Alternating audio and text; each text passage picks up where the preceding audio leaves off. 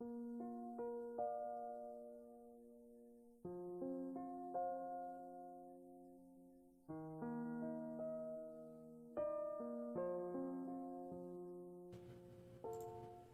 a long story, but one you've never heard before. This story is about a place that dwells on the mountain, a place where bad things happen. And you may think you know about the bad things. You may decide you have it all figured out, but you don't. Because the truth is worse than monsters or men. At first, I was upset when they told me we were moving to some little town out in the Ozarks. I remember staring at my dinner plate while I listened to my sister throw a temper tantrum unbefitting of a 14-year-old honor student. She cried, she pleaded, and then she cursed at my parents. She threw a bowl at my dad and told him it was all his fault. Mom told Whitney to calm down. But she stormed off, slamming every door in the house on the way to her room. I secretly blamed my dad as well. I heard the whispers too. My dad had done something wrong, something bad, and the sheriff's department had reassigned him to some little out-of-the-way county to save face. My parents didn't want me to know that, but I did. I was 9, so it didn't take me too long to warm up to the idea of a change. It was like an adventure. New house, new school, new friends. Whitney, of course, felt the opposite. Moving to a new school at her age is hard. Moving away from her new boyfriend, however, was even harder. While the rest of us packed up our things and said our goodbyes, Whitney sulked and cried and threatened to run away from home. But a month later, when we pulled up to our new house in Drisking, Missouri, she was sitting right next to me, texting viciously on her phone. Thankfully, we moved over the summer, and I had months of free time to explore the town. When Dad started his new job at the sheriff's office, Mom drove us around the city, commenting on this and that. The city was much, much smaller than St. Louis, but also a lot nicer. There was no bad areas, and the entire town looked like something that you'd see on a postcard. Drisking was built in a mountain valley, surrounded by healthy forest land, with walking trails and crystal clear lakes. I was 9. It was summer, and this was in heaven. We'd only been living in Drisking a week or so when our new next-door neighbor came to introduce themselves. Mr. and Mrs. Landy, and their 10-year-old son Kyle. While our parents talked and drank mimosas, I watched the Landys' lanky, red-headed son hang out in the doorway, shyly eyeing the PS2 in the living room. Do you play? I asked. He shrugged. Not really. Do you wanna? I just got Tekken 4. Kyle glanced at his mom, who had just been handed her third mimosa. Yeah, sure. And that afternoon, with the ease and simplicity of our age, Kyle and I became best friends. We spent that cool summer morning outside exploring the Ozarks and the hot afternoons in my living room playing the PS2. He introduced me to the only other kid in the neighborhood our age, a skinny, quiet girl named Kimber DeStaro. She was shy, but friendly, and always up for anything. Kimber kept up with us so well that she quickly became the third wheel to our tricycle. With my dad at work all the time, my mom consumed with her new friendships, and my sister locked in her room all day, the summer was ours to take, and take it we did. Kyle and Kimber showed me where all the best hiking trails were, which lakes were the best, and most accessible by bike, and where the best stores were in town. By the time the first day of school rolled around in September, I knew I was home. On the last Saturday before school started, Kyle and Kimber told me that they were going to take me somewhere special, somewhere we hadn't been yet. The Triple Tree. What's the Triple Tree? I asked. It's totally awesome. Totally huge treehouse out in the woods, Kyle said excitedly. Pfft. Whatever, Kyle. Come on, you guys. If there's a friggin' treehouse, you would have showed it to me already. Duh, we wouldn't have. Kyle shook his head. There's a ceremony for first-timers and everything. Kimber nodded eagerly in agreement. Her dark orange curls bounced off of her tiny shoulders. Yep, it's true, Sam. If you enter the treehouse without the proper ceremony, you'll disappear and then you'll die. My face fell. Now I knew they were making fun of me. That's a lie. You guys are lying to me. No, we're not. Kimber insisted. Yeah, we'll show you. We just have to get a knife for the ceremony and we'll go. What? Why do you need a knife? Is it a blood ceremony? I whispered. No way, Kimber promised. You just gotta say some words and carve your name into the triple tree. Yup. It takes like 1 minute, Kyle agreed. And it's a really cool treehouse? I asked. Oh yeah, Kyle promised. Okay, I guess I'll do it then. Kyle insisted on using the same knife he used during his own ceremony, but we paid a price to get it. Mrs. Landy just happened to be home with her youngest son, Parker, and despite Kyle's many objections, his mother insisted that he take his 6-year-old brother with him. Mom, we're going to the treehouse. It's only for older kids. Parker can't go. I don't care if you're going to see an Exorcist movie marathon. You're taking your brother with you. I need a break, Kyle. Can't you understand that? And I'm sure your friends won't mind. She flashed Kimber and me a challenging look. Right? No, not at all, Kimber said, and I nodded in agreement. Kyle made a loud, dramatic sigh and called his brother. Parker, put on your shoes. We're leaving now. I met the youngest Landy several times before and found that he was unlike his older brother in looks and in disposition. Where Kyle was a wild, excitable fireball with hair to match, I found Parker to be an anxious, fidgety boy with small eyes and dark brown hair. We got on our bikes and made our way to a lesser-known hiking trail a few miles away. I'd asked before where the trail led when we'd ridden across it several weeks before, and Kyle had given me the underwhelming answer of nowhere interesting. We pulled up to the trailhead and leaned our bikes against the wooden signpost which read, West Rim Prescott Ore Trail. Why are so many trails around here named Prescott? I asked. Is this Prescott Mountain or something? Kimber laughed. No, dummy, it's because of the Prescotts. You know, the family that lives in the mansion up on Fairmont? Mr. Prescott and his son Jimmy, who own like half the businesses in town? More than half, Kyle agreed. Which ones? Does he own the GameStop? The only store in Drisking I really cared about. I don't know about that one. Kyle wound a lock around the 4 bikes and clicked the bar into place, then spun the numbers on the dial. But like the hardware store, the pharmacy, Glitton's on 2nd, and the newspaper. Did they start this town? I asked. The mining started the town. I think they... I want to go home. Parker had been so quiet I completely forgot that he was there. You can't go home, Kyle rolled his eyes. Bob said I have to bring you. Now come on, it's only a 2-mile walk. I want to take my bike, Parker answered. Too bad, we're going off the trail. I don't want to go. I'll stay with the bikes. Don't be such a wussy. I'm not! Kyle, be nice, Kimber hissed. He's only 5. I'm 6, Parker objected. I'm sorry, 6. You're 6, Kimber smiled at him. All right, fine. He can hold your hand if he wants.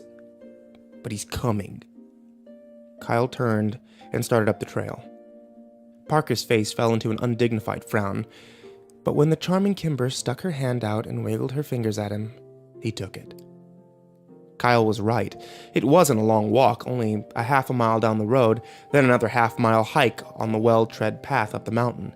It was a steep climb, though, and by the time we got to the treehouse, I was winded. So, what do you think? Kyle asked excitedly. I studied the tree as I caught my breath. It's pretty awesome, I smiled. And it was. They hadn't lied. The treehouse was the biggest I'd ever seen. It had multiple rooms, and there was actually curtains in the windows. A sign above the door said, Ambercott Fort, and a rope ladder hung below the threshold, missing several planks. I'm going up first, yelled Parker, but Kimber caught his arm. You have to do the ceremony first, or you'll disappear, she reminded him. Ugh, that'd be fine with me, Kyle grumbled. I was eager to get into the fort myself. Give me the knife, I held up my hand. Kyle smiled and dug the switchblade out of his pocket. There's some space in the back to carve your name. I opened up the knife and walked around the tree looking for an empty spot. There were so many names on the tree that I had to crouch down and look near the bottom since I couldn't reach any higher. I spotted both Kyle and Kimber's carved names on the tree, and I finally found a spot I liked near the ladder. I bit my tongue and carved Sam W. into a blank piece of bark underneath someone named Paul S. Parker went next, but had so much trouble with the knife that Kyle had to do it for him. All right, let's go. I ran over to the rope ladder. Wait, Kyle yelled. I have to say the words first. Oh yeah, okay. What are they? Kimber sang them out. Underneath the triple tree, there is a man who waits for me, and should I go or should I stay, my fate's the same. Either way. That's creepy, I said. What does it mean? Kimber shrugged. No one knows anymore. It's just tradition. Okay. Can you say it one more time, slower? Once Parker and I had recited the poem, we were ready to go. I climbed the rope ladder first and took stock of my new surroundings. The treehouse was more or less empty. Just a dirty rug here and there, and some trash, old soda cans, beer cans, and fast food wrappers. I went room to room, 4 in total, and found nothing of real interest until the last one. An old mattress lay in the corner, and piles of musty, ripped clothing scattered the floor. Did a hobo live here? I asked. Nah, this room has been like this for as long as I can remember, Kyle said from the doorway behind me. It smells gross, I said. Kimber walked up to the threshold, but refused to go any further. It's not the smell that freaks me out. It's that. She pointed up to the ceiling, and I raised my eyes to read what was written there. Road to the gates of hell. Mile marker 1. What does it mean? I asked. It's just older kids being dicks, Kyle said. Come on, I'll show you the best part of the treehouse. We walked back into the first room, and Parker looked up at us and smiled, pointing down to what he'd clumsily carved into the wooden floor. Fart, Kyle read. That's hilarious, Parker. He rolled his eyes, but his little brother didn't pick up on the sarcasm and smiled proudly. Kimber sat down on the floor next to Parker, and I sat on his other side. Kyle took the knife from his brother and then walked across the room and wedged the blade between 2 planks of wooden wall. He pushed, and the board gave, opening up a small secret compartment in the wall. Kyle took something out and pushed the plank back in until it was flush with the others. Check it out. He turned around and proudly held up 2 cans of Miller Lite beer. Whoa, I said. Ew, warm beer? That's gross. How did you even know it was there? Kimber asked.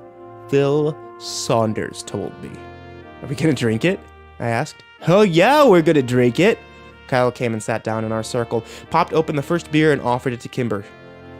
She eyed it like he was trying to hand her a dirty diaper. Come on, Kimmy. Don't call me that! She yelled at him, then reluctantly took the open beer. She smelled it and made a face, then pinched her nose and took a small swig. Kimber shuddered. That's even grosser than I imagined. I don't want any! I'll tell Mom! Parker said quickly as the beer passed in front of him to me. Good, 'cause you ain't getting any, Kyle promised, and you won't tell Mom shit. I put on my best poker face and took a long, deep swallow of the warm beer before I had the chance to smell it. It was a poor decision, and when I retched, the foul yellow liquid went all over my shirt. Oh man, now I'm gonna smell like beer. We spent the next hour and a half drinking the 2 cans of Miller Lite, and after a while, the taste grew more tolerable. I couldn't tell if I was becoming a man, or actually getting drunk. I hoped it was the former. When the last drop of the last beer was consumed, we spent 20 minutes trying to determine if we were drunk. Kyle assured us that he was wasted, while Kimber wasn't sure. I didn't think I was, but I failed all of our drunk tests. Kimber was in the middle of reciting the alphabet backwards when a loud, metallic grinding suddenly pierced the calm mountain air like a gunshot. Kimber stopped talking, and we spent a few minutes staring at each other, waiting for the noise to end. Parker curled into Kimber and put his hands over his ears. After what seemed like a whole 10 minutes, the sound ended as suddenly as it had begun. What was that? I asked, and Parker mumbled something into Kimber's sweatshirt. Do you guys know? I tried again. Kimber stared at her feet as she crossed and uncrossed them. Well?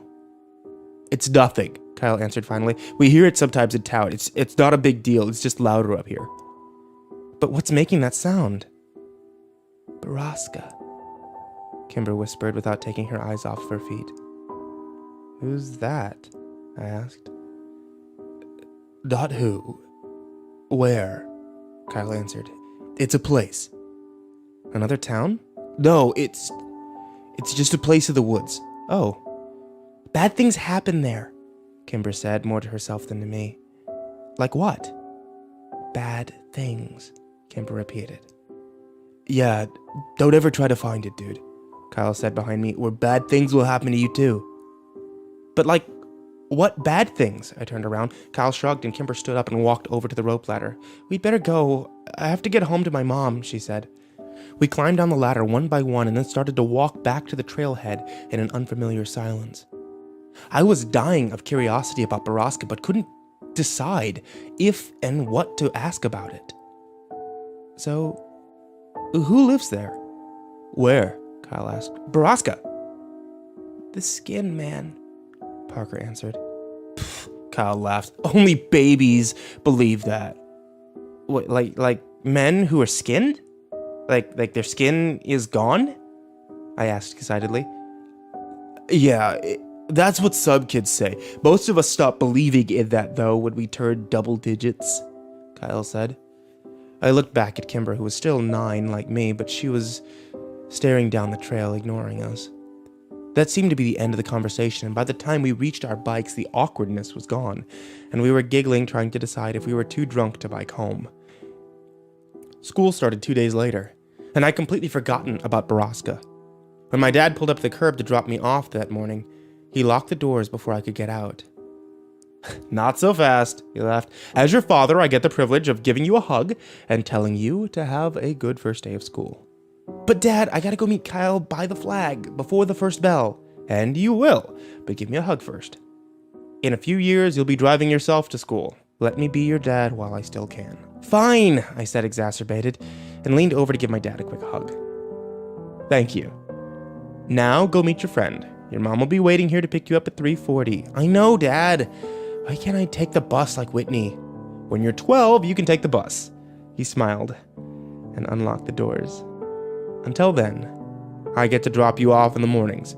If you think it'll make you look cooler, you can ride in the back seat behind the cage. Dad, just don't. I threw open the door of the cruiser before he could say anything more and ran as he laughed behind me. Kyle was already waiting for me at the flagpole, and he found Kimber too. Dude, you almost missed the bell, he yelled at me when he first saw me. I know, sorry. Whose class are you in? Kimber asked. She was wearing a red sweater and leggings with frogs on them. Her curly orange hair was brushed into little ringlets, and her lips were pink and shiny. She'd never looked prettier, and I was surprised to realize I'd never really seen Kimber as a girl. Mr. Diamonds. Me too, she said cheerfully. Lucky, Kyle scoffed. I'm with Mrs. Verdi. Only 2 4th-grade teachers, and I get the crappy one. Kimber grimaced. Yeah, my mom had her when she was a kid. What's wrong with her? What did she say? Just that she's strict and gives out homework on the weekends. On the weekends? Fuck! Excuse me, Mr. Landy. I immediately recognized the tall man that had suddenly appeared behind the white-faced Kyle. Sorry, sir. I meant Dag. Kimber giggled. I'm sure you did. He nodded. Hi, Sheriff Clary. Even though I'd only met him a few times, I liked my dad's boss, and he liked me. Oh, hello, Sammy. Are you excited for your first day? Sheriff Clary crossed his arms in front of him and widened his stance imposingly, but gave me a wide smile. Yes, sir, I said, and then added lamely, what are you doing here? I'm giving a presentation to the 5th and 6th graders about safety when walking to and from school. Yeah, he gives it every year, Kyle muttered. Cool, I smiled. Sheriff Clary nodded at me and then turned and walked away. I looked around, confused. Where's Kimber? She took off. She's annoyingly on time to everything. And as if to illustrate his point, the bell rang. We both ran up the stairs and inside. I walked into class and saw Kimber had saved me a spot next to her at the back. Mr. Diamond, a short, round man of 40 or so, nodded at me when I came in. Mr. Walker, I presume.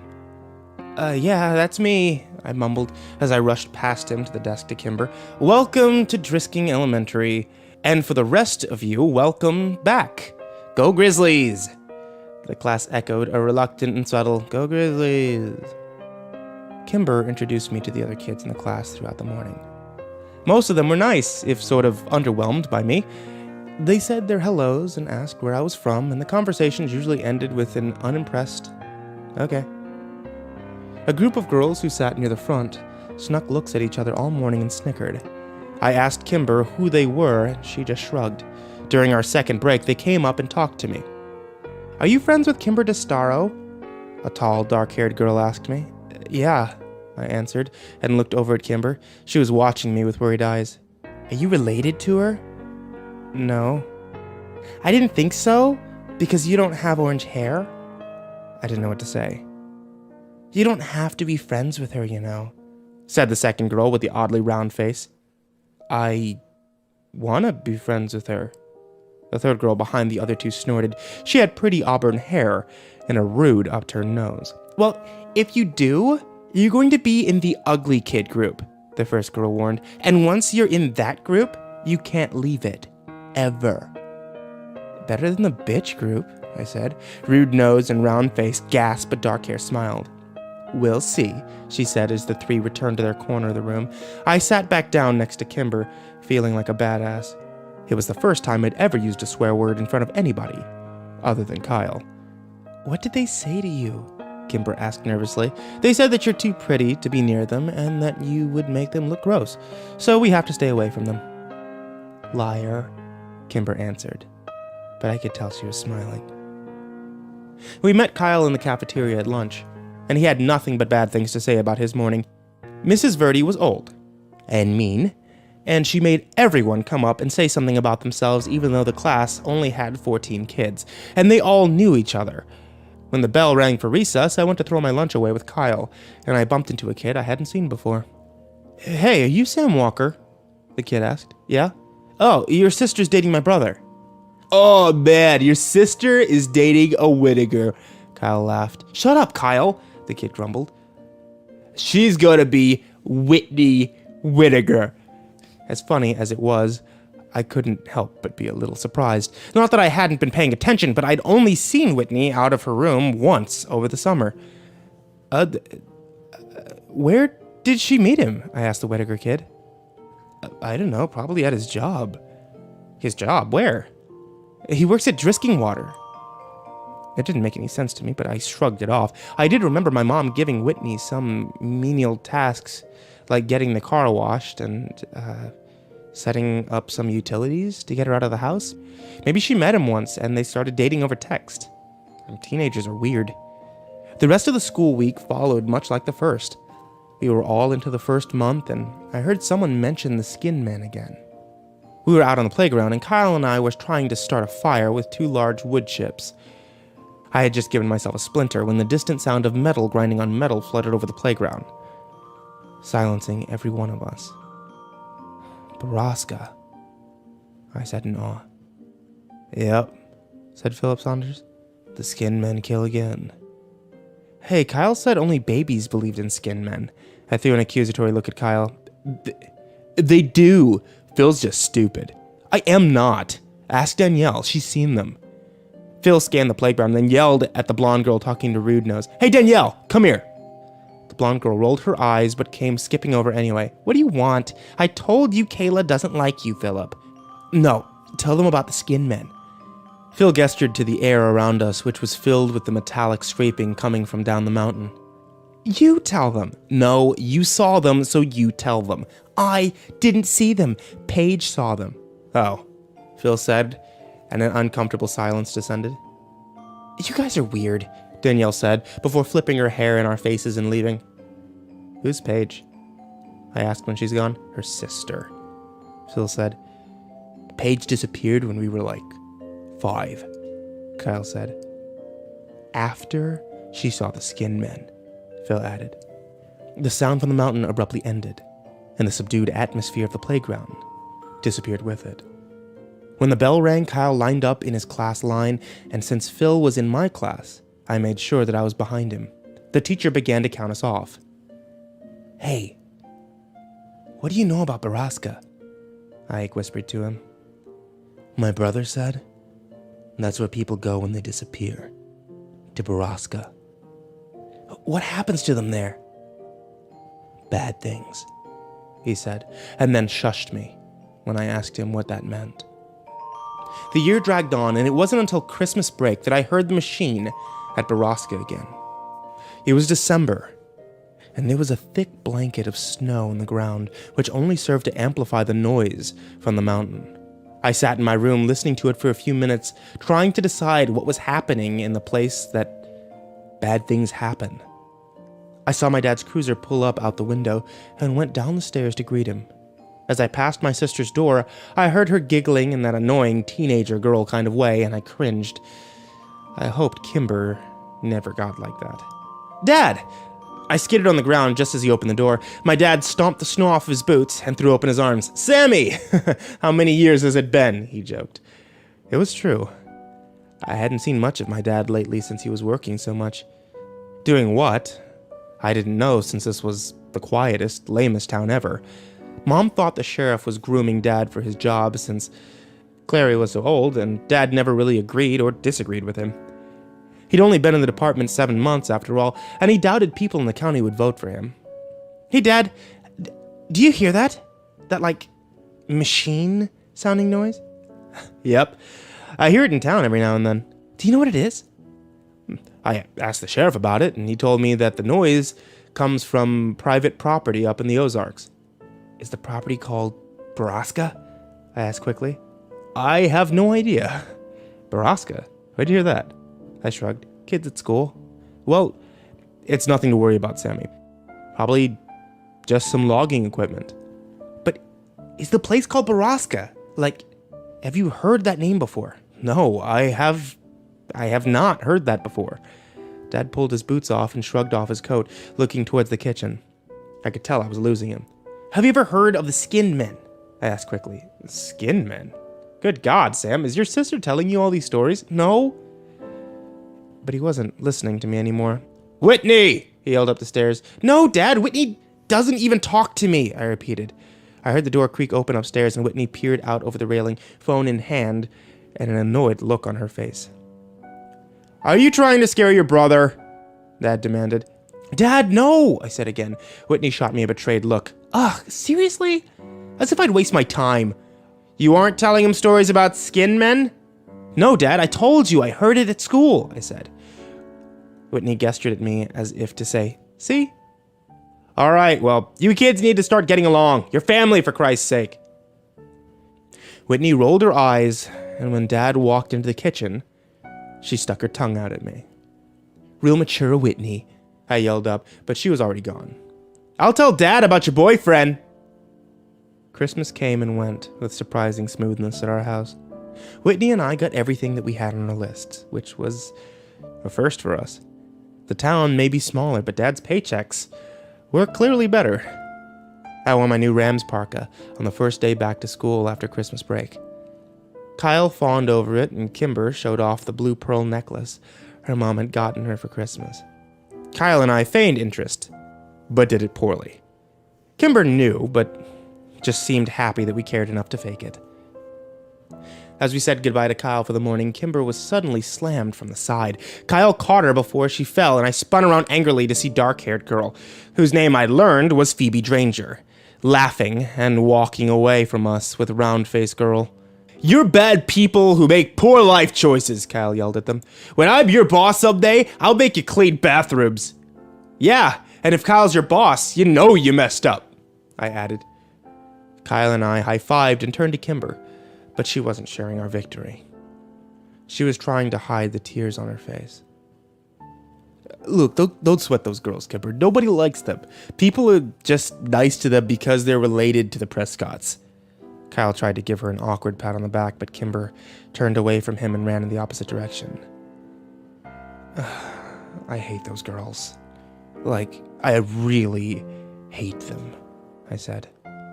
"I know, they're bitches," Kyle answered, mouthing the last word as he looked over his shoulder for any lurking adults.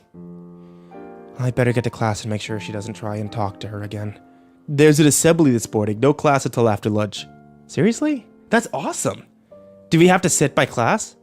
Not usually, but we better get there quick so that we get seats at the back, Kyle said as we started walking. What's the assembly for? I asked. It's either DARE or the History Society presentation. What's DARE? You know, DARE. As in, don't you dare do drugs or you're grounded until you're dead. Oh, I hope it's the history thing then. We found Kimber already in the auditorium. She'd collected herself and saved us both seats at the back of the room. She waved us over, just as the puffy, stern Mrs. Verdi walked onto the stage. Hello, 4th grade students. This morning we have a special presentation for you from the Historic Preservation Society of Drisking. If you have questions during the course of the lecture, please raise your hand. Like that'll happen, Kyle laughed. Now I'd like to introduce you to Mr. Wyatt Dowding, Miss Catherine Scanlon, and of course, Mr. James Prescott. What? Jimmy Prescott and not his dad? That's so weird, Kimber whispered. Dude, Thomas Prescott has done this presentation like every year for like 20 years, Kyle said. It's definitely weird. It's not weird, whispered Mike Sutton from behind us. He leaned forward. Tom Prescott went crazy like a year ago. He didn't do the presentation last year and my sister was here either. I don't like Jimmy Prescott. Kimber shook her head. He gives me the heebie-jeebies. His dad is so much nicer. He's like a grandpa. The presentation went slow and boring. Mr. Dowding and Miss Scanlon talked about the first settlers here, the Cherokee, and the Trail of Tears. They talked about Alexander Drisking's discovery of a motherlode of ore in the mountains and settling here with his family to mine and refine the iron. Then James Prescott took the stage from there to tell the story of his family's early journey to the town and their role in revitalizing of Drisking itself in the late 50s. The last part was the most interesting of it all, and I found Jimmy Prescott to be infallibly charismatic and entertaining. I was so busy laughing at his jokes and hanging on every word that by the end of his presentation, I realized I'd actually learned quite a bit. So much so that I was interested enough to ask a question, which Kyle warned was committing social suicide. Mr. Prescott scanned the room and answered a few other questions before he finally got to me in the back. Yes, you in the back. Mr. Prescott, why did the mines close? Like, what happened? I asked. Very good question, young man. What did you say your name was? Sam. Walker. I believe I met your father the other day at the sheriff's office. Welcome to Drisking. As for your questions, most of the mines were closed in 1951 after a long period of unprofitability. The mountain had simply ran out of iron ore. The mills and refineries were abandoned and the town suffered for years. The miners and their families moved away, stores went out of business, schools closed, and Drisking became a ghost town. That would have been the end of it if it weren't for stubborn families like mine who refused to leave. We refused to give up on the town, and after many, many years of hard work, Drisking became the picturesque little haven in the Ozarks that it is today. I hope that answered your question. I sat back down, and Kyle shook his head at me. Bro. The assembly suffered through another 15 minutes of awkward Q&As until Mrs. Verdi finally cut us loose. We were released into the cafeteria to wait for the lunch lines to open. Kyle, Kimber, and I sat in our usual corner. That was so boring, Kyle whined. When are they going to figure out that no one cares about Drisking's history? Seriously, I fell asleep like 3 times. Kimber nudged me. Sam seemed to care, she teased. I just wanted to know about the mines. Mines are creepy. That's all. Yeah, but all our mines were blown up. You can't go in them anymore, Kyle said. Blown up? I asked. Kimber nodded. Some kids died after going to the mines, so the city set off some controlled blasts to implode the caverns. At least that's what my mom said. They messed up though, and I heard they blew up the water table or poisoned it or something. What? How do you know that? Kyle asked. Kimber shrugged. I heard my dad talking about it. Did they use C4 or something? I guess. So, we all drink the water. So we all have C4 in our bodies, and we can explode at any minute, Kyle said excitedly. Do you think that's what happened to all the missing people? I asked him, just sitting there one day and boom! Yeah, dude! Kyle grabbed my shoulder, and that's where the skid bed came from. I made the international symbol of mind blown, and we laughed hysterically. You guys are dumb, Kimber rolled her eyes, but then she laughed when Kyle fell to the floor pretending he was exploding. I remember thinking that moment that I was happy here in Drisking, Missouri, with these two people, happier than I'd ever been anywhere else. It was the last truly happy moment I ever had. Less than an hour later, Mr. Diamond's phone rang, and he exchanged a few quiet words with the person on the other end, his eyes flicking to and from my desk. It was hard to be surprised then, when he hung up and asked me to come to the front. When I got there, he told me my mom was waiting for me in the office and I was going home for the day. I traded a confused and worried look with Kimber and then packed my backpack and went to the office. When I got there, my mom was crying. We drove home in strained silence. I was too afraid to ask what was wrong. Mom parked the car a block from our house, which was blocked in by several police cars. When an explanation didn't come, I broke the silence myself. Is it Dad? I said quietly, holding back tears. No, honey, Dad is fine, she whispered. Then what happened? Whitney never made it to school this morning. Her voice broke over my sister's name. Oh, no, Mom, I think she ditched, I said quickly. I saw her leave this morning, and it was really early, like 6. She was with her friend, Pete Whittaker, and that kid, Taylor. We know about all that, Sam, but they made it to school, and Whitney wasn't with them. They said that she wanted to stop by the Circle K near Drisking High, so they left her there. And no one has seen her since. Well, my brain struggled to come up with an explanation. Maybe she's ditching. No, honey. My mom put the car back in drive and drove up to our house, parking behind a police cruiser. The police, as well as your father, think that Whitney is with Jay. But she has a new boyfriend here. We found all her books on the floor of her room this morning and half of her clothes gone, along with some cash of your dad's. But right now, we think that she's hitched a ride to St. Louis and that she's with Jay. The sheriff's office is trying to contact the boy's parents now. Whitney, run away. Anyone who knew my sister knew that she was prone to dramatics and empty threats. Plus, she was dating Chris Whittaker's older brother, Pete. I was sure of it. We walked up the steps and into a house filled with stale coffee and quiet murmurs. I tried to remember if Whitney herself had ever actually confirmed that she was dating Pete. But I drew a blank. When we walked into the kitchen, I saw my father sitting at the table, staring at phone records, head in hand. He looked up when I came into the room and gave me a weak smile. Hey, buddy. Dad, I have to tell you something. I felt a heavy hand on my shoulder and turned to look up at a solemn Sheriff Cleary. Everything and anything you might know, son, no matter how trivial you think it is. I nodded and sat down at the table with my dad as my mom handed the big man a cup of coffee. Here you go, Sheriff, she said weakly. Please, Mrs. Whittaker, call me Killian. My mother nodded and retreated back into a darkened corner to talk quietly with Sheriff Cleary's wife, Grace. What do you know, Sam? My dad asked as he rested his chin in his hand, in a mock symbol of prayer, as though I may deliver him from his suffering. Well, I heard Whitney had a boyfriend.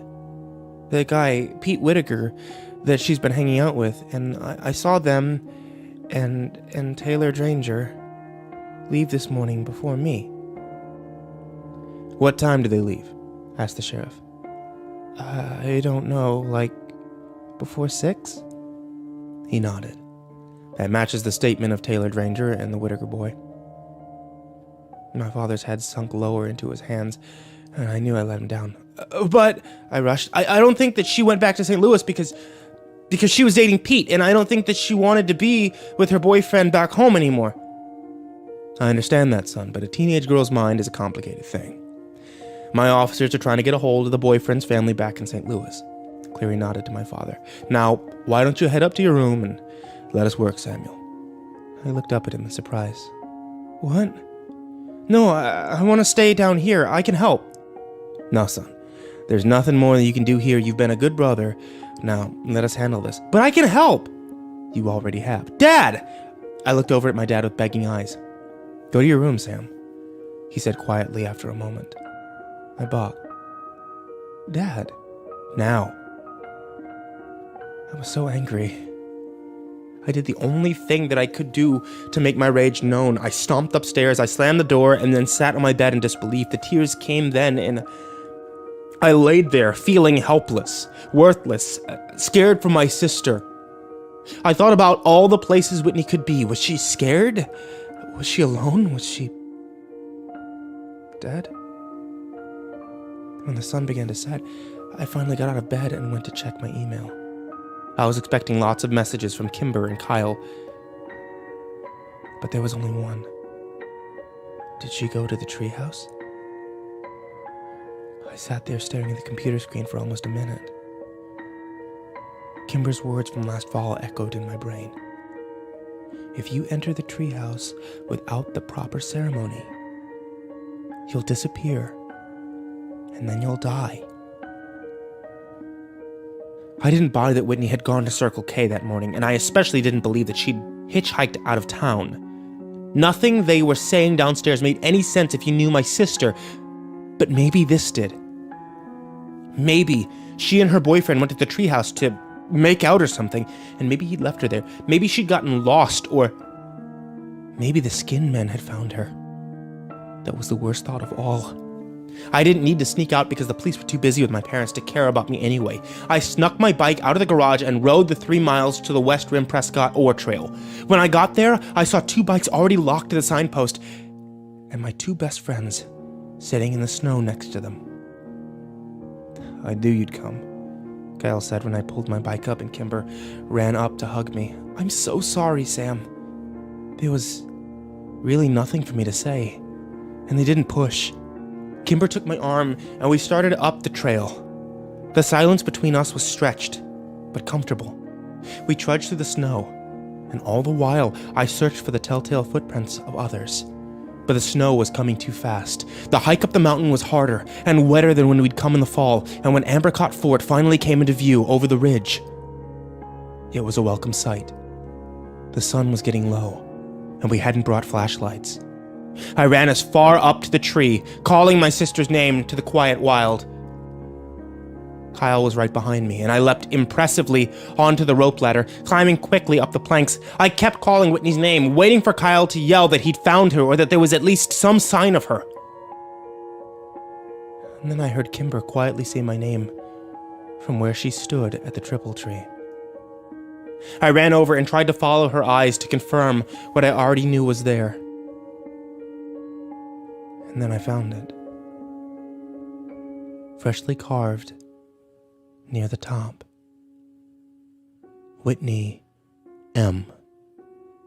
My breath froze in my chest, and my vision blurred with unwelcome tears. And as the sun took its last desperate breath before plunging into the deep of the horizon, a deafening metallic whir sang out from the wilderness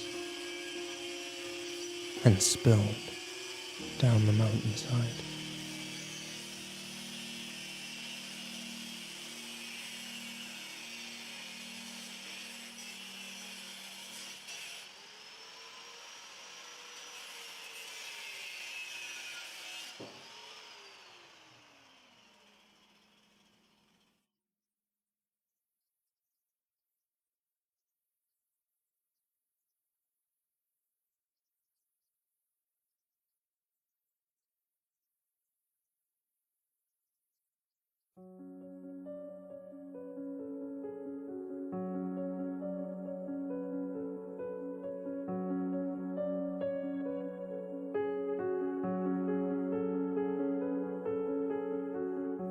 Underneath the triple tree, there is a man who waits for me. And should I go, or should I stay? My fate's the same, either way. Good morning. The words faded back into the ether, and I awoke with a start. Jimmy Prescott was lounging against the wall near the door. an amused yet disapproving look on his face. Shit, sorry, Mr. Prescott, I didn't hear you come in. You know, I worked here when I was a kid, too. I installed the bell on the door for this very reason. Didn't seem to wake you up, though, he laughed. I mumbled another apology and idly straightened a stack of business cards in front of me. Late night? Kinda. Very. I hope you weren't out at all the bonfires with all the other underage drinkers. No, sir. Yep. Good. Anyway, I'm just here for my lunch. I'll take a Parmesan chicken with avocado and rye. Yes, sir. Happy that the conversation was over, I walked over to the sandwich counter and unwound the twisty tie from the rye bread. Jimmy Prescott stepped back from the counter and idly studied the picture on the wall. Though he'd seen them 1,000 times before, more of the photos were of the Prescott family, taken over the last century. I'd always thought it odd decor, but then the shop was named after them after all. Is Mira here? Prescott asked as I wrapped up his sandwich. She's in the back. Ah, I thought she'd still be in St. Louis.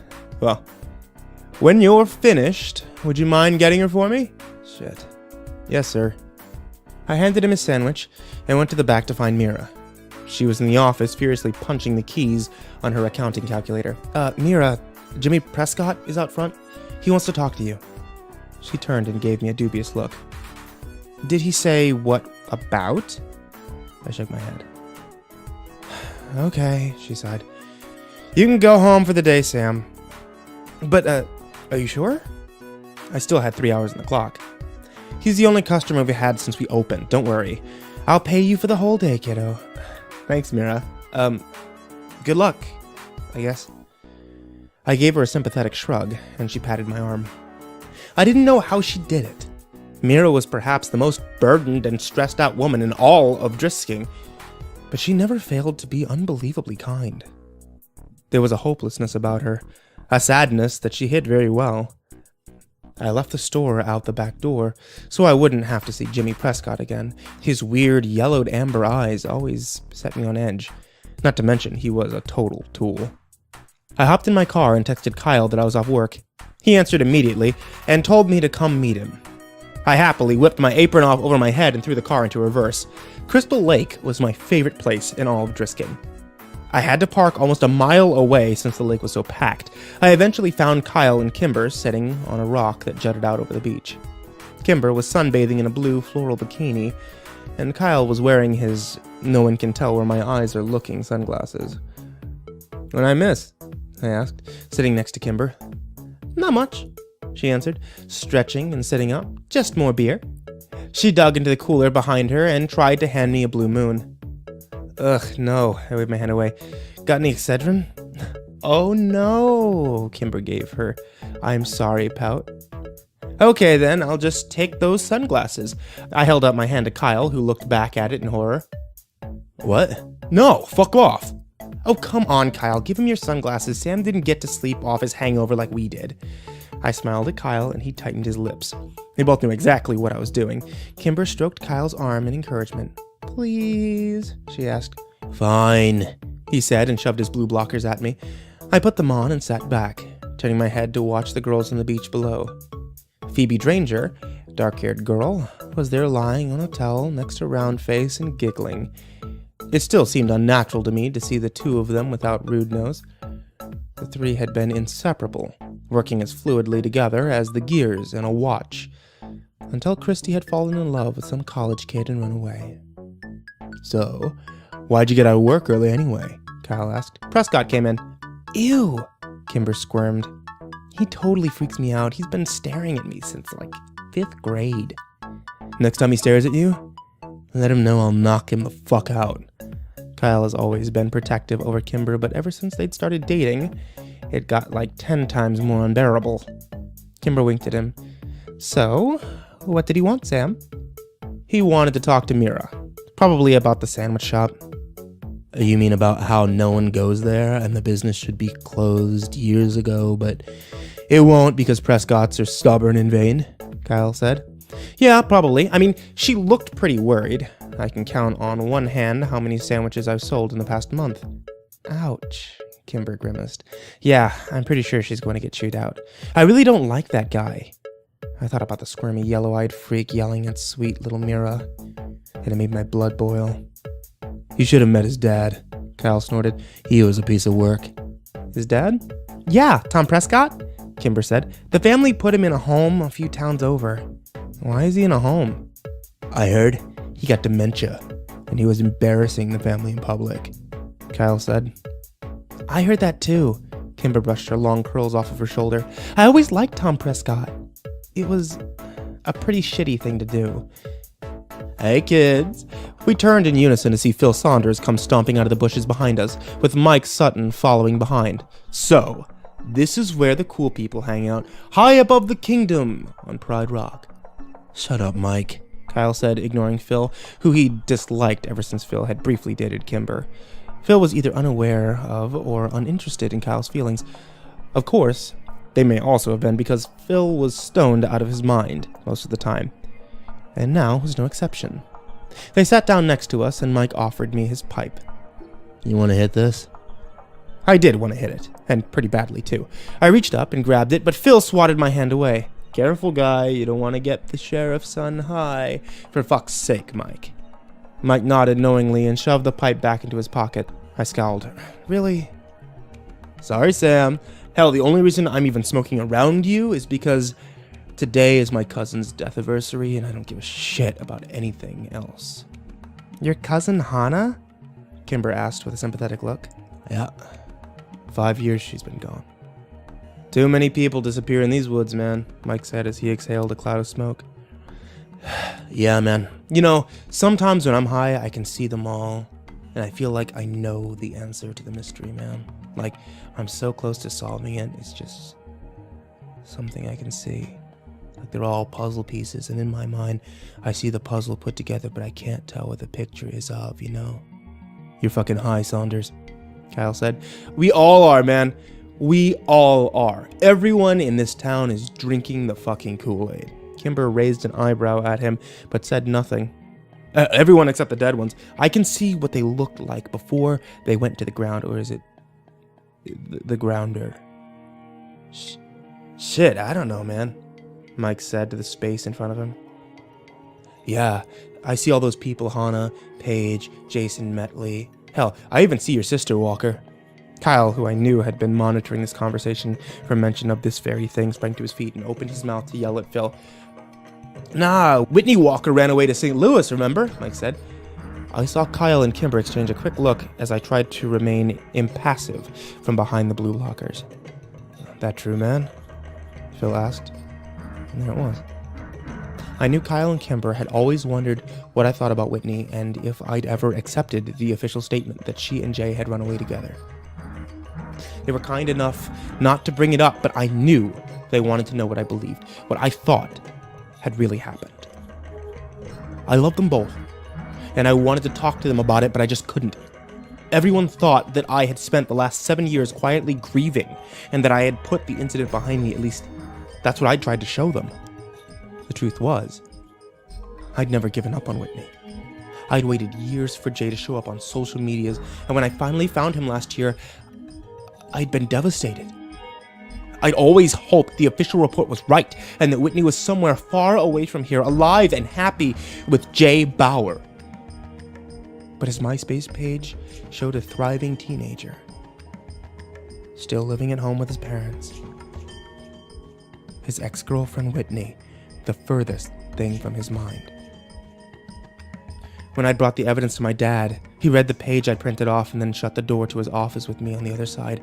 I heard him crying in there for hours as I waited for him to reopen the case and bring the smackdown on the Butler County Sheriff's Department. But justice had never come. And we never mentioned Jay Bauer again. For whatever reason, I never told Kyle and Kimber about any of that. Maybe it was because I was worried that they'd blow it off like my dad had, or maybe, and far more likely, I didn't want them to know how obsessed I had become with the Borrasca and the Skin Men. I knew as assuredly as the sun would rise tomorrow that Whitney's death had happened at there, just like all the others who'd gone to the Triple Tree. I was suddenly very aware of 4 pairs of eyes staring at me. Yeah, it's true. She ran off with this guy Jay from our hometown, I answered. And that was enough for Kyle. Alright guys, seriously, he's the sheriff's kid. What do you think's gonna happen if he gets caught with weed? The little man is right, Phil. Let's bounce. I don't need any more trouble with the cops around here, Mike said. Later, Walker. Kimber, little man. Phil stood up, brushed off his pants, and jumped from the boulder onto the sandy beach below. He sprayed sand all over a couple of freshman girls who squealed and called him an unthoughtful ass. Phil tipped his invisible hat to them and said, Ladies, we're walking off. Mike followed him down, and as I watched them make their way down the beach, I became aware of the conversation going on behind me. I didn't say I wanted to go. I said I had to go, Kimber said. It's only 2 o'clock, and it's Sunday. I know, but my parents have been fighting a lot lately. I don't want to leave my mom alone too long. I thought she was doing better. A little. But she's still depressed, Kyle. Do you want to stay over at my place tonight? Kimber's voice dropped to a whisper. I don't think I'm ready for that yet. Well, no, that's not what I meant. I'd sleep on the pullout in the basement, and you would have my room. Very awkward silence. My parents love you, you know, he added. Kimber laughed. I know. I just want to be there for my mom right now. But thank you, sweetie. And then the absolute disgusting sound of my best friends kissing. I would never get used to it. On that note, I'm out of here too. I stood up and gave them both a shaming look. Oh, come on, Sam, don't be jealous. We'll find you a girlfriend someday, Kyle joked. I really don't need your help with that, I muttered, glancing down the beach to where Emmeline Adler was sunbathing. I'll see you guys tomorrow. Last week of school! Kimber yelled at my retreating back. Thank God. Tomorrow was the last Monday of the school year, and while I should have been thankful my sophomore year was ending, I wasn't. The summer meant no distractions, more time to think, and even more hours of boredom at Prescott Artisan Sandwiches. But I wasn't looking forward to tomorrow for another reason. Besides it being Monday, it was also sophomore ditch day.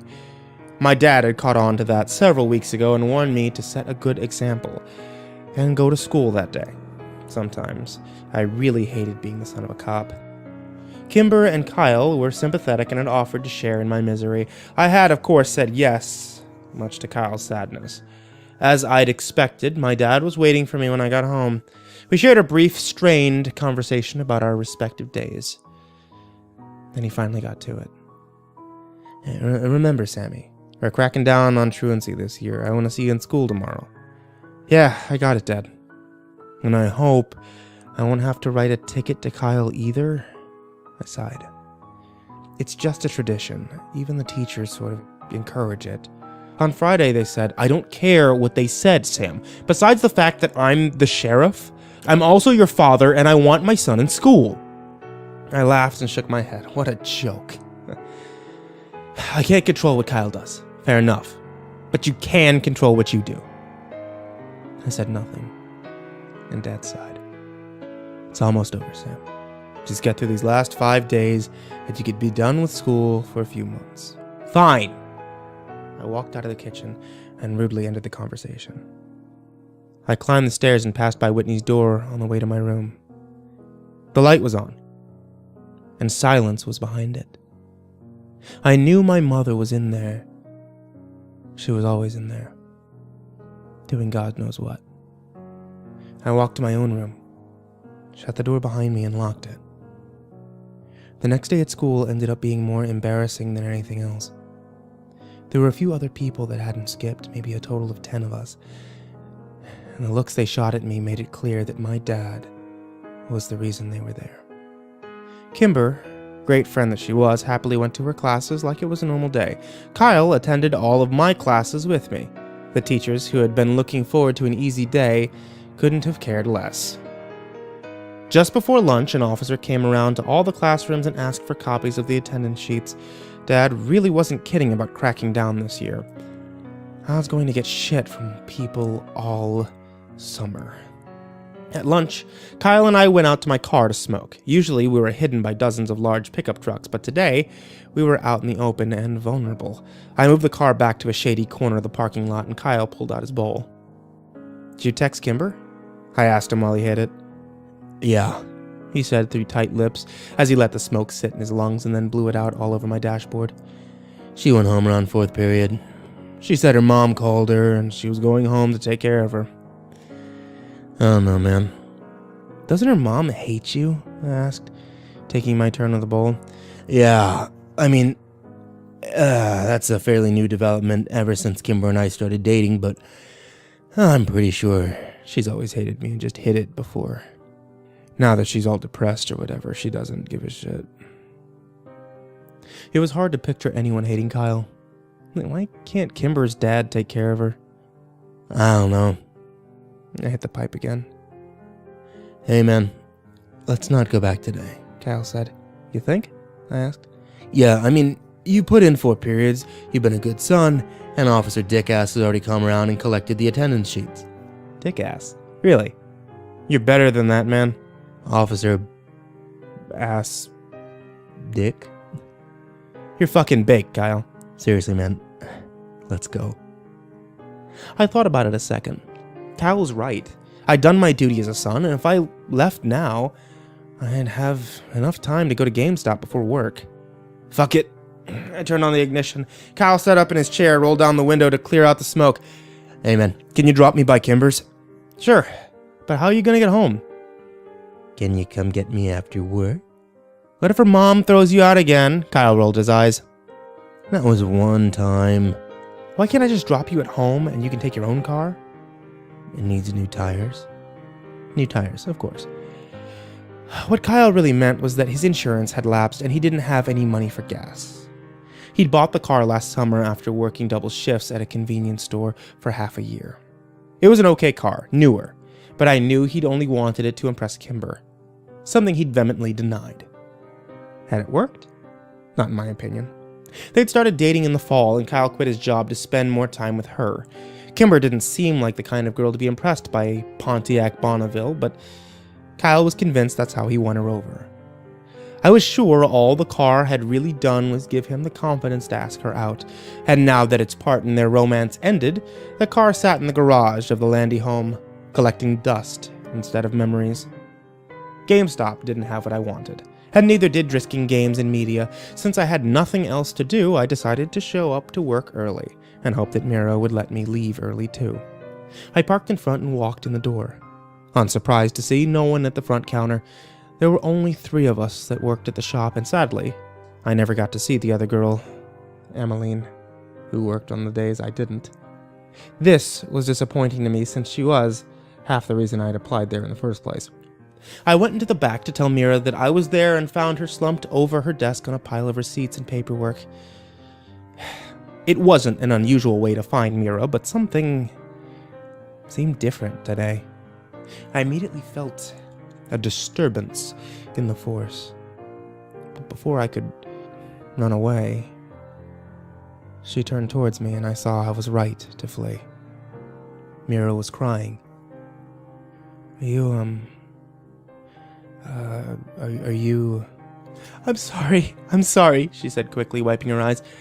"Is it 4 already?" "No, it's 2:15. I just thought maybe if I came in early... All right, it's your ditch day."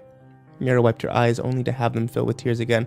"I don't understand, Sam. This store has been operating in the red ever since I was hired to manage it. What am I doing wrong?" I don't know," I offered lamely, the instinct to escape never stronger. "No one comes in here. Ever. And Mr. Prescott refuses to let me put signs up to advertise. He says they're unsightly, but how does he expect me to pull in business? I need this job, Sam. God, I must have looked like a frightened deer, because when Mira glanced over at me, she seemed to suddenly collect herself. "Go ahead and go out front. I'll do your time card." She didn't have to tell me twice. I really liked Mira, and I hated seeing her like this. The front didn't end up being much better. I could hear Mira crying over the store's dated music track. Her sobs went from painfully audible to muffled whimpers. and after half an hour I decided I had to do something. Since I was entirely unequipped to deal with an adult woman's emotions, I decided to call Mira's husband, Owen. He was thankfully at home and answered on the second ring. "Oh, I'll be right there." I breathed a sigh of relief when I heard a car pull up outside and saw the tall, girthy Owen get out of it. He walked in during a quiet lull in his wife's breakdown. "I'm sorry to call you at home, Mr. Daly. I just didn't know what else to do." "It's okay, Sam. You did the right thing." He looked tired, and I could see the situation wasn't new to him. Is she okay? I mean, like, will she be okay?" Yeah," he nodded. "We're just going through some things." "Oh. Mira said the store is going bankrupt, too." I winced as soon as the words were out of my mouth. "Yeah." Owen ran a hand through his hair. "That's part of it, although I don't think Jim is going to let that happen. Mira's more upset about..." He sighed. "Has Mira told you about her, appointments?" No. Well, we've been trying to get pregnant for years, long, painful years. It's just so goddamn important for her to have a baby, and she blames me for our problems." He walked around the room, staring at the pictures, not really talking to me anymore. "I understand why it's important to her. I just don't understand the obsession with it, Because she's the last one in her family, because she's the last McCasey on the planet. I mean, does she even realize that our baby won't be a McCasey? He'd be a Daly. I tell you, Sam, never marry a woman with a crazy father and 4 dead uncles. They develop these obsessions with lineage. 4 dead uncles? What? Oh yeah, the famous ones, the 4 brothers who died in the Drisking mines. That only left her dad. And her parents were only able to conceive her, which leaves her as the last McCasey, and hope for the family line. So of course you see how this is all my fault." I looked at him blankly and sighed. "I'm sorry, kid. These aren't your problems, and they're way over your pay grade anyway. I'm just very stressed out these days." Our fertility issues and Mira's absolute abhorrence to our only other option. But how did they die? I was desperate to talk about anything else, and the story of Mira's uncles interested me. The McCasey boys? I don't really know. They died on the mountain somewhere. Oh, well, have you heard of the Skin Men?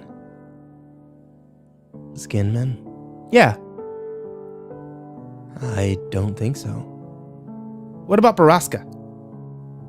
Owen Daly squeezed his eyes shut and pushed in on his temples with his fingers. What does Borrasca have to do with anything? Owen? Mira's voice squeaked from the doorway. "Oh, baby, are you okay?" "Sam called the house. I wanted to it." "You do?" Owen said dubiously. "I called him." His eyes flicked over me, and I immediately looked away. Another conversation I didn't want to be a part of. "Sam, why don't you take off for the day? Mira and I will handle things here." "Okay," I mumbled and bolted for the door. Once I was in my car and backing away, I called Kyle. "Dude, fucking weird shit is going down in this town." "What happened?" "I can't explain it over the phone. Where are you at?" "I'm at Kimber's. Are you off work?" "Yeah, I'm coming to get you." By at Kimber's, Kyle meant sitting on the curb in front of the house, kicked off the property again.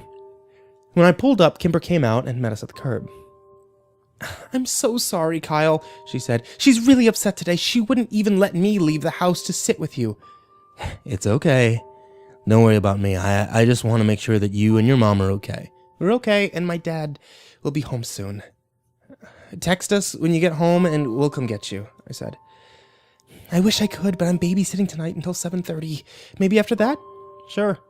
Kyle and Kimber hugged goodbye, and then Kimber rushed back to her house as something crashed inside. "So, what's going on?" Kyle asked, taking a drink of a warm Dr. Pepper sitting in my cup holder. "You're still wearing your apron, Mira had a breakdown," I said, peeling it off. "Really?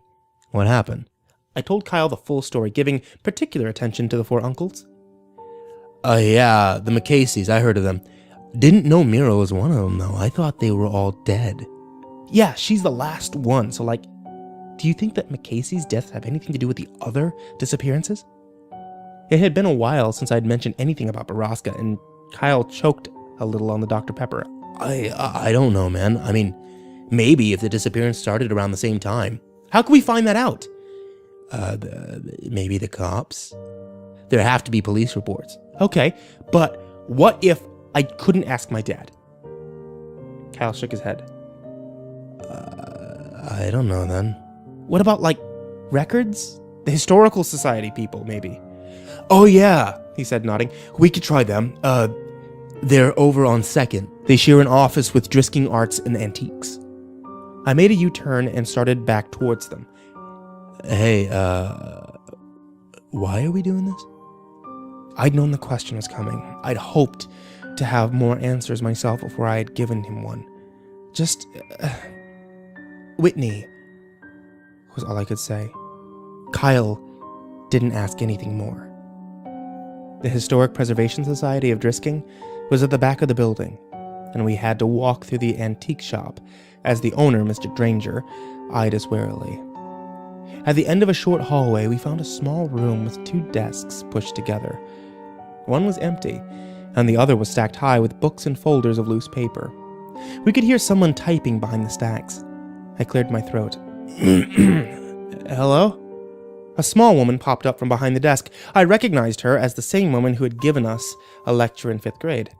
Hello, how can I help you boys? She asked, walking out to greet us. Yeah, I have a few questions about Drisking's, history, I guess. Oh, great. Is this for an end-of-the-year report? Have a seat, boys.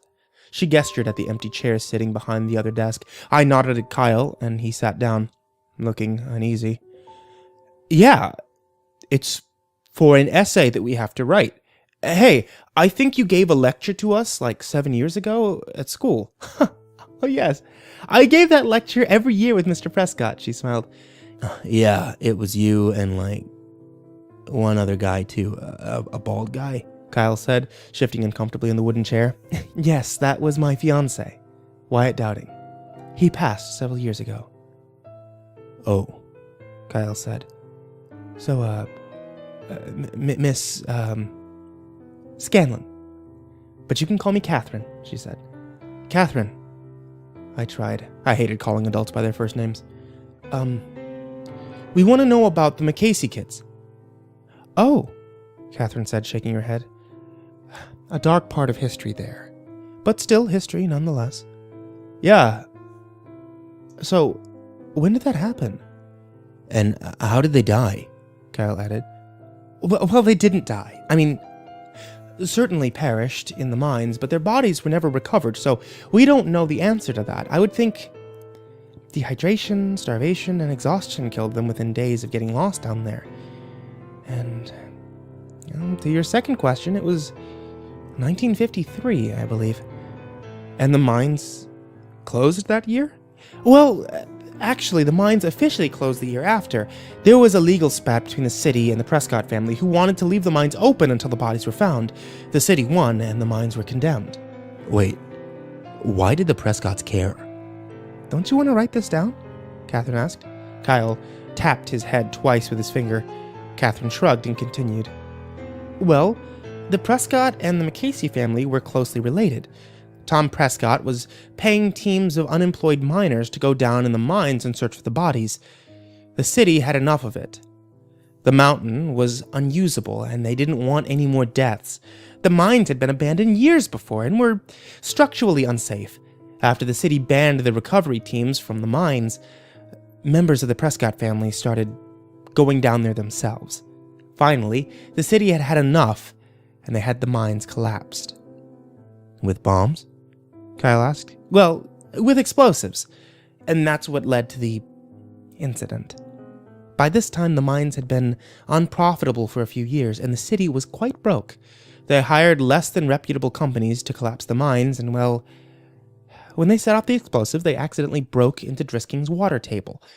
The city went into debt trying to purify the water of silt and iron ore. It wasn't until 2 years later that things started getting better, thanks to the Prescotts, who truly did revitalize Drisking. Kyle's phone chirped, and he pulled it out of his pocket. It's Kimber. She wants us to come over. Okay. Thank you, Mrs. Scanlon. Catherine. Sure. If you have any other questions, feel free to come by. We're almost always open during the day. Or you could email me. She dug into her jacket pocket and pulled out a loose business card. It was creased and had a dusty smudge on it. So, what do you think? Kyle asked when we got in the car. I don't know. It's weird, isn't it? I mean, why would the Prescotts give a shit if the town suffers after they refused to help him find their family and were actively working with them? Maybe they forgave and forgot. Kyle shrugged. Does Jimmy Prescott seem like a guy to forgive and forget to you? Ugh, no. And his dad is even worse. Exactly. Maybe we should... Turn here. Sorry, Kimber's still babysitting and she's over at Amherst. When we pulled up, Kimber was out in the front yard with two young boys who were playing in the driveway. She was holding a sleeping baby and waving to us. We parked in the driveway and she introduced us to the two older kids. They gave us shy hellos and then ran off to continue their game. Once they'd left, we explained everything that had happened to Kimber while she listened and rocked the baby in her arms. Sam is right. That doesn't make sense. But why are we even concerned about something that happened decades ago? Whitney, Kyle said, so I didn't have to. A flash of surprise crossed Kimber's face, and she walked over to put the baby down in his playpen. Then she walked back and pulled me into one of her famous, super comforting, not at all awkward hugs. When she released me, she began to pace around the driveway. Okay, so we think Whitney somehow got involved in all this, and you're right. If we want to figure this out, we need to start at the beginning. Phil's right. Every mystery in this town is one piece of a larger puzzle. It's all related. She stopped and looked over at us. We need to go to the source if we want answers. Yeah, that's not a bad idea, Kyle agreed. I know he likes to hang out in the hideaway and get drunk with ex-Sheriff Clary. No, Kyle, not Jimmy. His dad. Tom. He's so crazy they put him in a home. He's the horse's mouth, though, isn't he? Jimmy isn't likely to know half as much as his dad, but as Kyle and Kimber argued, I watched the kids chase each other around the tree in the front yard. There seemed to be something carved into the bark. Words, not unlike the triple tree at Ambercott Fort. Now, I was too far away to read what they said. He got you! He got you! I heard the youngest one call to his brother. The skin man got you. Now you have to die. Nuh-uh, Peter. I was touching the tree. No, you weren't. You're a liar. One of them got you, and now you have to meet the shiny gentleman. No, I don't. Kimber, Josh is cheating. I shuddered and turned away from them. Where is the nut house? I interrupted them. Is it close? It's not a nut house. It's more like a hospice, Kimber chided. The rumor I've heard is that he's at Golden Elm, and that's in Cape Girardeau. That's about 40 minutes away, Kyle said and pulled out his phone. I'll check the visiting hours for Tuesday. Sam, do you work tomorrow? I work every day, but I'll get out of it, I promised. Okay, cool. Let's plan to leave after school. The following day dragged on like any last Tuesday of the school year. Most people talked about what they did with their ditch day or complained about a cop showing up at their house to issue them a ticket while sliding less than pleasing looks at me. When the final bell rang at 3:30, I grabbed my bag and booked it out to the car. Kyle and Kimber were already waiting for me. The drive took longer than we expected, and I got lost in Cape Girardeau. The town was bigger than Drisking, and the streets weren't laid out with any sort of planning or logic. By the time we arrived at Golden Elm, we only had 20 minutes left for visiting hours. We're here to see Mr. Thomas Prescott, Kimber told the nurse at the front desk. We let her do the talking since she had a disarming, old-fashioned charm about her that put people in a friendly mood. Old Tom? Wow, he hasn't had a visitor since Christmas when his son came. Sign the check-in sheet and take a visitor sticker. Your family, then? Do you know where his room is? The nurse arched a thin, suspicious eyebrow. I'm sorry, we don't, Kimber apologized. My mother has been asking me to check in on my great uncle while she's away doing Doctors Without Borders. I should have gotten more information from her, but she only has so many minutes to call home. Oh, of course, dear. Let me get someone to escort you. An orderly led us to Tom Prescott's room, which we found empty.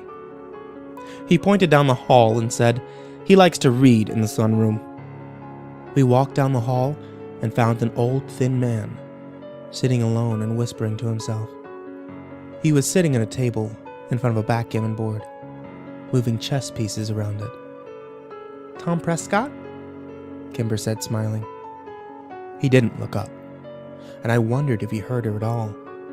Kimber took a deep breath to try again, but the old man suddenly slammed his fist on the table. I'm him, goddammit! I'm Tom Prescott! Don't call me Tom! People's kids used to have more respect. I'm sorry, sir, Kimber said gently as she sat down in the chair opposite him. You kids have no respect. Do you even know who I am? It's my son that's done it. That boy's mama should have whipped him, but she was soft, and now he's running around my town spreading his vulgarity and disrespect.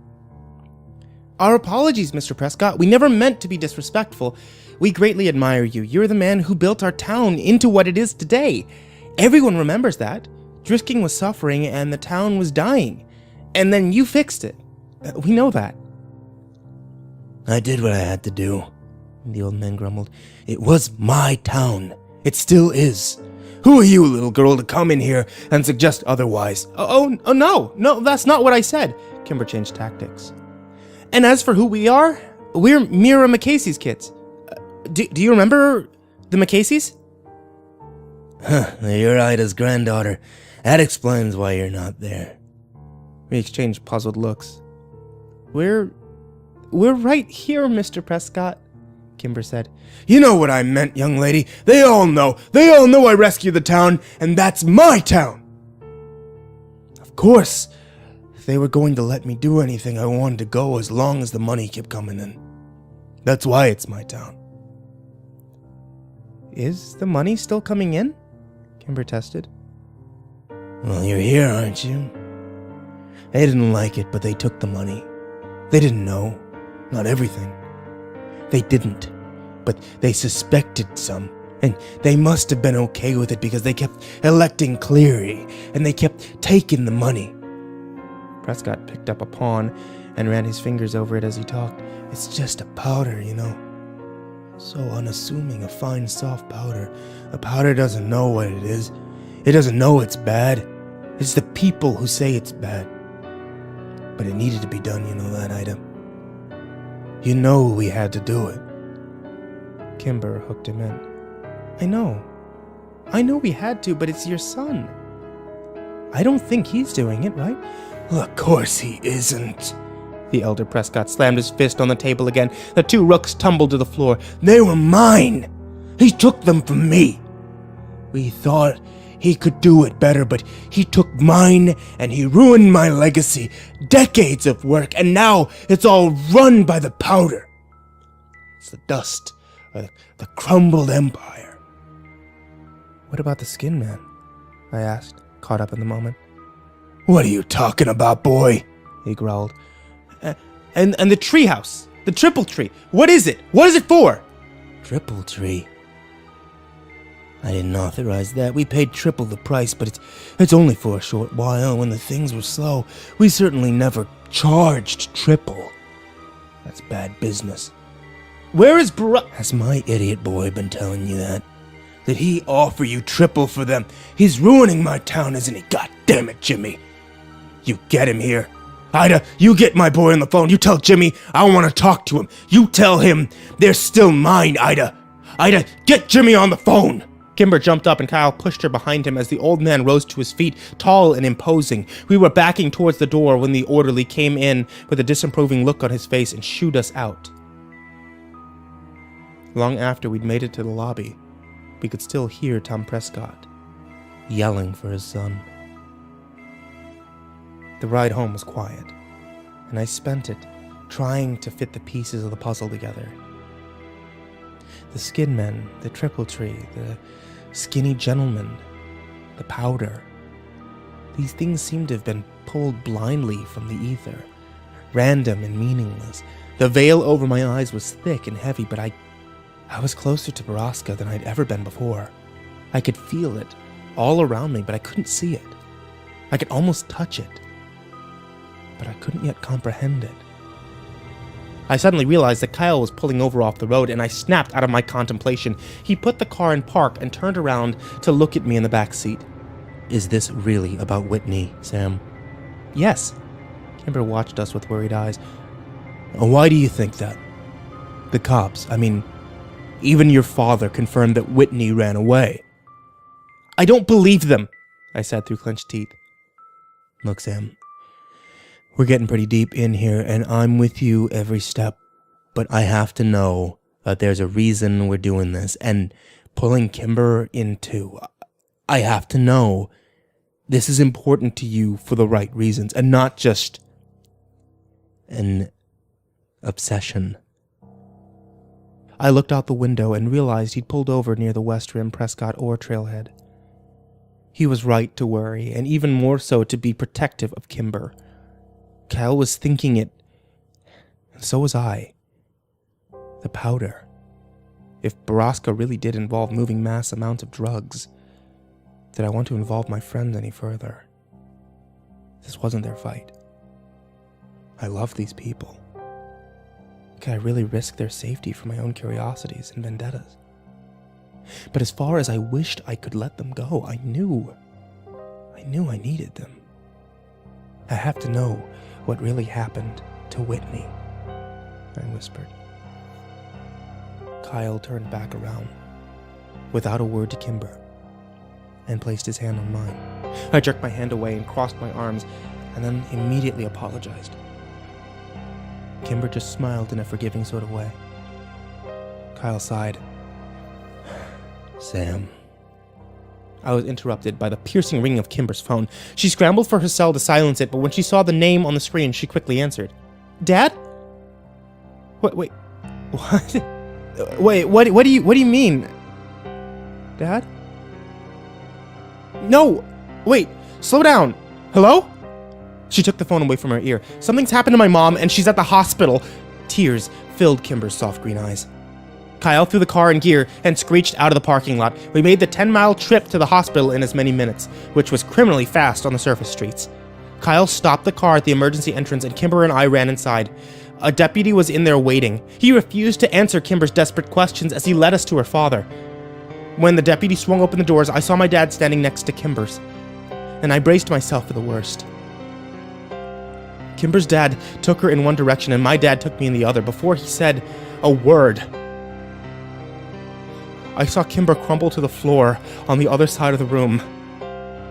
I looked at my dad helplessly, and he gave me a sympathetic nod and pulled me into a hug. We sat down in a corner, and I stared at my hands as he quietly explained that Mrs. DeStaro had gone grocery shopping around 1 o'clock. Come home. Put the groceries away. Made 2 lasagnas and a meatloaf and put them in the freezer. Then she got in her car, drove to the hospital, parked in the shade, took the stairs up 7 floors to the roof, and jumped off it. She lived long enough to apologize to the EMT who found her. I watched Kimber fall apart as her mother's body slowly grew cold. In the morgue, 1 floor beneath us.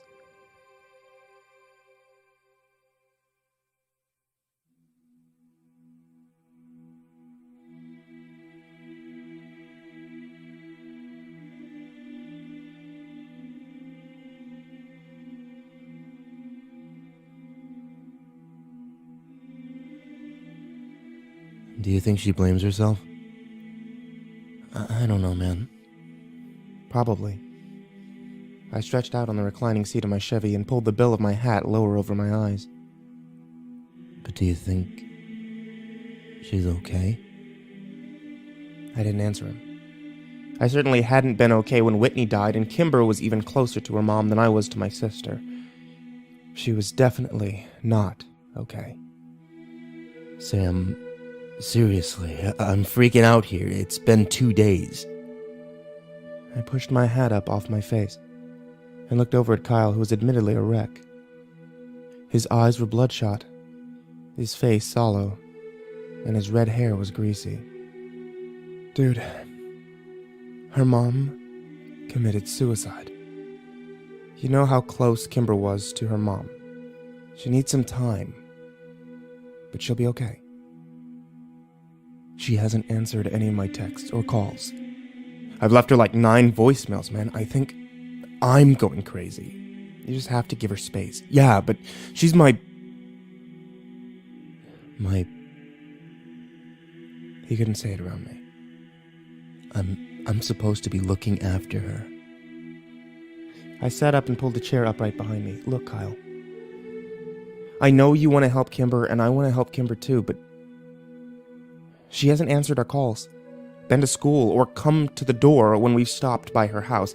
She doesn't want to see us right now, and we have to be okay with that. Right now, Kimber knows what's best for Kimber.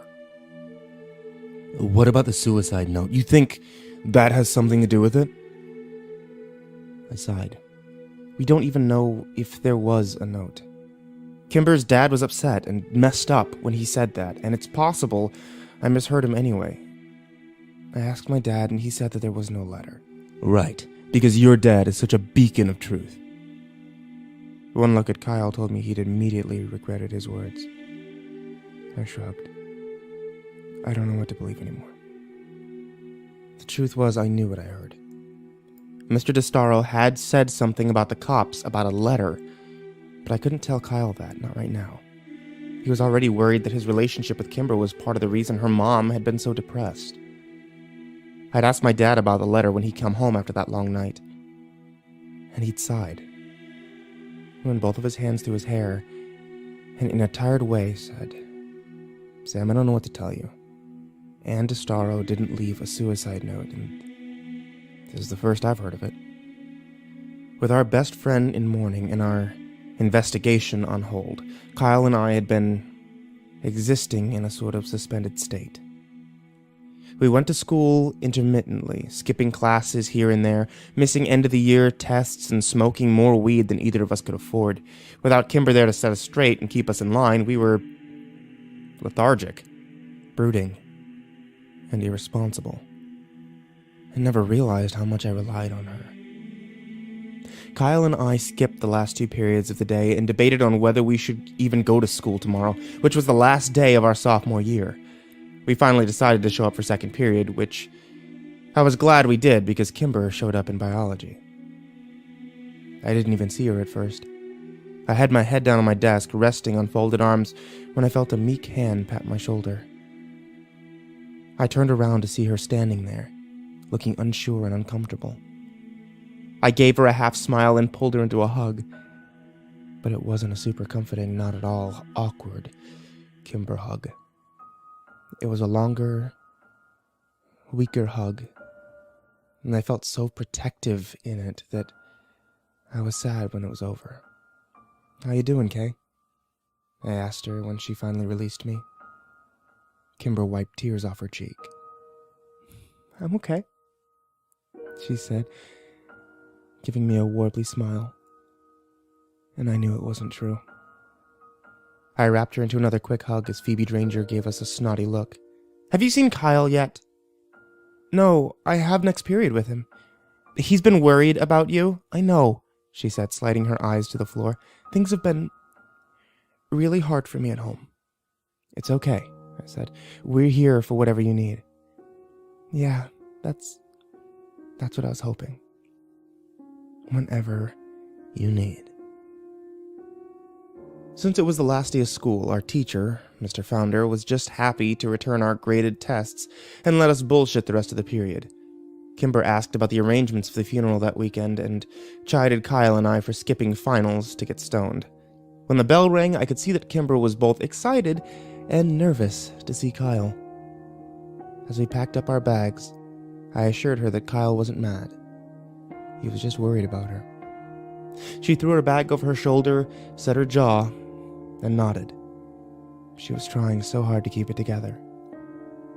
As soon as Kyle saw her from down the hall, he slammed his locker shut and walked towards us with such intensity that I began to wonder if maybe he was mad. He pushed past a dozen people without so much as a glance at them and left a curious, if annoyed, crowd in his wake.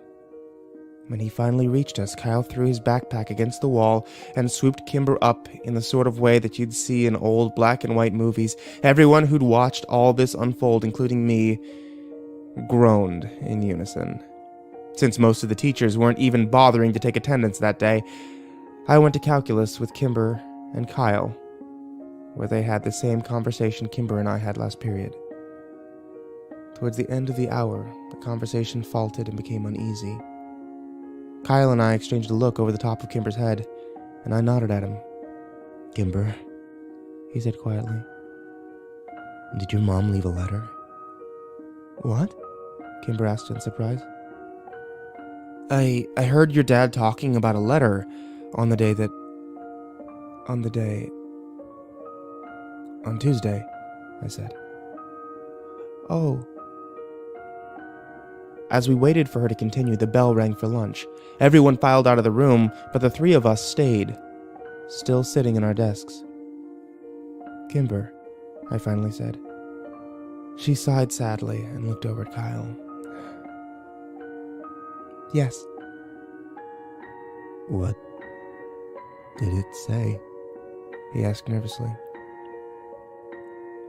"I don't know. I haven't seen it. I asked my dad for it when we got home, and he said I'd misheard him and there was no letter. He said not to mention it to anyone or else I'd just upset people." "Well, then we both misheard him," I said, "which seems unlikely. I've known my dad all my life, and I know when he's lying." People started to filter in for the next period, sliding sympathetic glances at Kimber. Since it was our lunch period, we gathered up our things and walked out to my car, as we always did. I sat in the back seat, letting Kyle and Kimber take the front. Kimber took a deep breath and continued. "I know my dad is lying, and I know he has the letter." "Are you sure?" Kyle asked. I could tell he was still terrified that some of the blame rested on him. "Yeah. And I know it contains the name Prescott. I think I even know where it is." Prescott. Yet somehow I wasn't that surprised. He was the axis around which everything that was bad orbited. "How do you know it says Prescott?" Kyle asked. "I heard my dad reading it once. I think he reads it a lot, actually. He was sort of sobbing and whispering the words and throwing things in his office. My dad, he hasn't been well." "Do you think she was having an affair with Jimmy Prescott?" I shook my head. "I'm guessing you need to think bigger than that, Kyle." "I agree," Kimber said to her hands in her lap. "With everything we know about the Prescotts, I'm fairly sure this isn't about an affair. It's all connected somehow, don't you think? My dad was the love of my mom's life, but she only left a letter for me. I think that somehow I'm the one she wronged, not him. You know? I think she did something to me, or maybe she did it because of me." Kimber's voice broke over that last sentence, and Kyle pulled her over, kissed the top of her head, and whispered words in her ear that I couldn't hear. "So, we need to get that letter," I said after giving them a minute. "Yes, I really need to read it." Kimber's voice was still wobbly. "Well, how do we get it?" I asked. "If it's in the office, we just need to wait until her dad isn't home," Kyle said as he looked out the window. "You don't think I thought of that?" Kimber sighed. "He never leaves his office, not since we got home from the hospital. He sleeps in there." "So we need him out?" "No, we need to get me in. Tomorrow is my mom's funeral, and half of Drisking will be there, including my dad, of course. I need to leave without him noticing and run home so that I can get through the office. Okay, I said that's easy. Without my dad noticing. And I need to be back by the end of the service. We both nodded, but stayed silent because it looked like Kimber was weighing saying more. My dad? He's been very cold, and I think he blames me, Kimber finally said. That's bullshit, Kyle spat. Can you guys help me? Absolutely, of course. We spent the rest of the lunch hour creating a plan far more strategic than the mission probably needed. Kyle and I would engage Mr. Destaro in conversation, and then Kyle would get a text from Kimber telling him she was having a breakdown in the bathroom. Kyle would leave to go comfort her, and they would take my car to the Destaro house. I would stay behind and keep an eye on Kimber's dad while they were gone. I went to work that afternoon for the first time since Monday. Mira seemed to be in a much better mood and let me go home early since it was a Friday. I didn't sleep well though, and I got up at 5 a.m. to go through my clothes looking for something dressy and black to wear to the funeral. My dad came in before he left for work and found his disheveled, panicked teenage son looking helplessly through piles of black clothing.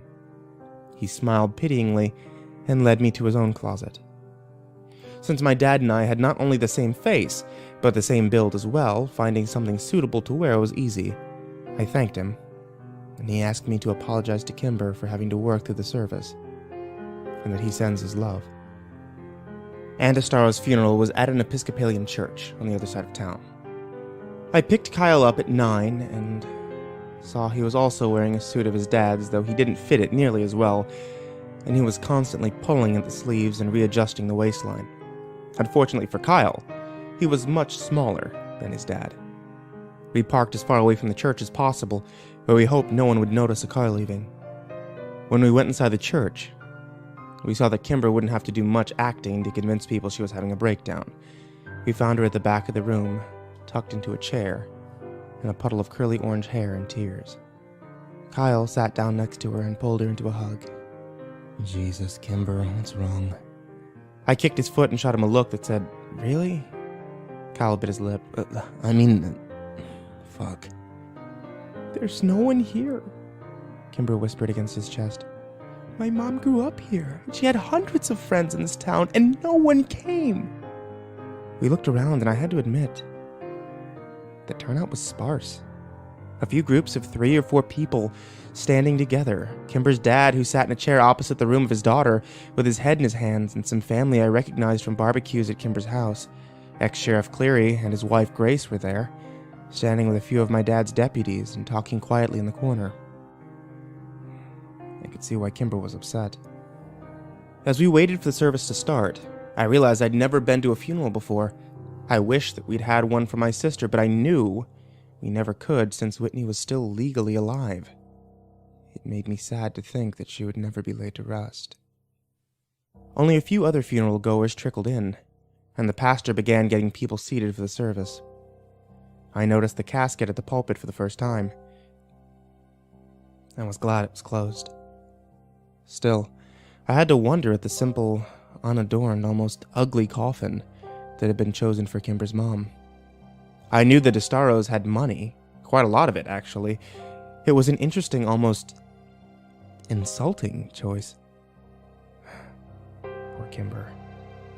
Kyle and I stood Kimber up and started over to the pews, but she stopped abruptly. I'm ready, she said, and brushed the hair away from her wet face. Ready to leave. I can't be in here anymore. It's a disgrace to my mother. Kimber raised her head a notch and set her jaw. I knew this look, and it meant there would be no reasoning with her. Kyle and I looked at each other. This wasn't the plan. It would be a lot more obvious if Kimber were missing from the service, especially with the low turnout. You guys go over and say what we rehearsed to my dad. Kyle, I'll text you in 30 seconds. Go. Kyle nodded and started over. I knew we weren't arguing. Mr. Destaro was finally standing, looking over at the front pew reserved for him and his daughter with hesitation. Mr. Destaro, I said as we approached. I'm very sorry to hear about your wife. She was... Shit, I'd forgotten my line. A great woman who raised a wonderful daughter, Kyle finished. Yeah? He spat. How do great women commit suicide, leaving their wonderful daughters alone in this world? Ah. Shit. Do great women jump off buildings and make spectacles of themselves and leave their families to deal with the publicity and the grief? Kyle's phone chirped. Oh, thank God. That's Kimber. Kyle said a little too fast before he had time to actually look at his phone. Oh man, she isn't well. Says she's crying and feeling sick. I'm gonna go help her. No! Mr. DeStaro yelled so suddenly that Kyle dropped his phone onto the ground where it made a loud clatter on the stone floors. Not you. You don't help my daughter. You don't even talk to her. He can go. And he pointed at me. Okay, I stuttered. The plan had changed too much. I needed to somehow get the car keys from Kyle without being seen. Kyle gave me a shaky, subtle nod, and then he and Mr. DeStaro went to sit down. It was obvious Kimber's dad was keeping an eye on Kyle. Getting the car keys from him was going to be nearly impossible. I backed into the shadows at the back of the room while the pastor started the service. I texted Kyle 4 times asking him for help, but he wouldn't dare touch his phone. He just stared straight ahead, flicking worried glances at Mr. DeStaro every few seconds. After several minutes, I went to find Kimber to see what she wanted to do, but she wasn't in our meeting spot by the back door. The plan was falling apart. I pulled up my phone and sent her a text. Where are you? Kyle is next to your dad and I can't get the keys from him. I waited in the hallway, tapping my phone against my hand nervously. After a minute or two, my phone vibrated. I'm sorry, I left without you guys. I had to get out of there. I'm so sorry. I'll be back before the end of the service, I promise. Oh, shit. Be safe. It was now imperative that I not be seen. I went to the men's bathroom, locked myself in a stall, and played Snake for the longest 20 minutes of my life. I knew the service wouldn't go on much longer, so I texted Kimber again. You on your way back yet? Did you find it? I sat there, waiting, watching the minutes tick by. I texted her again. I think the service is ending soon. Where are you? After another 7 minutes of no response, I tried calling, but it went to voicemail. I tried again with the same result. I was getting nervous. I was about to try a third time when 2 people walked into the bathroom and my phone vibrated with a text. It was Kyle. The service was over. Kimber has the keys. Why aren't you guys back yet? Did you find anything? I left the bathroom without washing my hands and received dirty looks from the 2 strangers at the urinals as the door closed behind me. I found Kyle staring out the window looking for my car. Kyle! He jumped. Where's Kimber? What did you guys find? I don't know. She left without me. What the fuck? Why? Where is she? I don't know, Kyle. She left without me, I reiterated. She's not answering my calls or my texts. Fuck, mine either. We have to keep an eye on her dad until she gets back. Well, we're not the only ones, Kyle said, gesturing across the room. What the fuck is going on? 3 men were talking to Kimber's dad in a corner across from the room. Chief among them was Killian Cleary, who was flanked by his 2 former deputies. Drisking's retired sheriff had his hand on Mr. DeStaro's arm and was speaking to him in an angry, hushed tone. Kimber's dad was shaking his head and desperately objecting to something. The 2 deputies walked out the front door of the church, and Mr. DeStaro sagged against Killian Cleary, who sat him in a nearby chair. Something was happening. Call Kimber now, Kyle said, and I tried again, and this time the call rang twice and was sent to voicemail. I ended the call and threw up my hands, looking desperately at Kyle. Again, he said, and took out his own phone. I got the same result, but felt a jolt of relief when someone answered Kyle's call. But it wasn't Kimber. Phil, what part of town are you in? I need a ride, it's an emergency. I waited. Yeah, man. I'm in Northridge Church. As fast as you can. I'm with Sam. How owe you? Kyle hung up and then immediately tried Kimber's phone. She's sending me to voicemail too. We both stood at the window anxiously, waiting to see Phil's silver Mazda pull up. Kyle chewed his lip and I tapped my phone. Come on, Saunders. We threw occasional looks back at Kimber's dad until Cleary stood him up and ushered the now inconsolable man out of the church. Suddenly, Kyle's phone chirped, and we both looked down to see Kimber's name flash up on the screen. Kyle's knees nearly buckled in relief, and he sagged against the wall. I found it. Kyle opened the text and furiously typed a reply. They're coming for you, Kay. We both stared at the phone, waiting for a response, and just as the sun blinded us, as it reflected off of Phil's approaching silver sedan, we got one. They're here. It was the last message we got from Kimber. When Phil dropped us at the DeStaro house, we found the front door unlocked and no one home. My car was sitting in the driveway, unlocked with the keys in the ignition. Kyle and I drove back to the church, but the funeral was over, and the few people that had attended it were already gone. We drove back to Kimber's house again, but it was just as we'd left it, and no one was home. Kyle had lost it by this time and was an absolute wreck. He'd called her so many times I was sure he'd killed her battery. Her calls went straight to voicemail, and his texts were unanswered. After half an hour of begging from Kyle, I finally called my dad. He answered immediately. Sammy, what's wrong? It's Kimber. She's gone, Dad. We've looked everywhere, but her and her dad are missing. She left the funeral early, and Killian Cleary was talking to her dad, and then Samson and Greg left, and I think they went to her house and they got her, Dad. I think they're still working for Cleary on the side or something. I think they're doing something bad.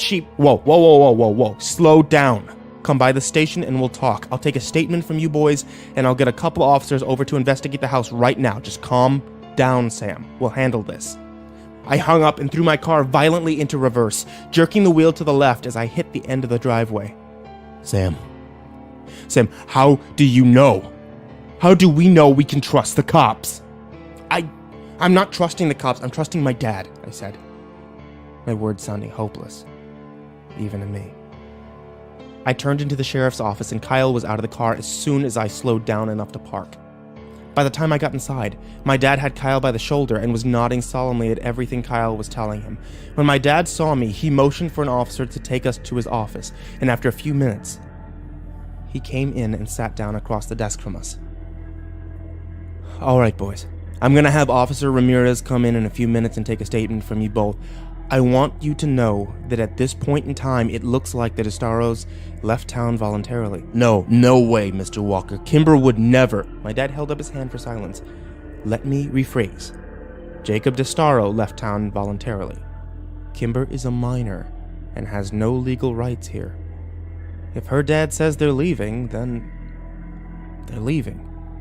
But she's not answering her phone, and we went to that house, Dad. Nothing was packed. Maybe they're just getting away for a while, maybe going to a relative's. I can't theorize as to why she wouldn't answer her phone other than maybe she wants to be left alone for a while. Kyle was exacerbated.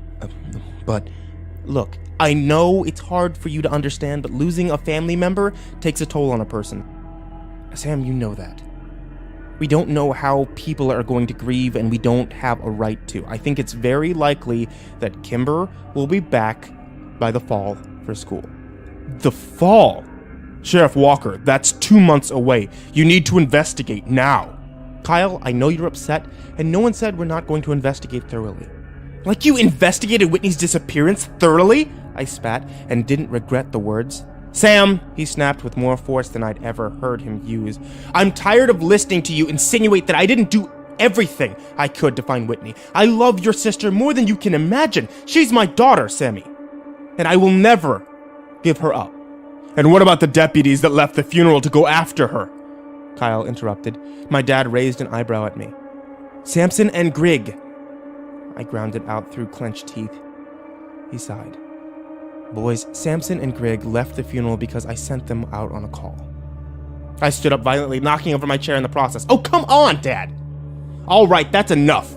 The sheriff slammed his hands on the desk and stood up. I told you I will tell you what I know, and I have. I understand your friend is important to you, and god damn it, the DeStaros are friends of mine too. I promise you that I will use the full extent of my resources to track them down and put your minds at ease, but until then, all I can offer you is the assurance that there is no sign of foul play at this time. You boys need to get off the warpath, and let us handle this. Now Ramirez is waiting in the hall to take your statements, and then both of you are going home, understood? I said nothing, and glared at my dad, seething with rage. Kyle stood up and walked out of the room with no emotion whatsoever. He walked past Ramirez and I followed him out to the car. We got in and I waited for Kyle to say something. I heard a loud sniffle and looked over at him to see his face slick with tears. It was the first time I'd ever seen Kyle cry. But not the last. He's lying, he whispered. I shook my head. I didn't know what to believe. Kyle turned his face away from me. I know he's lying. Something bad has happened and he's lying about it. What? What happened? I heard more sniffling as Kyle tried to collect himself. Dude, fucking talk to me. What do you think happened? Kimber's gone like all the others. So she's at the place where bad things happen. I punched the steering wheel. How the fuck had this happened? Not Kimber. Please, not Kimber. Was all of this because of me? Had her mother killed herself because of something I'd done? Something we'd found out? Was Kimber taken because of me? If I thought for 1 minute that was true, I knew I'd crack into tiny pieces. No, not Kimber, no. Yes, Sam. Fucking think about it, Kyle yelled at me. It's the treehouse. It's all the same. Borrasca, the Skin Man, the Triple Tree, your sister, the mountain. It's all the fucking same. It's the Prescott Empire, and now Kimber has been fucking consumed by it. Where do we go? I could feel the warm tears on my own desperation and hopelessness sliding down my cheeks. What do we do? What do we fucking do? Kyle threw his hands up in frustration. We go to Ambercott, right? It all started and ended at the Triple Tree, Sam. Surely you figured that out. We've been to that treehouse 1,000,000 times, Kyle. There's nothing there. I don't know where the fuck else to go, Sam. I jumped as someone tapped on the window of the car and wiped the tears off my face. I rolled down the window as Officer Grigg leaned down and looked into the car. You boys move along home, all right? Yep, I said, and turned the key in the ignition. Officer Grigg waved at us as we pulled out of the parking lot. But we didn't wave back. The treehouse, Kyle said. We drove in silence, both of us trying desperately to get a hold of ourselves. If we were going to be of any help to Kimber, we needed to be calm enough to think logically. I parked in the space next to the trailhead and saw several bikes tied to the post. As we made our way up the West Rim Prescott Ore Trail, we passed Parker and a couple of his friends coming down it. I nodded to him, but it was almost dark by the time we got to Ambercott, and there was little light left to search for whatever Kyle hoped to find. It took half an hour in the darkness before I finally convinced Kyle that there was nothing there to help Kimber. And though we didn't speak of it, I knew that he and I were both painfully aware of all the sounds of the night. We were scared, terrified down to our very bones that we would hear the piercing, scraping, grinding, and metal screams of the monster at Borrasca, who we'd come so accustomed to over the years. We both dreaded it, prayed it would not come, and we did not speak of it. I dropped Kyle at home and promised that we would find Kimber tomorrow. I swore we would. He gave me nothing more than a shallow nod and disappeared inside his house. My dad was waiting for me in the kitchen when I got home a few minutes later. I didn't look at him and walked over to the fridge, realizing I hadn't eaten all day. Sammy, sit down. I want to apologize for today. I took out some chicken and cheese and went to the pantry for bread.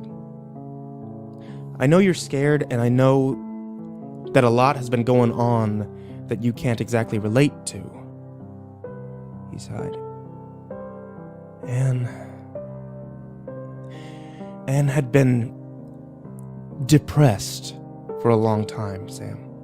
Over 20 years. And that'll weigh on a person. I ignored him and continued making my sandwich.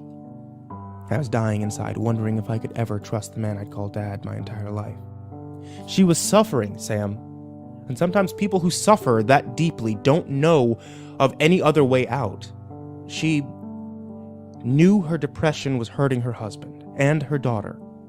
And maybe she mistakenly thought she was doing them a favor. Mom's depressed, I said without taking my eyes from my task. He sighed. Your mother is coping okay, and this was very different, Sam. Kimber's mom had been depressed since she was in her 20s, early in her marriage, and suffered multiple miscarriages. Infertility can be very hard on some couples, and not even Kimber's birth control could ease her pain. Dad, with all due respect, I'm tired and I'm going to bed. Kyle and I are getting up early to look for Kimber. I threw the knife in the sink with a loud clang and turned to look at my dad for the first time. Please tell me you're still trying to find Kimber. The sheriff stood up from the kitchen table, looking as tired and disheveled as I felt. I promise, Sammy. And I finally believed him. The next morning when I pulled up to Kyle's house, Parker came out to meet me. Hey, Parker, I said when I rolled down the window and cool morning air wafted in. Kyle's not here. He left around 5. Stole my dad's truck. He's pissed. So you'd better go. Oh, thanks, man, I said, and then rolled up the window and took off down the street. I drove around all morning looking for Kyle and called his cell, but he didn't pick up until around noon. Oh, sorry, man, I couldn't sleep. Kyle sounded a bit more stable than yesterday. That's cool. Where you at?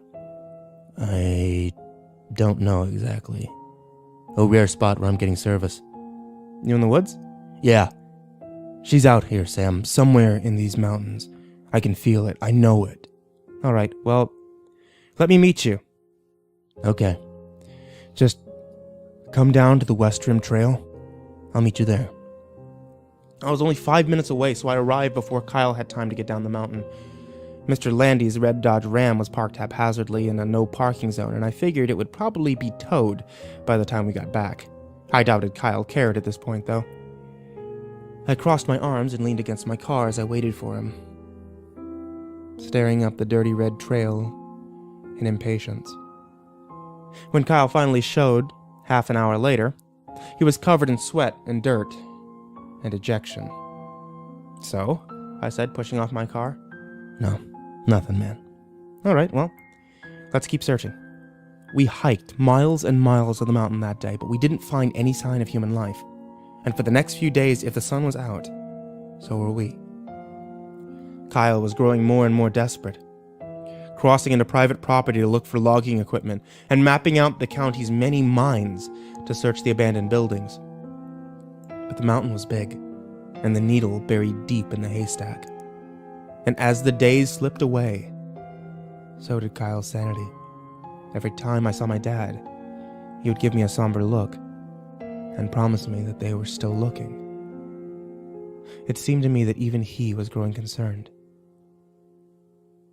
The Destaro house remained as empty and dark as the space between the stars above it. On the 11th night of our Kimberless existence, I awoke out of a troubled sleep by the piercing, whirring, screeching sound of death at Borrasca. I cried myself back to sleep, to the tortured sounds of Kyle's own agony next door. We had failed her. Kimber was dead.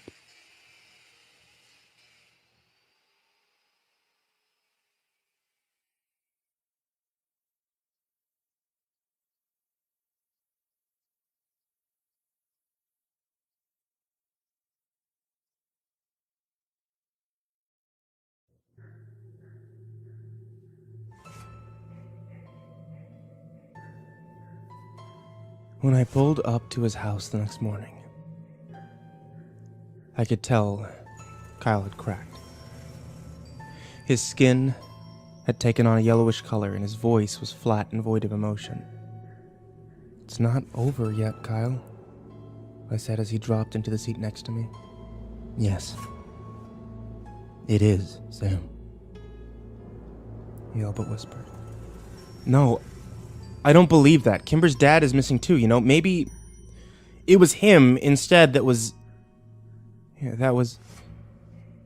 I couldn't bring myself to say it. We're living in hell. Drisking. It's hell in our own reality. I couldn't disagree. The town I'd grown to love seemed so foreign to me now. Whitney hadn't been an outlier like I thought. Missing people were the norm here. And that would make Jimmy Prescott the king. He's Satan himself. As soon as the words left my mouth, Kyle punched the car door, awaking from his dead state with rageful vigor. I fucking hate Jimmy Prescott. Where is that motherfucker? You know, he's involved in all this, Sam. You know... Maybe partially, I said, staring out the window. His dad created the town that bred this shit, but I'm pretty sure the Prescotts are like just running drugs. You know, the powder. Yeah. And so what? He's recruiting people to be drug mules or something? Maybe, I agreed for Kyle's sake, though I didn't really believe it. The sound, the great beast machine of Borrasca gave off the distinct stench of death. And though I knew that physically that was impossible, it didn't change my mind about it. The air smelled different after the metallic whirring ended. We drove over to the 4th Street Gourmet Coffee and Bakery, and we went in to buy our usual provisions of Rockstar and Monster. As I paid for the 4 packs of cans, I saw Mira waiting for coffee at the end of the bar. I could tell immediately that she was in a good mood, something that I hadn't seen much of since I started working for her. It was probably a good time to tell her I was calling out of work for my 5th day in a row. Hey, Mira, I muttered as I approached. I can't come in again today. I got some really important... Sam! Oh my gosh, how are you? Okay, I guess. Good, she said brightly. Don't worry about coming in. I'll hold down the fort, and I'm sure I can call Emmeline in if I need help. But Sam, really, what have you been up to lately that's so important? My mind blanked. Just as I started to stutter out some bullshit about helping my dad, Kyle appeared behind me. We're trying to find Borrasca, he said with all the gravity of a eulogy. Oh yeah, Owen told me that you asked him about that. You know, that's just a story, Sam. That legend has been around since I was a kid. Yeah, well, we're looking for our missing friend, Kimber. We think maybe she's... there. I trailed off lamely. Oh, really? I thought I heard the DeStaros were staying with relatives in Maine over the summer. Oh well. Anyway, good luck, boys. Thanks. Kyle's voice was sour, and I knew his patience within. When we got back into the car, we each popped open a can of Rockstar and started chugging. I knew better than to ask Kyle if he wanted to smoke, since I'm sure he hadn't lit a bowl ever since Kimber disappeared. He finished the energy drink under a minute and crumpled the can in his hands. I don't like your boss, he said. Mira? Why not? I don't know, she's just off. Well, I mean, she's been going through some things. I wasn't going to elaborate any further. Why were you asking her husband about Borrasca anyway? I don't know. I was just making small talk, and I thought he might know. He seemed to know a lot of other things. And did he know? No. I took a long gulp of the sour drink, and then choked on it when I remembered something Owen had said. Well, actually, yeah. He said a Borrasca instead of just Borrasca. You know, like, it's a thing instead of a place. Kyle lowered his Rockstar. And is it? Is it what? Is it a thing? I don't know. I've never heard of it. I've Googled everything weird about this town, but nothing ever came up. Did you spell it right? I don't know, I shrugged. Do you know how to spell it? No. I pulled up my phone. No, fuck Google. We need to talk to Catherine Scanlon. That's what Kimber would say. And he was right. Catherine Scanlon may be the most knowledgeable person in town and was probably the right person to ask. I pulled out a 4th Street coffee and prayed she was at her office already. When we parked in front of Drisking Art and Antiques, I was disappointed to see that the store was dark. Kyle pointed to a small, cheap open sign hanging in the corner of the door, and I crossed my fingers that it was for Catherine's office. I was relieved to find that the door unlocked, and we hurried past all the antiques and blown glass to the back of the store, where we found an open door and Catherine sitting at her desk. "Boys," she stood up as she saw us, "you're up quite early for summer break. How did the essay do?" Great," I said. "Actually, we're here for more help." Personal interest, Kyle added. Catherine raised her eyebrows. Well, color me impressed. I needed to get right down to it. If some small chance Kimber was still alive, that every second counted. We're here because we wanted to know if Borrasca is a thing or a place. Catherine raised her eyebrow. I remember that legend as a kid. I'd actually have to tell you I didn't know if it wasn't for Wyatt. He knew so little about so much, she laughed. A sort of jack of all trades. But anyway, he told me an interesting fact once about Borrasca. It's both. What do you mean? I leaned over her desk. Well, the term Borrasca is just old, outdated lexicon. The word was used by miners to describe an underperforming mine. A mine, I whispered. Kyle shook his head. We've been looking at mines. So, all the mines in Butler County are Borrascas? I asked. Well, generally, it's only the first mine in the system to run dry that's called a Borrasca. Do you know which mine ran dry first in our mining system? Kyle asked from where he stood near the door, repeatedly clenching and unclenching his fists. Not off the top of my head, she laughed. I can look, though. I think I have those records here somewhere. Kyle walked behind her desk and opened a drawer of loose files.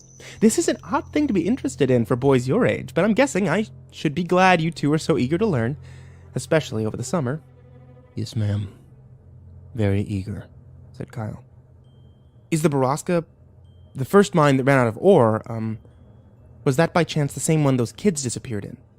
The McCaseys? Oh, no, I don't think so. That particular mine was the Southwest mine and was very close to town.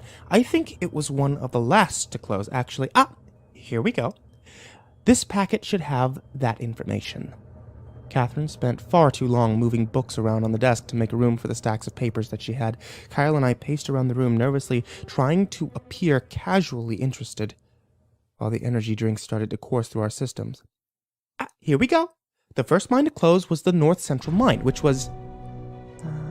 actually, one of the first to open. But where is it? Kyle walked over to the desk and braced his arms on it. Where is the mine? Catherine pulled over a different stack of papers and started to fumble through it. After the longest minute of my life, she made an aha sound and pulled out a large yellow piece of paper that had been folded into a standard A4 size. She unfolded it on the desk and leaned over to read the markings. I could see from where I was standing near the doorway that it was a map, and I knew we weren't leaving this office without it. Let's see. That mine was up far on the mountain, a little harder to get to, see? And she pointed to a small dot on the map that was at least 4 miles from where we'd been looking. Can we take this? We'll bring it back. Of course. I'm sure I have copies. Listen, if you boys are going exploring, I'm bringing my dad, I lied. Oh, excellent then. You guys have fun, she yelled at us as we rushed out of the building. We didn't stop to answer her. Fun was far from our minds. It's so far from where we've been looking, Kyle started. We need to get there now, and we need to get a gun. A gun? Where are we going to get a gun, Kyle? From your dad. He's not going to give us a gun, man. Fine. Now let's scout the place first, and then we'll come back with a gun.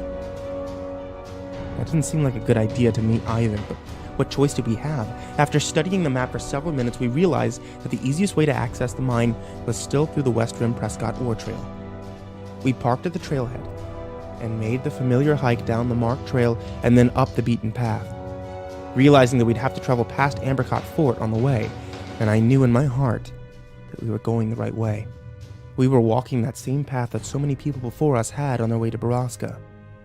But what had they found there? We passed the treehouse, which was as silent as the morning. We walked into the woods further north than we had ever before, and soon We were flying blind, hiking in the general direction of the dot on the map, and hoping that we were still on course. Within an hour, I began regretting that we'd come without provisions, emotional and unprepared. By noon, we had been hiking for 4 hours, and it seemed to me that we were lost. I tempered the welling panic with thoughts of Kimber and Whitney, and the answers to the mystery that had absorbed my life for so many years. Kyle, for his part, said nothing and kept his eyes straight, and his mission his priority. And then, just as the sun teetered on the apex of the day, we saw an emptiness through the trees, and the hard lines of man-made buildings. Kyle quickened his step, and I rushed to keep up. When we finally broke the tree line, I choked on my own breath and fell back against a tree as I looked over the quiet encampment. A large wooden signpost that was almost as long as the entire clearing was still standing near the entrance of the mine. It had to be a century old, and though most of the lettering had rotten off over the years, from the remaining, I could guess that it had once said, Drisking, Underground, Mine. What was left, however, was SKINNDMIN.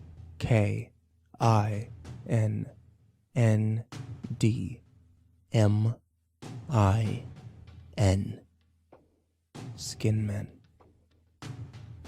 This way, Kyle pointed to the north end of the camp. We stepped out from the shadows and into the vulnerability of the clearing.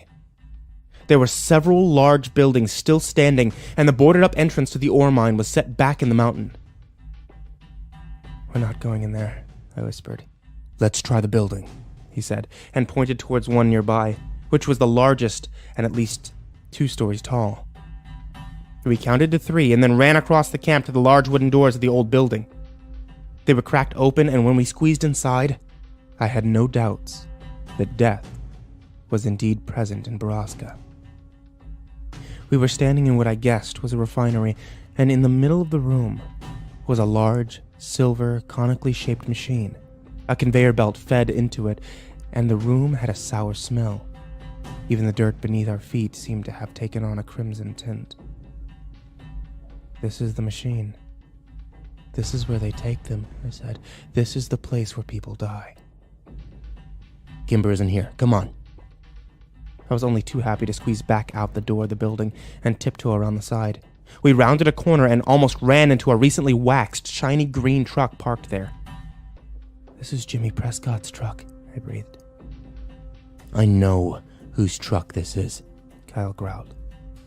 We were now on an extraordinarily high alert. Kyle dropped to the ground and began to commando crawl around the building. I followed him and waited to hear a shout or a gunshot, but none came. As we crawled around the back of the building, Kyle turned around to me and put his finger over his lips, and then pointed at a 1-story brown building that was only a dozen feet away from us. He got into a crouched position and moved as fast as he could across the gap between the 2 buildings. I did the same. As soon as I reached the wall next to him, Kyle whirled around and put another finger to his lips. Then he pointed up to a window directly above us. There were noises coming from inside, and even to me, a 16-year-old virgin, the sounds of sex were unmistakable. We could hear an animalistic grunting and the tired, objecting groans of an old mattress. Unable to help myself, I whispered, "What the fuck?" to Kyle. But he was already gone, all caution abandoned, running around the side of the building. I followed him in through the first door we came upon and was hit in the face by an invisible wall of filth and suffering. The smell knocked me back, but Kyle kept running. I followed him in, past crates of ramen noodles, MREs, bottled water, and boxes I had no time to read. I crossed another threshold, and I was suddenly surrounded by people. So many people.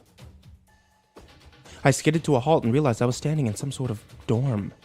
Rows and rows of beds on either side of me with people strapped to them. Some were wearing dirty rags, some wearing nothing at all. Some seemed to be bloated, and I waited for one to call out to me, but they all seemed silent. Some watched me through tired, dead eyes, and others turned away. Looking around, I realized they were all women. The bloating I saw seemed to be pregnancies. Some were confined to the beds, and others were not. I looked across the room for Kyle and saw him standing a little further in the long room, looking back at me with the same confused, wild expression I was sure was on my face. I saw the realization cross his and called out to him, but he was already running away. I lost him before I'd taken 5 steps to follow. I figured it was probably best to just keep running, spread out and look for Kimber. I didn't see her in the room, and I was sure she would have called out to us if she was. I looked around for another door and saw one cracked open on the left behind a row of beds. I stared straight at it as I made my way there, desperate to avoid the wretched, void eyes of the women around me. First we help Kimber, then we help the others. I will come back and help you all, I promise, as soon as I find Kimber. Without a thought, I pushed the door wide open as soon as I reached it and found the source of the noises that we were hearing. It was Jimmy. Something I had expected to see, but the scene before me was not. He was hunched over the bed of an almost unrecognizable, unresponsive Christy, treating her like an animal. She watched me through the slits of her dead eyes, but she didn't call out to me for help. I thought I saw a tear run down her cheek before she turned her face away from me, to face the wall on the other side.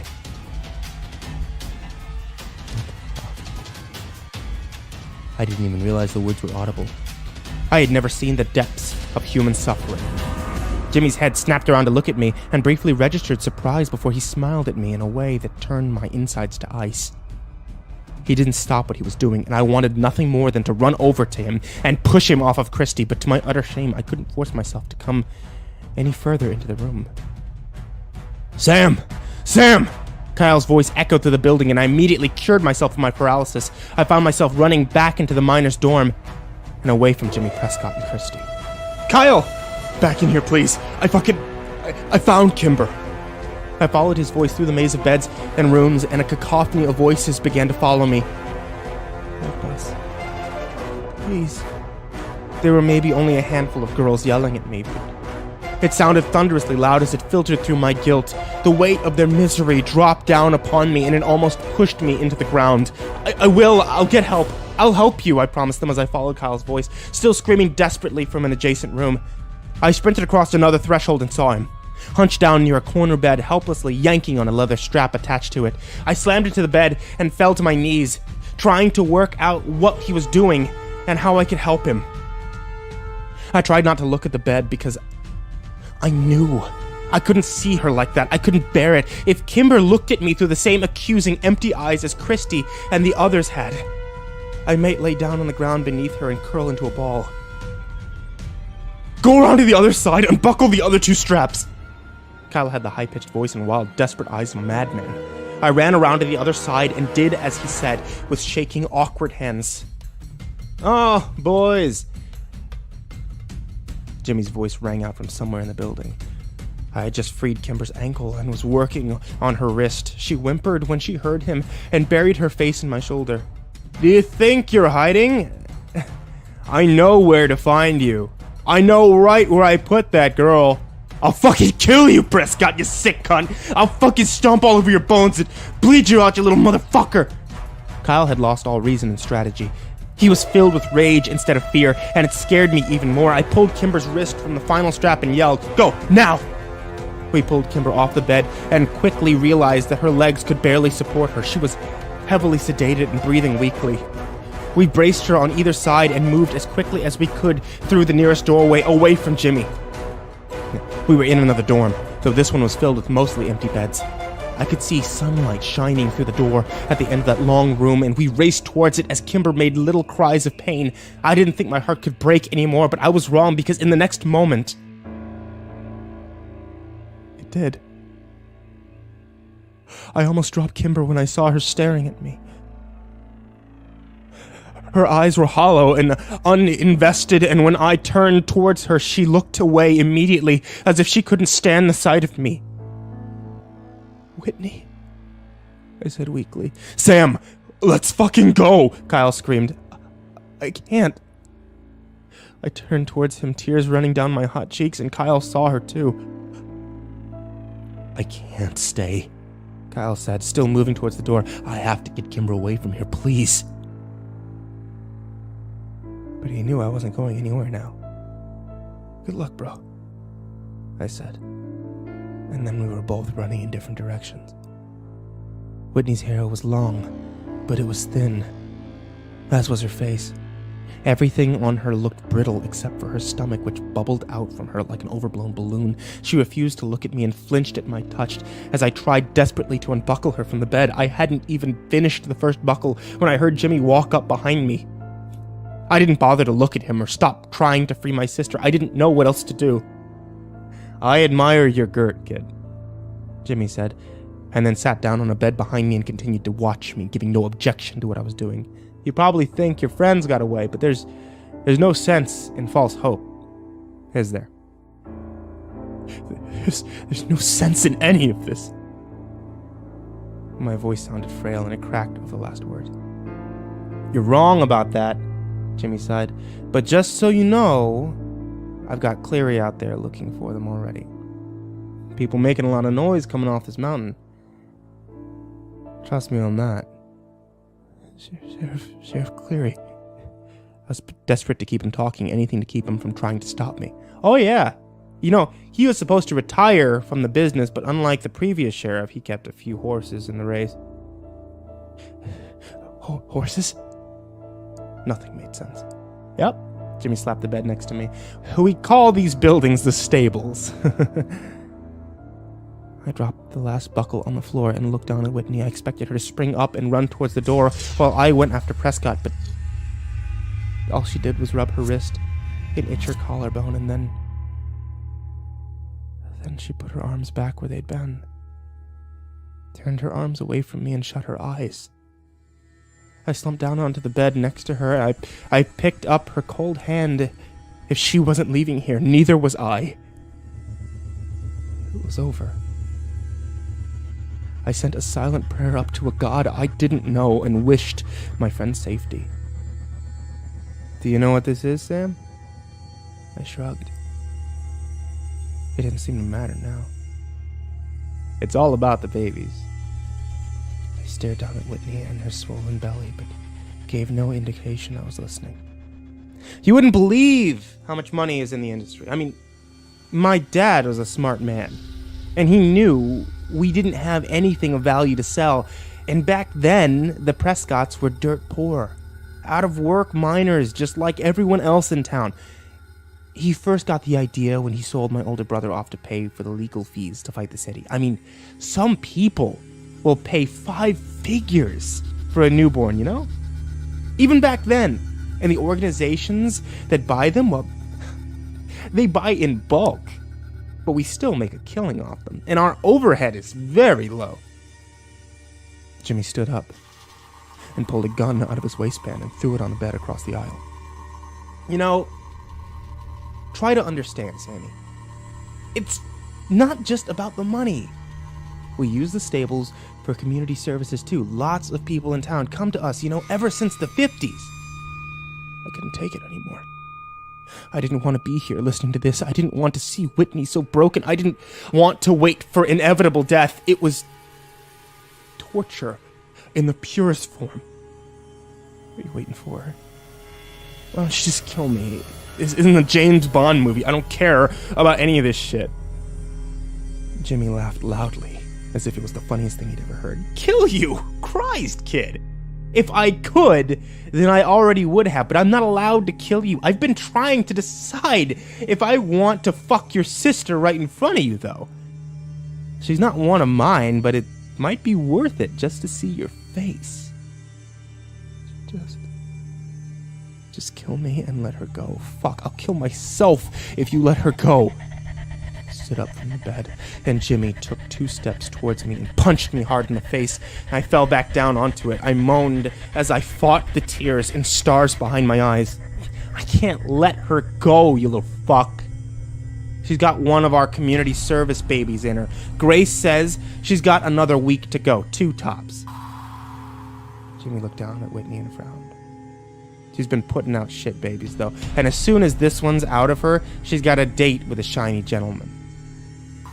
"What the fuck does that mean?" I yelled at him. And a loud ring suddenly filled the room. Jimmy held up a finger and pulled a phone out of his pocket. "I gotta take a business call. 2 minutes, and we'll get back to our conversation." Jimmy walked over to the corner of the room, and I desperately started to pull on Whitney. We gotta go. We gotta go, Whit. We can't stay here. She kept her eyes shut and her body relaxed. Whitney, they're going to kill you. My head whipped towards the door as I heard a truck skid in the dirt just outside. Jimmy ended his phone call and Killian Cleary walked in, pushing a limping, bloody Kyle in front of him. You lose something, Prescott. Where's the girl? Couldn't find her. God damn it, Cleary. You fucked us. Go back out there and find that girl. Jimmy snatched the gun off his bed and shoved it back into his waistband. Now listen here, you little shit, Cleary growled. I ain't your fucking employee and I don't have all fucking day to play hide and seek in the woods. I told you that she wasn't with him, so I guess if you want to know where she is, you should get it out of him. Cleary threw Kyle down on the floor and spit near his feet. You gotta do your fucking job now? Jimmy walked over and without any hesitation kicked Kyle hard in the ribs. I heard some of them snap inside his chest. I tried to stand up, but I was still dizzy and fighting off the darkness. Where's your girlfriend, Landy? Prescott raised his boot, then stomped down hard on Kyle's ankle. He screamed in pain. I can do this all day, kid. Cleary sat down on the bed across the aisle and lit a cigarette, watching impassively. Jimmy pulled Kyle to his feet and then punched him hard in the face. A few of Kyle's teeth scattered across the floor. Tell me, you little cunt! Jimmy punched him again in the face and Kyle went limp. You're killing him! I screamed and jumped off the bed, running blindly towards Jimmy in a red rage. Cleary stood up and caught me with no effort at all, holding my arm down at my side. He laughed, cigarette still tucked into the corner of his mouth, as I struggled helplessly against his chest. Jimmy had straddled Kyle by now and was rapidly punching him in the face and chest. Kyle was barely conscious, and I prayed he'd pass out from the pain. After a few minutes of this, Jimmy stood up and rubbed his bloody fists. It's your last chance, Landy. Fuck you, Kyle said through wheeze-rattled breaths of air. Jimmy spit on him and raised his foot up as high as he could, and then brought it down on Kyle's face with so much force that I heard his skull break. I sagged in Killian Cleary's arms, and he dropped me into a puddle at his feet.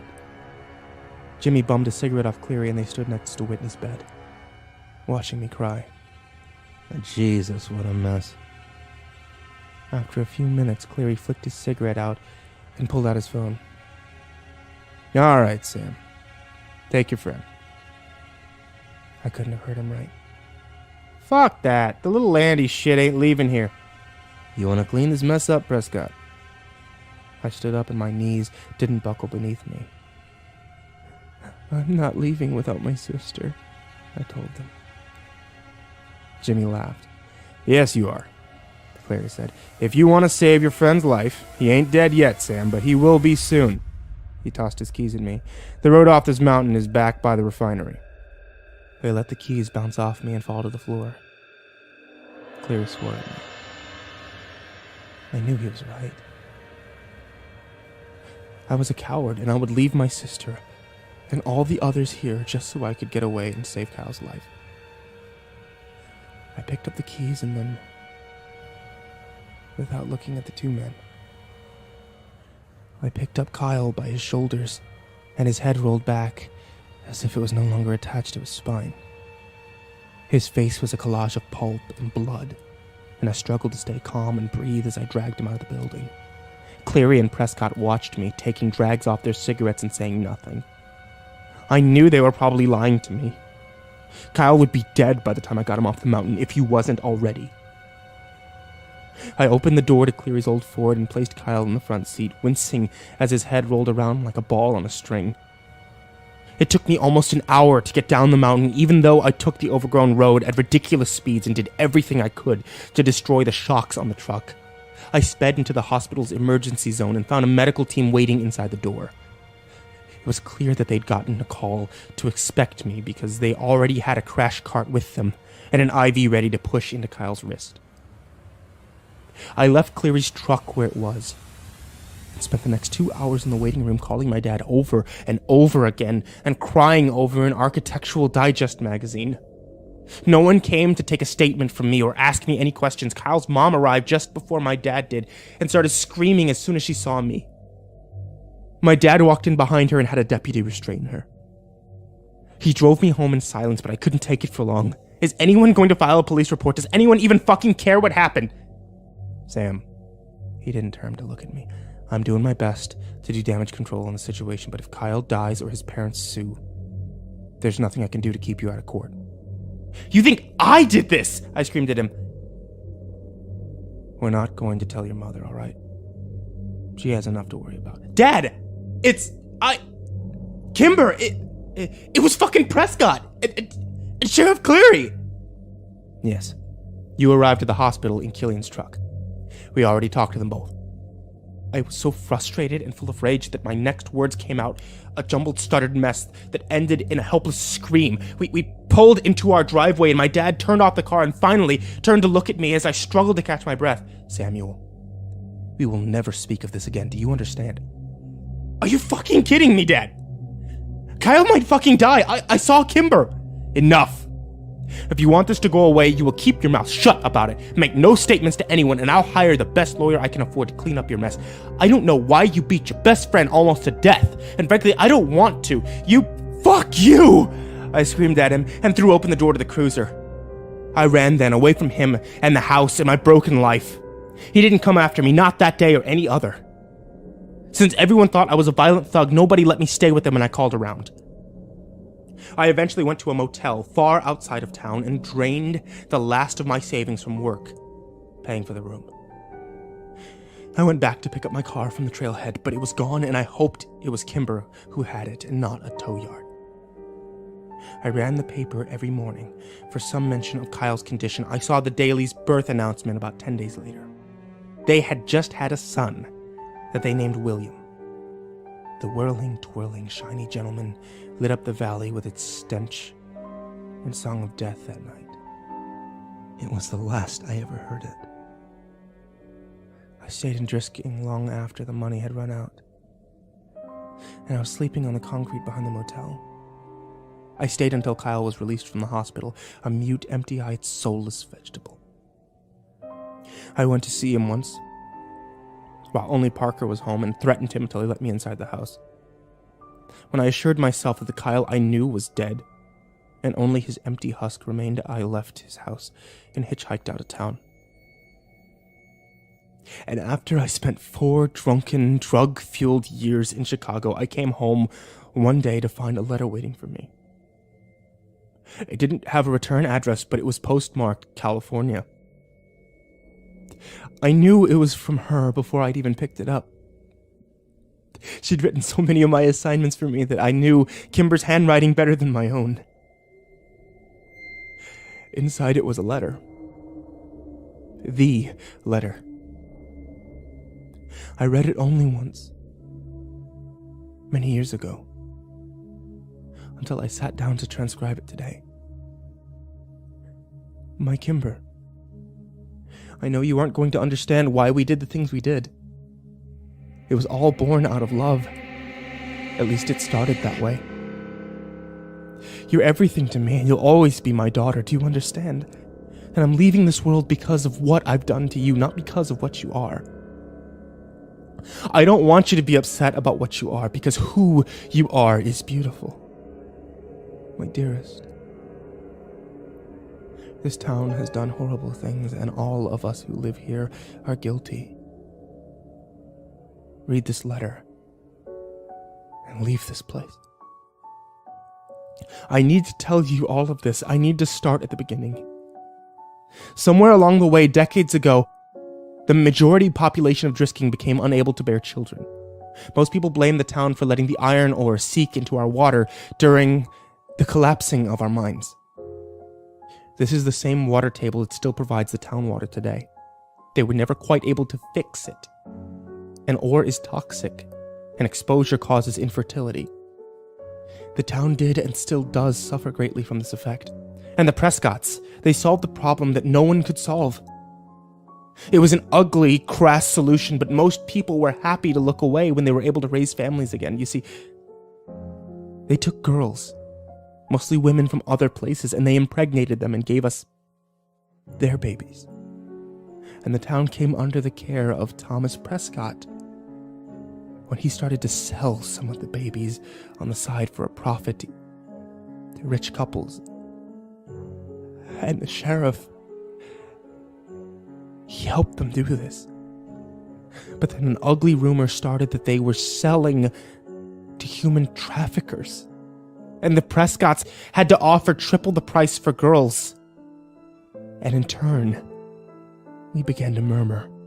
But we once again turned the other cheek when the city was suddenly flooded with money because of how well the traffickers paid. People had well-paying jobs again, and were proud to call Drisking home, so we said nothing, and those that did were taken to the mountain. Because that's where they do it. There's a place on the mountain where the women are taken. Kimber, drifters, runaways, and if their parents choose it, sometimes the girls in town are even sold back. They arrange to sell the girls, and they meet them at the tree halfway between our town and their baby mill. Sometimes kids play there now. I think you played there. The Prescotts and the sheriff are the ones who impregnate the girls, and the children are named after them. P. Children's for Prescott, K. Children's for the sheriff. And when the women become too sick or too old to deliver prophet babies, they're sent through a giant machine that they use to refine ore. And their bodies are crushed and blood and skin stripped away, and what remains of them are their stolen children and the dust of their bones. And all that's left of their bodies is the powder that they spread over the mountain to hide their crime. I'm telling you this, Kimber, because you are one of those children. Most of your friends are one of those children. Please get out of Drisking before your father finds this letter. Run away and never come back and never speak of it to anyone. Their industry has deep roots now, and the traffickers have lofty connections. Don't tell anyone. Don't keep this letter. Don't look back. I love you. I'm sorry I have to leave you. We all have to answer for our sins, and I'm ready to burn in hell for mine. Love always and forever. Mom.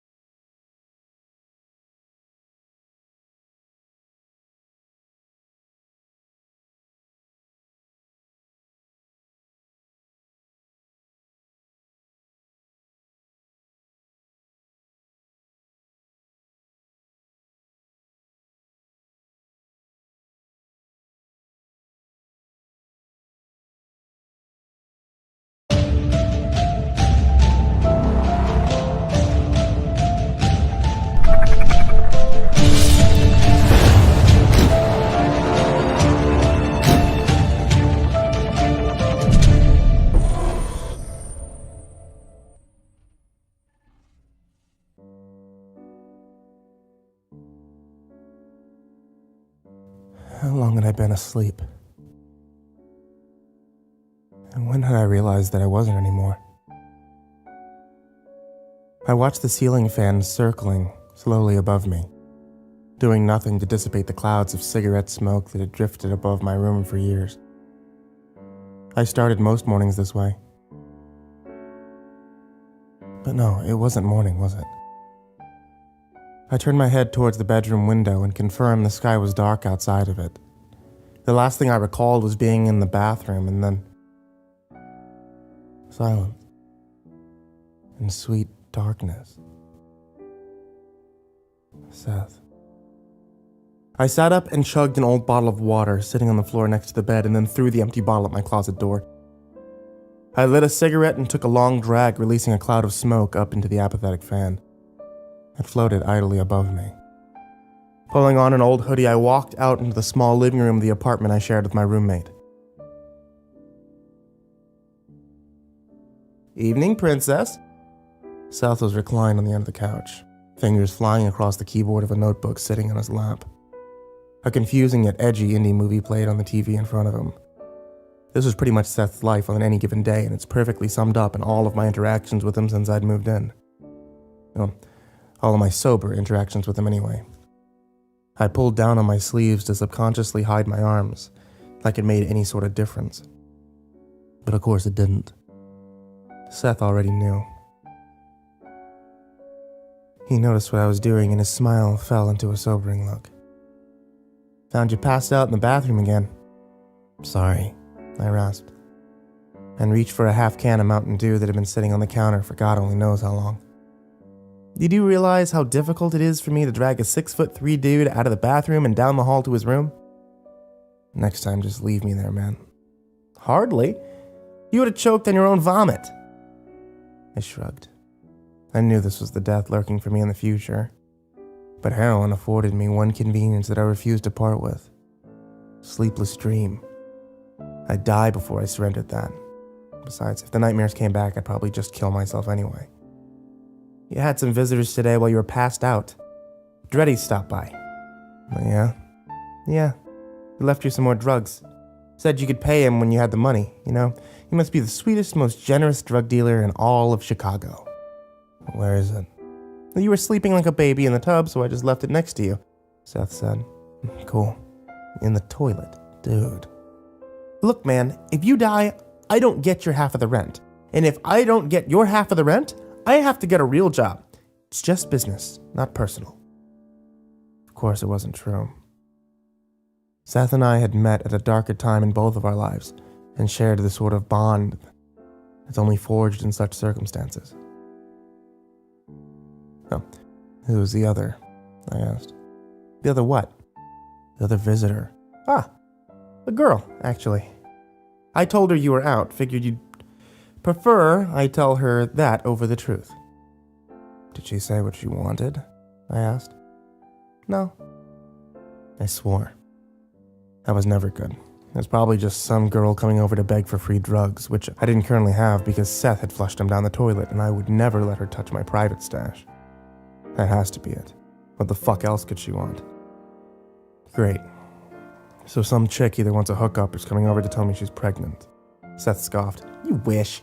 This chick was way beyond anything you could ever get." "Really?" "Because she did come around asking for me, didn't she?" "Sure. But I'm the one who got her number." "No, you fucking didn't." I laughed as I walked into the kitchen and took one of our 3 glasses out of the cupboard. "Oh, I did." Seth held up a torn shard of white paper. "He gave it to me and asked me to call her whenever you came home."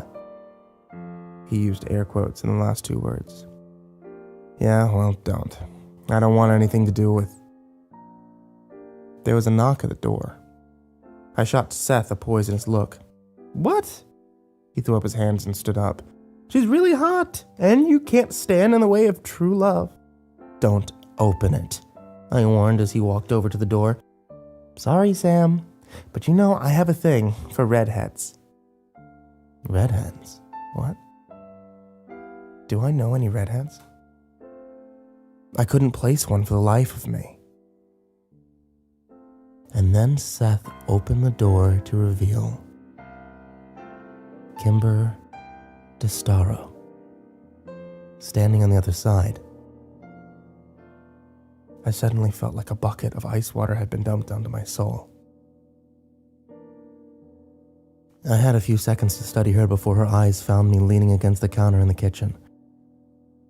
She was still very short, but her hair was longer, halfway down her back, it looked like. And she was, of course, almost 10 years older than the last time I'd seen her. Looking at her after all these years was physically crippling. I had to make a concentrated effort to stay on my feet while my knees tried to buckle underneath me. Just seeing her face brought back painful memories I thought long buried. She was like a mirage, long dead, returning to torture me. Kimber's eyes finally found me as she nervously clutched her cell phone in her hands, turning it over and over against her chest. "Hi, Sam," she said with more confidence than she clearly felt. Since Kimber had actually spoken to me, I could probably confirm that this wasn't a nightmare. She was really here, and if she was real, that meant that it was all real too. A shudder racked in my body, and I wound my white-knuckled fingers around the edge of the countertop. "Why are you here?" I hadn't meant to sound so angry. My words seemed to rattle Kimber, and she took a step back.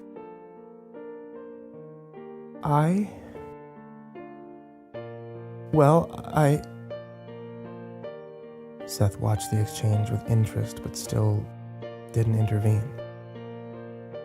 "You shouldn't be here, Kimber," I said. I just wanted her to leave. This needed to end before I lost it. After she was gone, I could pretend she was just a nightmare seeping through the veil.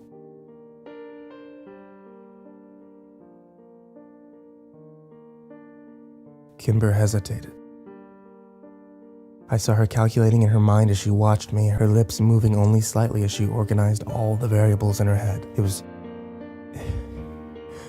such a Kimber thing to do, and it made me realize how much I missed her.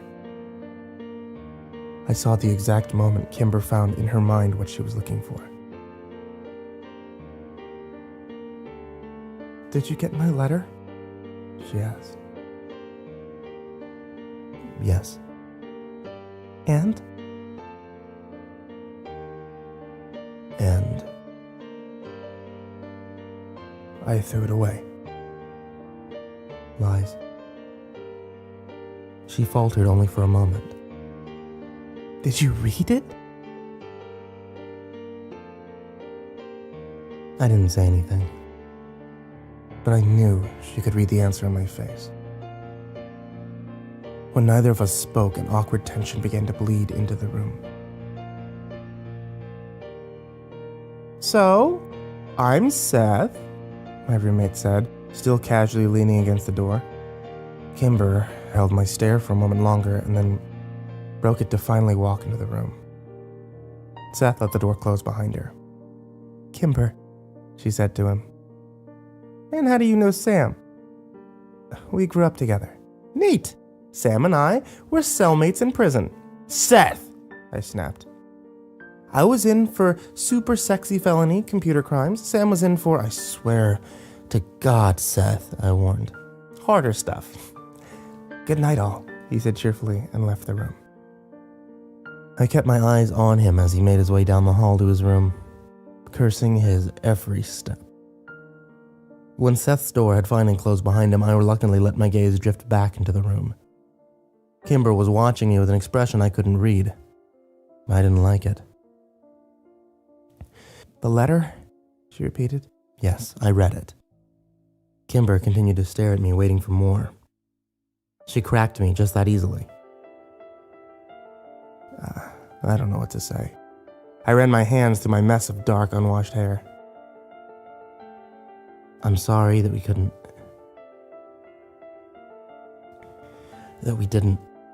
"Sam, stop. I'm not here for apologies. I don't need one. You guys got me out." "Kyle got you out." His name seemed to impale her. I wonder how long it had been since she'd heard it.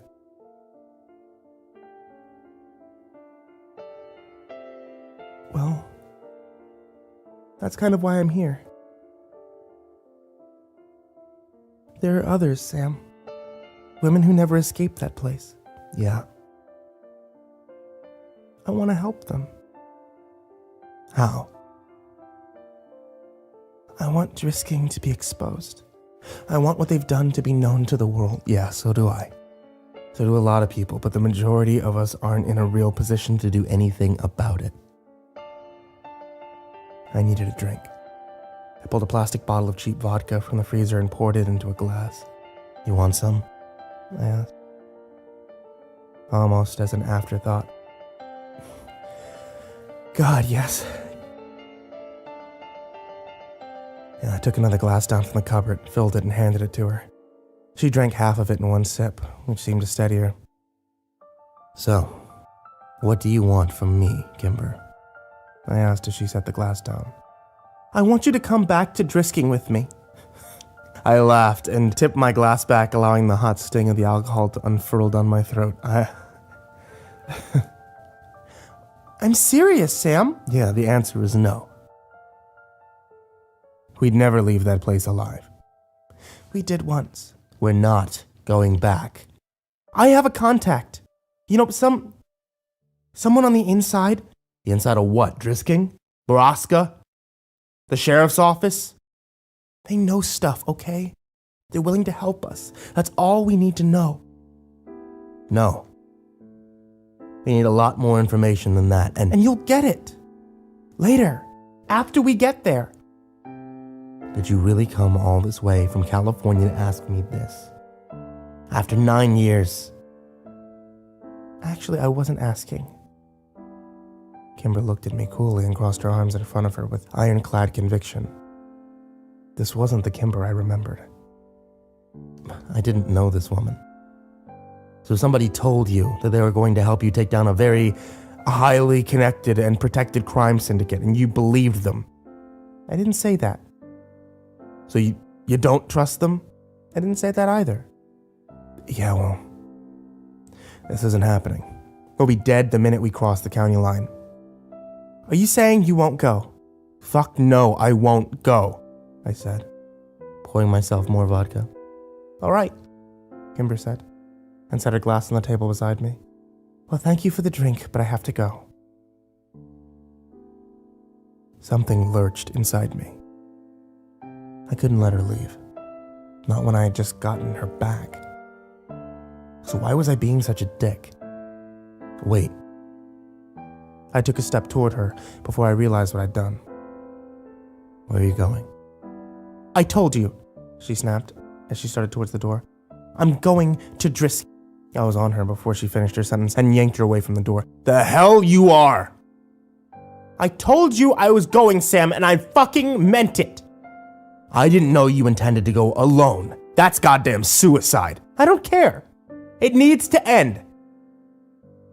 Why does it have to be you? I pleaded desperately. My heart began to sink as I realized I did know this Kimber. Her mind was made up, and there'd be no stopping her. Who else, Sam? Who else but us? There's no one else. I thought of my best friend back at that place, seared through my brain like a hot iron. I had to make Kimber see reason, even if I had to hurt her. There was no other way. So after what Killian Celery did to you there, after all you suffered at Borrasca, you want to go back? She snatched her arm back from my grasp. Yes, because there are other people still suffering as we stand here arguing about this. We shouldn't have even waited this long to try and help them. No, wait. We can think this through. I'll try again with the FBI, the cops, Interpol. I don't know. Whoever will listen. Did that work before? She asked. It hadn't. Sam, if I try to report this, what happened to me? I'll show up on the radar immediately and be dead by morning. No more pretensions, no more manipulations. I had to bare my soul to this girl if I wanted to stop her. Please, I said desperately. Please, Kimber. I'm begging you not to make me do this. I'm sorry, but I'm going. I was panicking, unable to control my breath for the pounding in my heart. which was racing to a finish line that lay somewhere in the immediate future. Fuck! I screamed and swept Kimber's vodka glass off the table to where it shattered against the wall. This didn't seem to surprise her, and Kimber kept her composure while I raged. Fuck!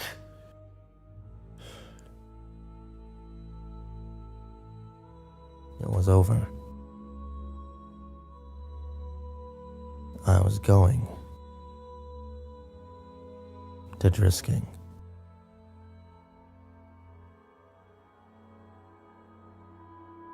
I watched the vodka drip down the wall where I'd hurled it. If I wasn't so terrified, I would have been embarrassed by my outburst, but I couldn't stop the shaking. Deep breaths, one problem at a time. I needed to wipe off the wall, pick up the glass, and then I could go die in Missouri. I let out a pathetic sigh. Sam, I won't let anything happen to you. I gave her a ludicrous look. How could such a tiny person stop anything from happening to me? Kimber had always been a little fireball, but this was madness. She raised her chin defiantly when she saw me assessing her. When are we leaving? I asked, trying to keep my voice as composed as possible. All I wanted to do was retreat into my room where I could let the fear overtake me. In the morning. That's fucking crazy, Kimber. We need time to plan, and I need the contact number for the source of yours. We can't just go waltzing into town after a decade. I've had a lot of time to prepare for this. Years, in fact. Look, tomorrow, let's just get in the car and go, and I'll have the entire 8-hour drive to convince you that I have a good plan. What the fuck is the rush, Kimber? You trying to be dead by Christmas? Just trust me. I'll explain everything in the car tomorrow. You know it's already midnight. Yeah, I know. I've been driving all day. I'm tired as hell. She sighed. You just got in today? Yes. From L.A. Close enough? Jesus Christ, woman. Do you have a hotel? Not yet. She shrugged. You can stay here then. With you talking so much crazy, I don't trust your lunacy out there in the city. Kimber narrowed her eyes at me, then shrugged. Fine by me. Okay, you can take my room. Give me a minute. Shattered whiskey glass forgotten, I left Kimber standing where she was and went back to my room. I flipped the light on and glanced around. My heart plummeted. The room was disgusting. I hadn't really looked at it in years. It's really just a place to watch TV or pass out. I couldn't remember the last time I had changed the sheets or done any laundry. The girls who usually stayed over didn't care much what they were sleeping on. But this was no place for a girl like Kimber. I stripped the bed as fast as I could and herded bottles, discarded needles, and empty cigarette boxes into the closet. I realized too late that I didn't actually have anything to replace the dirty sheets. I was so overwhelmed by the last 40 minutes that I felt tears start to well up in my eyes. Get a hold of yourself, you pussy. I jumped at a sudden knock at the door. Seth stuck his head in. Here. He handed me a stack of clean, folded sheets on top of a blue quilt. I wanted to hug him. I was still attempting to get my emotions under control. Thanks. Hey, so, listen, he said slowly. Does this mean, is all that stuff about Drisking true? I never told Seth, or anyone else besides the feds, anything about Drisking. What stuff? Oh, come on, man. I heard you talking in your sleep all the time. You say all sorts of fucked up stuff. That's why I heard your friend's name before. You talked about her in your sleep. What are you talking about? I said. I don't even dream when I sleep. Yeah, you do. You may not remember it, but trust me, you do. I didn't say anything, and Seth started to leave. Oh, one more thing. If you need anything while you're back home, just call me. Home. Fucking Drisking was home. Since I lived in a shitty neighborhood, I walked Kimber down to her car to get her bag out of the back seat. She dropped her duffel bag on the thankfully dark carpet of my freshly cleaned room, which was still barely passable. At the very least, I'd know she was here and safe. I'd always wondered if Clary or Prescott were having me watched. They were. Kimber was in danger by just being in Chicago. It possibly was a good idea to leave in the morning. I settled down on the couch and pulled out my personal stash, which I'd pocketed while kicking garbage in my closet earlier. I needed it tonight, of all nights. And if it was going to be one of my last, then I'd make it count. 30 minutes later. I floated down the familiar river of dark, dreamless sleep.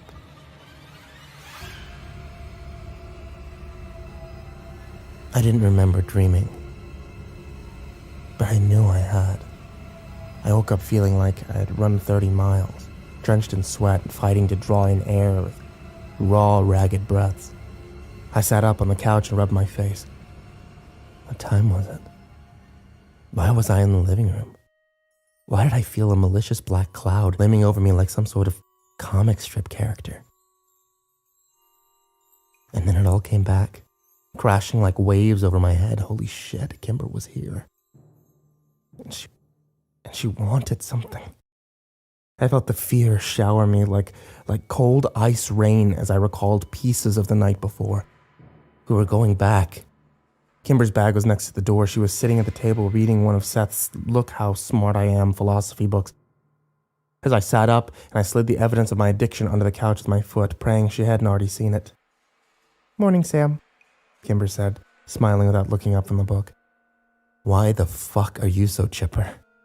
You remember where we're going, right? Yes. She put the book down and looked over at me, beaming. I've just missed you so much. It was a genuine statement, and my mouth twitched into a little smile at her words. God damn it, I was happy to see her too. Buried underneath all the fear and numbing pain was a glowing euphoria. I had never been happier than when I was with Kimber and Kyle, and one of them had actually come back from the void of the past. I stood up. Just let me shower and pack, and then we can get on the road. That is, if you're still planning on going. Yes, I am, she said. Are you? Yeah. Yeah, it appears that I am. I had run out of arguments. Seth had already left for the day, so I locked the apartment, and we headed down to Kimber's car. A 10-year-old Mazda sedan. She took my bag and threw it into the back seat next to hers, then climbed in. So, 8 hours, huh? I asked as she started the engine. Yep, but I can probably do it in 7. Fuck me, don't rush on my account. Kimber pulled her sunglasses down and pulled out of the apartment complex. I looked back and wondered if I'd ever see that crumbling, graffiti-covered wall ever again. Or if I'd even want to. Stop staring at me. What? You're not as sly as you think you are. Sorry, it's just...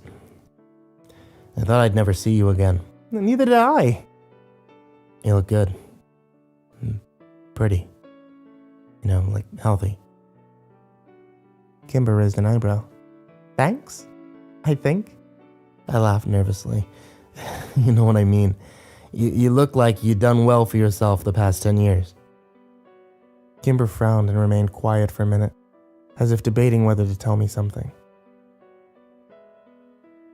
I never told anyone where I came from, she finally said.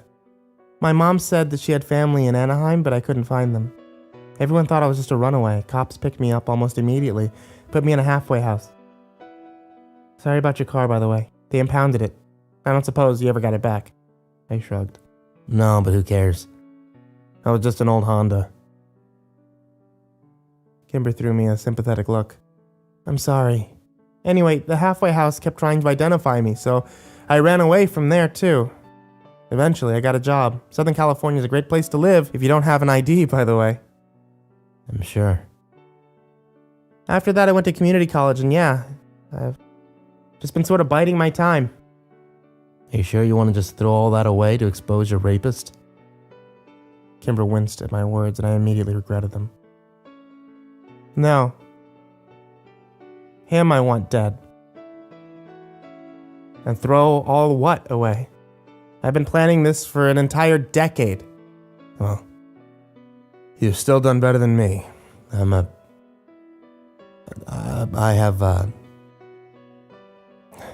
mess. Were you really in prison? Yeah. She didn't say anything. Felony possession. I volunteered. Kimber nodded. And you're still... I knew what she was asking. Yes, I said. So, what's your plan? Well, first we're gonna rent a room just outside of town. Remember that one motel off exit 113? Price Ridge Inn or something. Outside of town, I like it. Then I'm gonna meet with my contact sometime tomorrow. Right. Then we just go from there. Go from there? Yeah. Kimber nodded, but wouldn't look at me. Please, don't tell me this is your plan. Our contact will give us more direction. Your contact? Yeah. Do I know this guy? I asked. I didn't say it was a guy. And it doesn't matter. Why wouldn't it matter? Because this person has told me stuff that can only mean that they're on our side. Yeah, like what? Like the sheriff's schedule. My dad? Yeah. He's Sheriff of Drisking. I hadn't doubted that. What else? Okay, well, they also told me that they know where all the records are. What records? You know, all the data for the Borrasca operation. The incriminating stuff. All right. And, well, they told me things about Kyle. Yeah. I can tell you things about Kyle, too. Sam. Kyle's gone. No, he isn't. No? Actually, yeah, because I saw him with my own eyes before I left town. I talked to him, too. He's empty, Kimber. There's no one in there. You're wrong. He's a total vegetable. You're wrong. That's wrong. My source told me that he's just sedated. Sedated? Sedated for 9 years, Kimber. Yes, she said with false conviction. So your source is just telling you things you want to hear. I believe it's true. Kimber, I saw what they did to Kyle. They straight up beat the death into him. The only part of Kyle that's left on Earth is his mangled body. Stop, Sam. I'm sorry. I can't go through this again. Not with Kyle. I've already mourned him and you should too. We need to know for sure. Hold up, wait. So this little trip isn't actually about getting the records or killing the asshole who hurt you or helping those people. This is some sort of ill-conceived rescue mission, isn't it? Partially. So that's your rush then. You got some bad info that Kyle is alive and you're running off half-cocked to get him. No. Why don't we just go straight into his house, pick him up then, huh? We can be back on the road by dawn. I don't know where he is. The Landys moved him. Then what are we doing? If I'm gonna die for this, Kimber, I deserve to know why. She jerked the wheel to the side of the highway and slammed on her brakes. Fuck, Kimber, I yelled. My head cracked against the window as I was still seeing stars when I realized that Kimber was out of the car. I rubbed my head until the throbbing stopped, then followed her to the back where she was standing over the open trunk. Inside were dozens of guns. At least 30 of them. There were rifles, handguns, a shotgun. There were boxes upon boxes of ammunition. Are you planning to storm the Alamo? Does this look like Kyle is all I'm after? I'm actually a little scared of you right now. I want all of this to end. I want Kyle back, yes. And it's true. That's why I showed up so suddenly, but I want more than that, Sam. I want him dead. I understood her hatred for Clary. But if we were going to murder people, I wanted Jimmy Prescott dead as well. When the time came, and if I was certain he was culpable,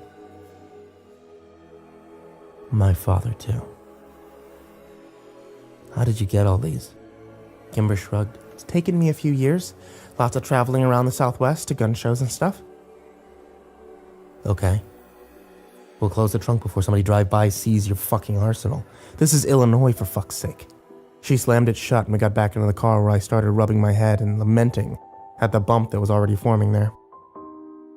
When I realized Kimber hadn't started the car, I looked up to find her gripping the steering wheel tightly and staring straight out of the windshield. She was fighting back tears. Kimber, I'm sorry. I said. She blinked a few times to clear her eyes. I'm being a total asshole. I don't know what's wrong with me. But I did know. My mind was cloudy from years of drug use. I had no filter.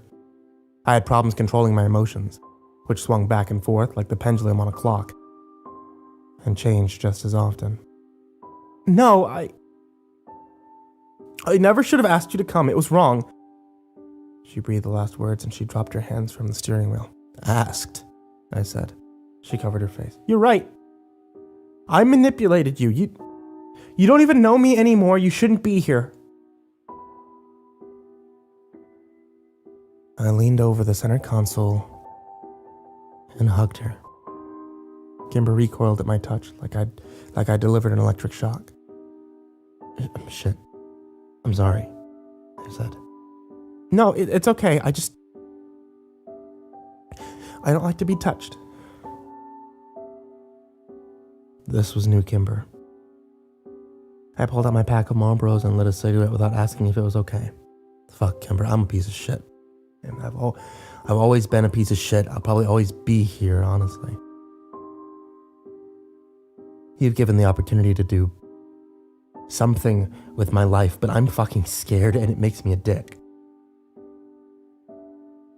Kimber leaned back and wiped her eyes. You really don't have that much to worry about, Sam. You're still the son of the sheriff, and he won't hurt you. I considered this too. It made my skin crawl. Son of the sheriff. If what I expected was true, that makes me heir to Borrasca. My stomach lurched in revulsion. Maybe. Let's just get to the hotel and we'll decide what to do. We probably want to make as little noise as possible when we figure out where Clary and Prescott are. We don't want anyone to know we're back in town. Kimber nodded. And the sheriff. And the sheriff. I didn't want to think about it. I had buried the assumptions about my father's guilt years ago. And enough black tar heroin to kill a horse. I guess it was time to remember. We spent the rest of the drive avoiding the topic of drisking. We talked about people we knew, movies we'd seen. Hell, we even made a few jokes that didn't fall totally flat. It reminded me of those days we were still in my car in the Drisking High parking lot, listening to music, getting stoned. It made me miss Kyle. And weed. I'd given it up for the harder stuff years ago. Or to put it more eloquently, if pot were a gateway drug, I'd left it at the gate. The closer we got to Drisking, the quieter the car became, and by the time we hit the Missouri border, we were in complete silence. I stared out the window until the dread of familiar things passing by made me look away. We were almost there. Kimber pulled into the Prince Ridge within an hour and got out to check us in. I stayed in the car, eyeing the other vehicles in the parking lot. Nothing I recognized, but seeing as how it had been almost a decade since I'd been home, I wasn't sure what mattered. The first exit for Drisking. And there were only the two. It was only 4 miles down the highway. If Kimber considered this safe, then there was no reason to worry, right? She'd always been the smart one. I jumped as Kimber jerked the car door open and she got in. She noticed. You know I'm traveling with you, right? I rolled my eyes. Pardon me for being a little on edge. 209, she said, pointing up to the second floor. I'll drive around. You look for it. The room was at the front of the property facing the highway. I brought our bags upstairs and then stood shivering outside in the cold while I smoked a cigarette. When I finished, I flicked the cigarette over the railing and watched it fall into the bed of a maroon Dodge Ram.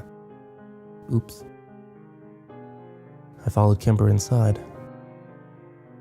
and was relieved to see that there were 2 beds and 3 locks on the door. So far, not a complete disaster. Since it was around 6, Kimber wanted to go grab some dinner. Ferratoli, Christians, she suggested. They're both only a few miles away. No. Prescott artesian sandwiches, then? She winked at me. No, I said, ignoring her joke. I mean, we shouldn't leave. We should order delivery or something. Kimber's casual smile fell off of her face. You're worried for no reason. And you're homesick. Kimber's eyes slid to the floor and she sat down on the edge of the bed. Probably. I think we need to lay low as much as possible right now. No, you're right, Kimber said, and tucked her feet underneath her. She turned to watch the snow fall through the window. I rubbed my temples as an ache began to ebb in, like the tide around my eyeballs. I needed a fix. Soon. It doesn't snow in Riverside, where I live. I miss the snow. Move to Chicago, I said in between deep, measured breaths. It snows 5 months out of the year. Kimber was silent, and I prayed she was studying a menu. The sooner she got on the phone for delivery, the sooner I could excuse myself to the bathroom and take the edge off. I miss Kyle. I looked up to see Kimber still watching the snow.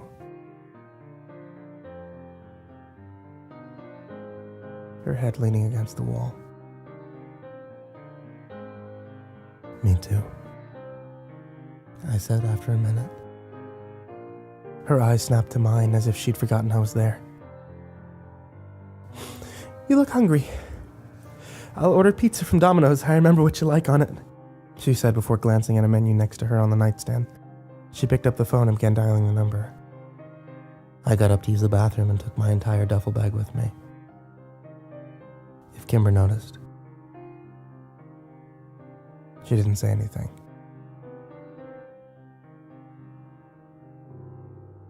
I forced a slice of pizza down for Kimber's sake. So, tomorrow, I said, taking the bed nearest the door. What time are we meeting this person? It's just gonna be me this time. Yeah, Kimber, there's no way I'm letting you meet with some random drisking fuckwit by yourself. I have to go alone or they won't talk to me. Who the fuck is this guy, Kimber? I can't tell you that yet. Is it a woman or a man? I asked. She shook her head at me. And just what is he giving you tomorrow? The file on Borrasca? No? Then what? I don't know. I don't actually know. Kimber, this is crazy. I can't let you go into town alone. Sam, stop being in such a fucking hurry to die. I snapped at her. Kimber's face paled and she moved further away from me on her bed. We'll talk about it in the morning, she whispered, then turned off the lamp. Fine. I laid in the dark for a while. When I was sure she was asleep, I went back into the bathroom for another hit. By the time I woke up the next morning, Kimber was gone.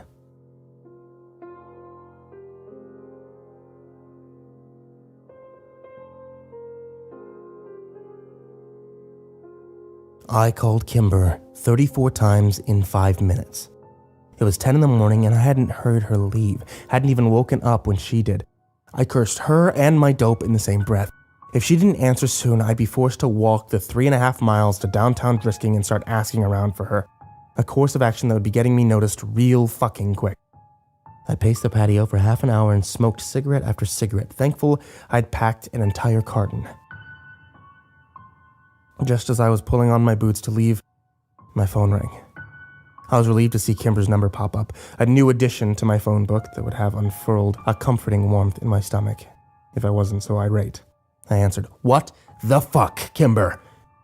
I'm sorry, Sam, I had to. He wasn't going to meet me otherwise. Where are you? I'm in my car. I'm almost back. They haven't plowed yet in town.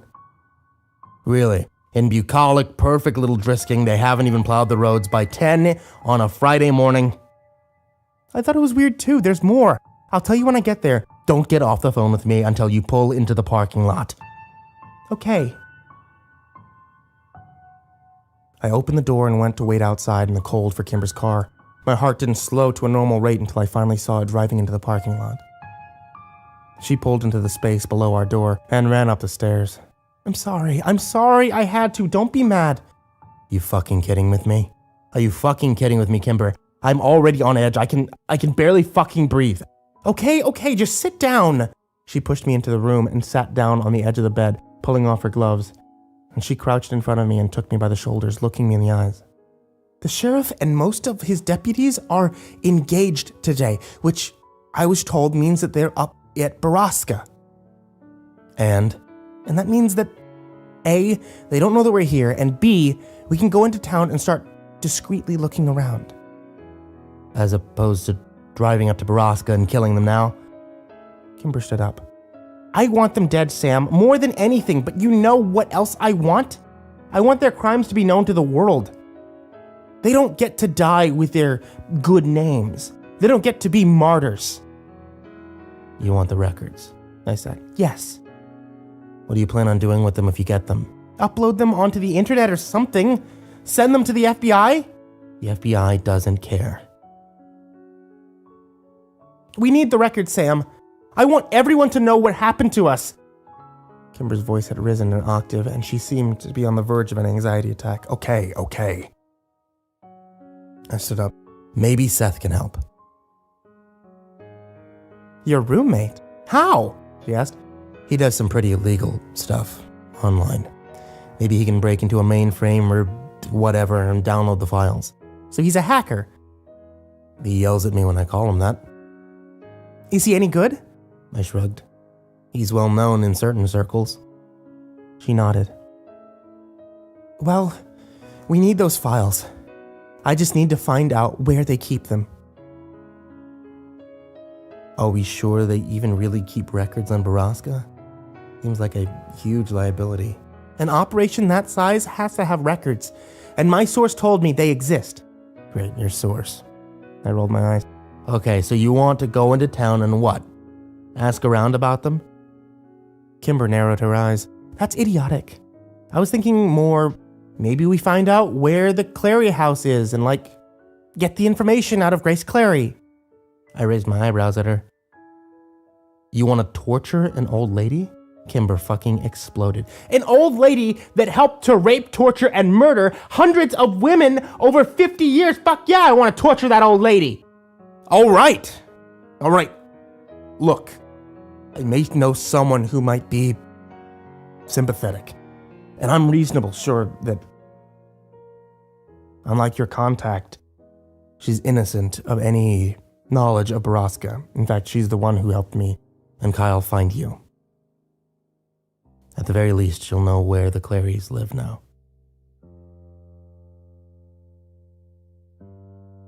The drive into town took twice as long as it should have due to the snow. Why haven't they plowed these roads? I asked idly.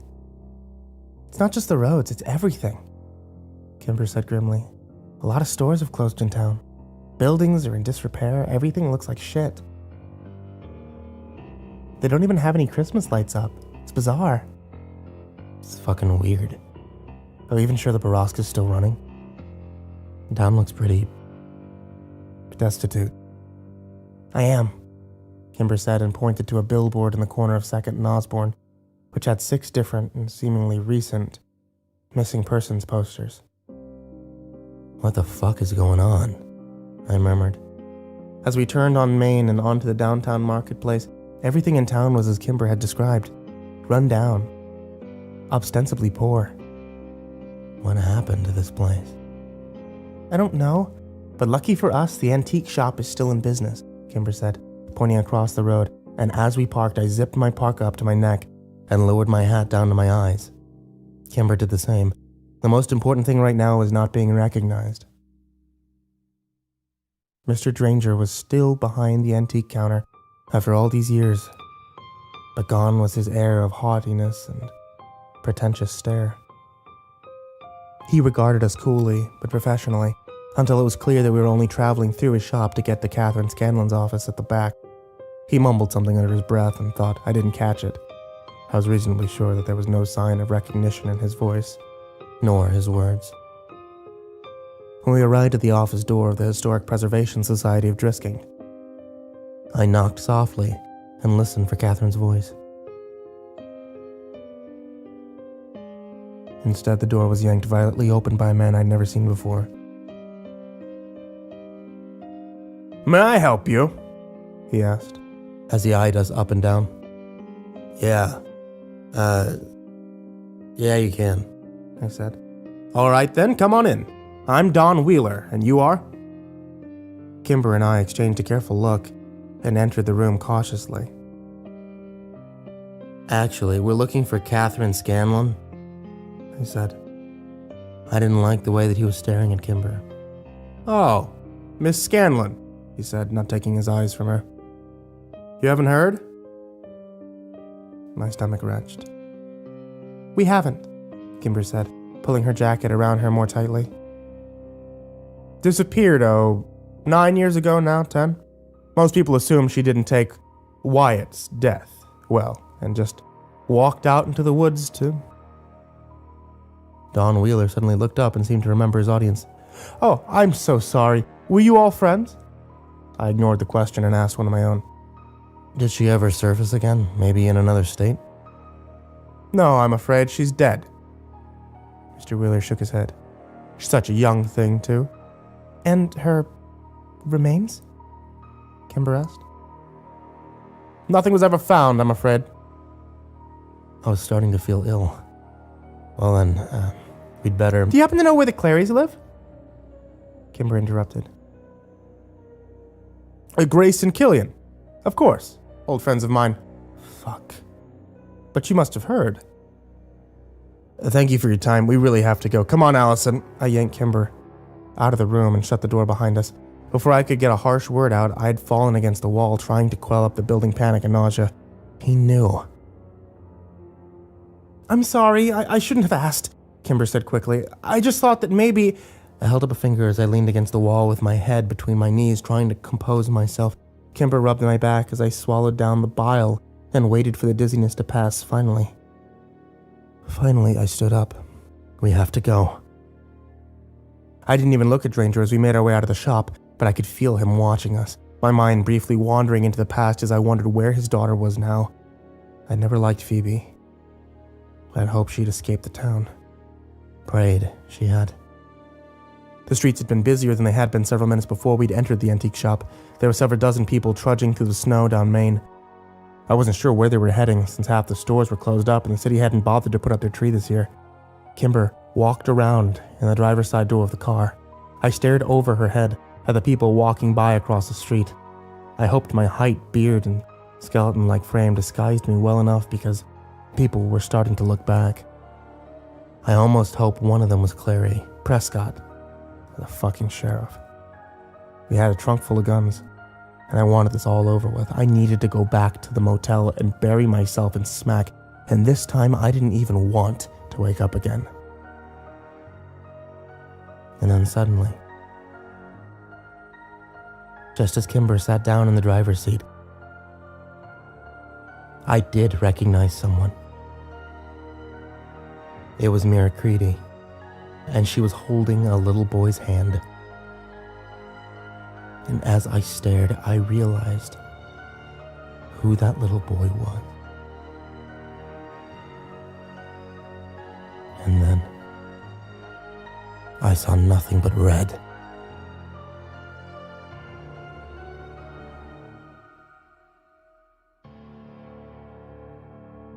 My body was moving, but I wasn't in control of it. I was suddenly walking across the street with the most intense rage I'd ever felt. How dare she? How dare she? I was in front of Mira before I could get back in control. What the fuck do you think you're doing? She jumped back and her eyes snapped up to my face in fear. Excuse me? She pushed the kid behind her. Let go of my nephew! Who are you? This is my son, she yelled. People were stopping to watch. That is Whitney Walker's son, and you know it, you cold-blooded, callous bitch! Mira's face had gone white. Sam? Give me my fucking nephew, Mira! The boy started quietly crying and whispering, Mommy? In distress. What are you doing? Stop it! Kimber was pulling at my arm, trying to turn me back towards the car, but I wasn't moving. I was seething with fury I had suppressed for 9 years. Owen! Mira started screaming. Owen, please! Grady came sprinting out of the doorway of the shop next door. He took one look at the situation and pushed his wife and the boy behind him and raised his fist to hit me, but there was fear in his eyes. Let go, Sam! I heard Kimber yell. Give me my nephew! I screamed at Owen in a spitting red rage, and suddenly I felt a slap across my face. The strike served its purpose. Reality began to bleed back into the world, and I realized exactly where I was and what I was doing. Kimber was standing in front of me, in between Owen and I. Her hood had fallen down in the commotion, and her hair was spilling out of her beanie and down the back in a wild, bright waterfall of crimson. She looked scared. We were exposed. Owen Grady lowered his fist and seemed to realize who I was. He began screaming at the top of his lungs, Get the cops! Get the sheriff! Get him now! I was already moving, climbing into the driver's seat of Kimber's car, leaving her no choice but to get in the other side. She handed me the keys and I turned the car on and hit the gas. Giving no regard to the slippery roads, Kimber screamed as I fishtailed, trying to get off Main, and then at every corner after, desperate to escape the scene I'd caused. The car slid into a snowdrift just outside of town. I rocked the car in and out of drive and reverse until the tires finally found purchase. And then we were speeding out of town again. There were no other options. I'd blown it. I knew exactly where I needed to go now. Stop! Stop! Get out of the car, Sam! You're high, you're gonna kill us both! Don't do this! Don't do their work for them! That was Whitney's son. That was my nephew. Why would you think that, Sam? Because I know. I put it together years ago. You want me to trust you and your mysterious source? Well, trust me when I say that that kid was my nephew. Okay. Slow down, please. Where do you think you're taking us? Where we should have gone in the first place. No! Kimber was shaking her head wildly. Sam, no, we can't go there, not yet. Yeah, well, I have to go. They know we're here now. The sheriff will be hunting us by nightfall. I know it's now or never. But the car will never make it up that road. Oh, and I'm willing to bet the road is plowed. Going all the way up to... Yes.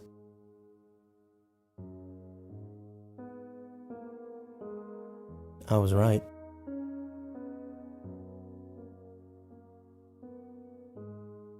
Less than 2 miles away, and we found that road. It was the one I had used only once, and by all logic, I should have barely remembered it. But I had seen that dirt road in my nightmares for years. It was the road I had sped down trying to save my best friend. I'd failed then. I wouldn't now. We drove up the side of the mountain in Kimber's Mazda at an unimaginable speed. I needed to get to Borrasca before the adrenaline wore off. I needed to kill them all. Cleary, Prescott, my father, all the deputies, the local cops, everyone involved, and I needed to die doing it. I wanted to. But then where did that leave Kimber? The higher we got up the mountain, the clearer the air and the clearer my mind. The uncontrollable madness that had puppeted my every action for the last 30 minutes was draining away. I chanced to glance over at Kimber. Her face was as pale as a moonbeam, but her jaw was set in resolve. She was with me 100%, even though we were on a suicide mission. My heart lurched. My death was inevitable, even acceptable, but Kimber had already suffered so much. I couldn't bring her back to Borrasca, could I? I slowed the car to a stop when I realized that I couldn't remember why we were heading up to Borrasca in the first place. They knew we were here, right? No. Or did they? What had I done? I couldn't remember what had happened in town, but I didn't want to admit it. Will you drive us back to the hotel? I asked as my heart slowed and the strength began to drain from my body. No, Kimber said softly, staring into the trees next to us. She turned to look at me. We're already here. The road kept winding up the mountain, but subconsciously or not, I had stopped right at the proverbial gates of the North Central Mine, known as hell on earth to many, and Borrasca to the rest. I felt paralyzed, unable to move or speak or even think. I listened intently for the sound that had scored my nightmares, but all was silent as death. They would know we were here. They would have heard us coming. It was now or never.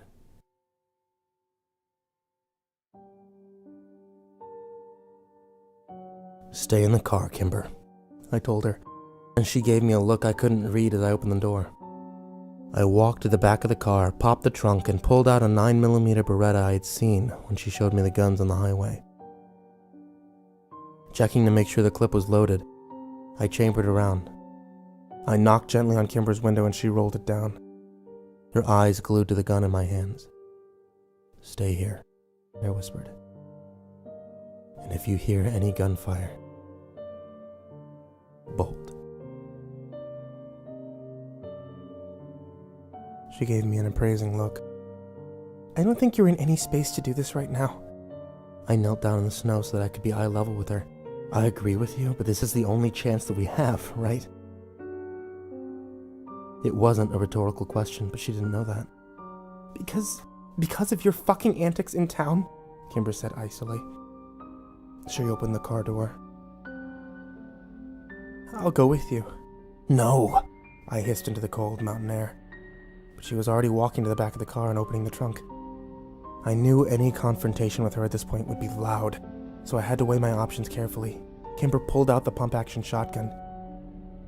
"Do you even know how to use that?" I asked. Kimber racked the shotgun with one hand as she walked past me toward the mine. "Don't mock me, Sam. You'd be very surprised what I know about guns." Her point taken. I ran to catch up. "You know, we do this now. We'll never get the records. They'll be dead, we'll be dead, but Borrasca will continue. Maybe we should just wait." It was your idea to come here now. I'm having second thoughts." "But isn't this your life, Sam? A series of second thoughts and regrets?" She snapped. "Shh. Jesus, Kimber. This is just recon, okay? Don't get spotted. Don't make a fucking sound," I whispered. The snow this far up the mountain was almost a foot deep. There had been no hiding that we'd already been here, if somehow we got out alive. We made our way into the camp using the trees as cover, and as we moved I noticed the driveway into Borrasca showed no signs of tire tracks in the new snowfall. Were they sleeping up here? Were the sentries on duty even now watching us? I turned around to find Kimber, but she was now more than 10 yards to my left and further away than I could hope to whisper. The closer we got to camp, the more I began to feel it. Something was wrong, very wrong. I could see the dorms through the trees, still standing exactly as I remembered them. However, the Skin Men sign had lost its support and was buckling precariously on the middle. The large building that housed the shiny gentleman was also still standing, and the door had been left slightly ajar so that I could see the conveyor belt feeding into the machine. My blood felt like everything else around me, frozen to ice. Kimber was suddenly beside me, her hand clenched around the shotgun which hung at her side. "It's gone," she said louder than I would have liked. She was right. It was too quiet. "It looks that way," I croaked, and bent over at the waist to quiet a sudden dizziness. She turned to look at me, wide-eyed and panicked. Tears began to well at the corner of her eyes. I stood up to give her a hug, but she pushed me away. "It's gone. It's all gone." I took a few deep breaths. "Let me look around. We should check the dorms," Kimber tried to swallow and sob, and I glanced over at her. Had I really just suggested that she walk back to the dorms after what had happened to her there? Was I that fucking cruel? That was a fucking mess. I gently pushed the shotgun up and closer to her chest. Stay here. I stepped out into the clearing, in no particular hurry. If I was going to get shot, I sure as hell wasn't going to die cramped up and tired, but the air in camp was still, and no bullets came to meet me. I wanted to get in and out of the dorms as fast as possible. This was a terrible place, so much suffering, so much pain and death. If there was no enemy to kill, then I wanted to step off the hallowed grounds as quickly as I could and get the fuck out of there. I opened the same door that Kyle and I had first gone into almost 10 years before. The stench still lingered, drifting in the stale air and mingled with the fear and tension that had yet to dissipate after a decade. The beds were gone. I went quickly from room to room and verified that the building was completely empty. Kimber saw me emerge from the other door, and I gave her a shake of my head. I was only a few steps away from the building when I began to feel dizzy again. My vision narrowed and I started to lose control. The last thing I heard was Kimber's voice as she screamed my name. And then came the familiar, welcoming darkness.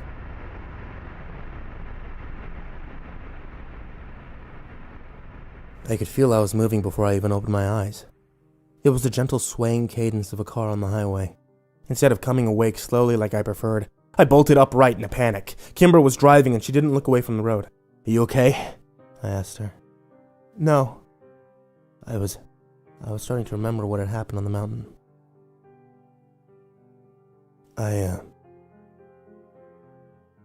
I'm sorry. Kimber didn't respond. Did I walk to the car? I was sure I knew the answer, but hoped I was wrong. "No, you were dragged to the car." It was actually impressive that she could drag a full-grown man through 200 yards of snow. I was constantly underestimating Kimber. Look. I rubbed my face and realized my hands were like ice. I laid them over the heaters on the dashboard. The good news is that Borrasca is gone and no one is suffering anymore. "No one? No one!" she yelled. Me, Sam, I'm suffering!" Her voice was scratchy. It was obvious she'd been crying and judging by the current time, probably for hours. "I'm sorry, that's not what I meant," I said. "You don't fucking get it. If Borrasca is gone, then that means my source lied. He lied! Not just about Borrasca, but about everything." Yeah, okay. But we knew that was already a possibility. A possibility, yes, but I still had hope. Hope that he was right about everything. Hope that there was a chance Kyle would come back. Look, we need to accept the facts, okay? Borrasca's gone, dismantled. It clearly hasn't been there for years. So either your source doesn't actually know anything or he's trying to trick you for some reason, but either way, Kimber, he's lying to you. She slammed her hands on the steering wheel and openly sobbed. I'm sorry, Kay, I said quietly. I should have realized Borrasca was gone. With the town gone to shit and everything, why did he even want us here, this guy? Who is he? Doesn't matter anymore. Kimber's voice cracked. Yes, it does.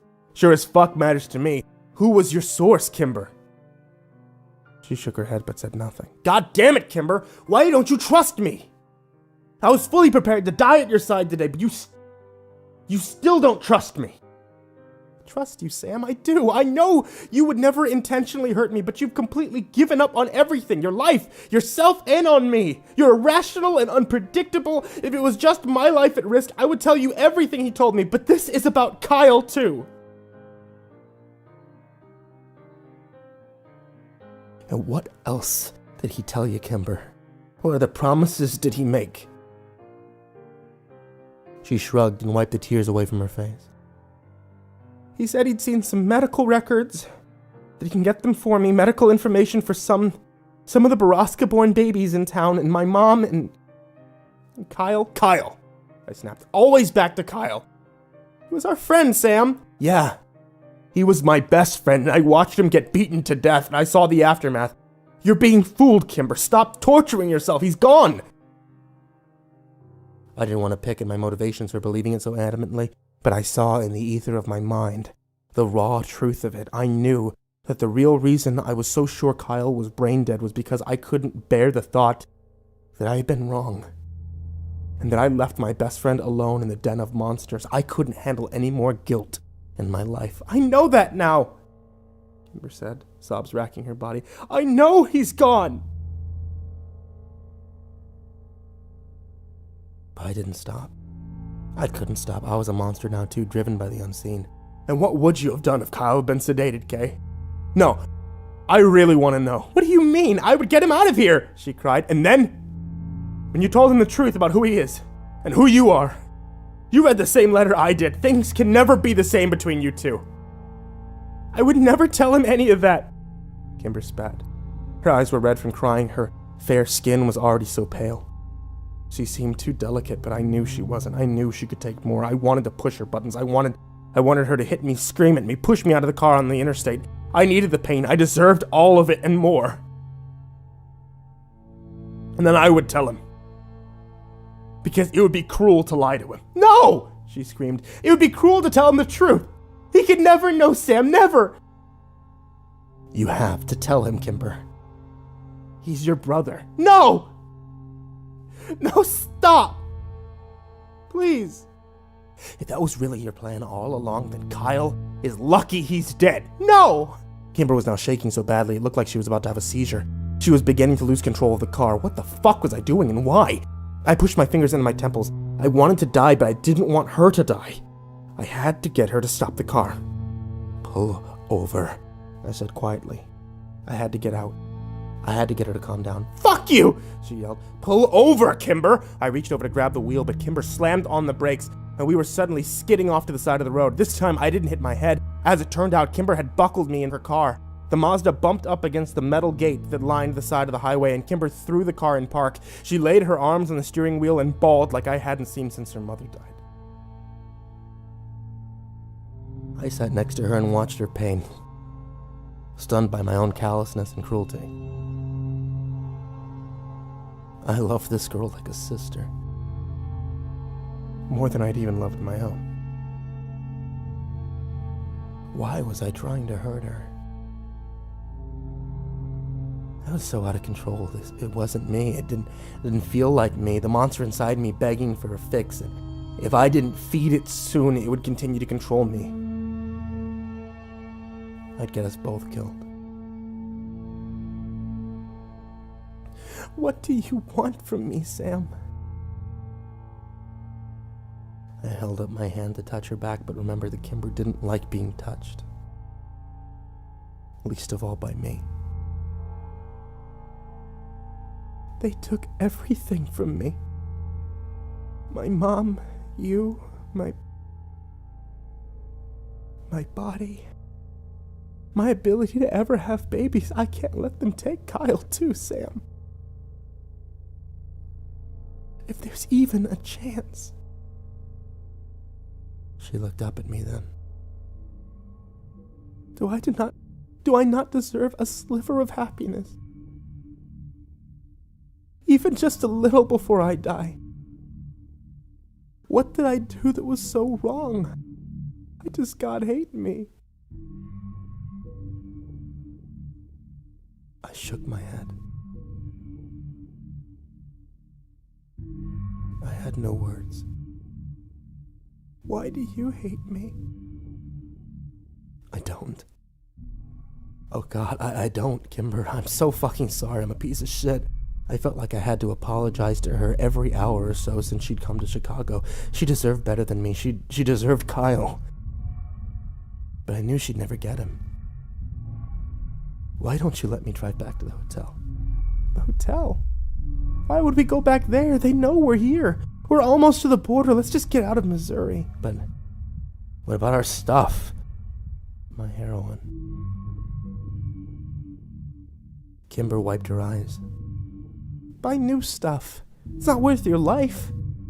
But we were 7 hours from Chicago, and I knew I was less than half an hour away from a meltdown if I didn't get back to the hotel. We'll just go back real quick, and I'll run up, I'll get our stuff. I'm poor, Kimber. I need my stuff. I could tell by the thinly veiled look of pain she gave me that she knew the real reason I wanted to backtrack to the Prince Ridge.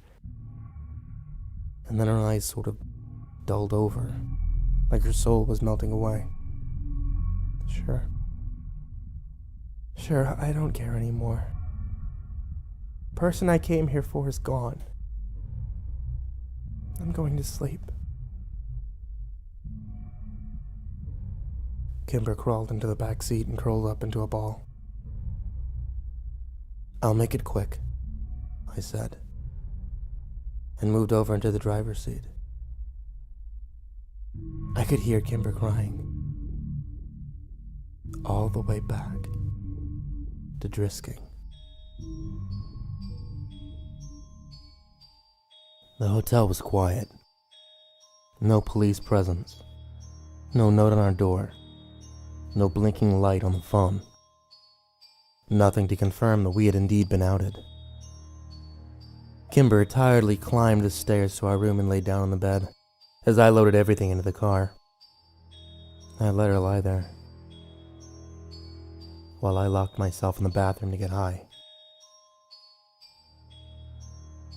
When I came out, she seemed to be asleep. Kimber, come on, we gotta go. Nothing. Kimber. I walked over and shook her. No, I'm not going anywhere, she answered. You can go. Take my car. Just leave me here.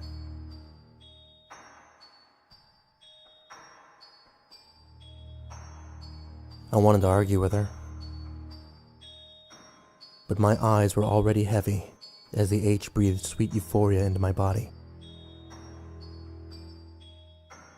I laid down on the other bed and enjoyed the high for a while. If we were going to be killed in our sleep that night, I wanted it to be like this. I dreamt of nothing but blackness, which is what the dope brought me. But slowly I became awake in the darkness to the sound of piercing metal screams floating down from the mountains. Echoes of a beast already slain but still haunting me. The nightmares were back. I turned my head towards the window and watched the snowflakes that were falling through the fluorescent lights over the door. No one had come in the night to kill us yet. I closed my eyes and enjoyed the feeling of heaven still coursing through me. It was a feeling I loved. Waking up high, enjoying it for a few minutes, and trusting that it'll cradle me back to sleep and make me whole in the night. It was a monster I never wanted to kill. It encompassed me. The metal whirling started up again. I opened my eyes to the window as if expecting to see the shiny gentleman standing outside of it, covered in snow. Was it real? It was so hard to tell. I began nodding off again. And then I heard it a third time. The shiny gentleman was quieter than it had been 9 years before, but it was still there, still alive, floating down through the black mountains to my door. I concentrated. My head tried to wander, but I focused on the noise again and again until I was sure. It was real. When I opened my eyes, sunlight was peeking through the curtains. I turned over to look at Kimber's bed. She had her back to me and was still curled into a ball above the covers. It didn't look like she had moved since the night before. Kimber. She didn't respond. Kimber! What do you want, Sam? I heard the quiet reply. I heard it last night. The shiny gentleman. I took a deep breath. Borrasca is still there. She was silent a moment, and then slowly rolled over and looked at me. I didn't hear anything. I did. I swear it's quieter, like it's farther away, but it was there. Kimber sighed and then sat up. She looked at the clock. 7:53 a.m. I don't think you heard anything at all. I furrowed my eyebrows. I know what I heard, Kay. She shrugged and got out of bed. I'm sure you believe it, she said as she shrugged off her parka. Kimber, I said, leaning over. I said, leaning up on one elbow. You saw it yourself, Sam. They're gone. It's over. I haven't heard that sound once in the 3 days we've been here. But I did. I think you probably dreamt it, she said emotionlessly. Sam. What? I snapped my head up. You fucking drifted off again. I'm sick of this shit from you, okay? Your fucking addiction has you turned into a different person. She pointed at my bag, and I knew that she knew exactly how often I had been getting high. Of course, I'm a different person, I said defensively. You haven't seen me in a decade. You know that's not what I meant. I'm talking about the heroin. You're killing yourself, Sam. You look like a ghost already. Kimber threw the parka on a chair and wound a scarf around her neck. She sat cross-legged on the tattered chair in the corner of the room. What is this, an intervention? Because better friends have tried. Liar. Fuck off, Sam. This isn't even about the drugs anymore. I can't rely on you. You're making yourself a fucking liability, nodding off, passing out, not at all in control of yourself, always needing a fucking fix. And you're mean. Vicious even.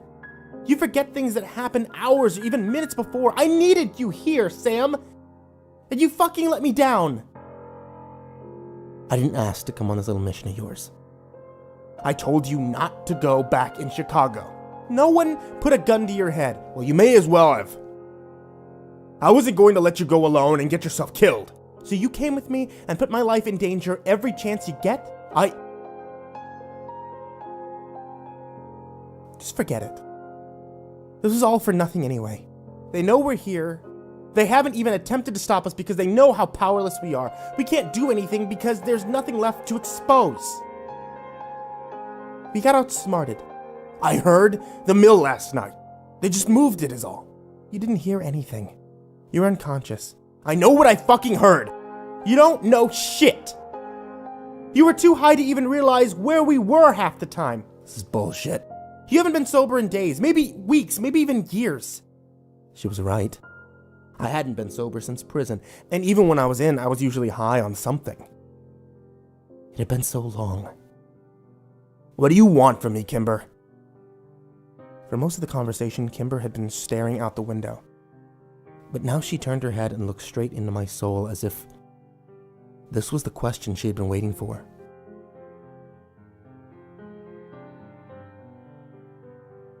I want you to give me Sam. My Sam. Her words cut so deep I laughed at them.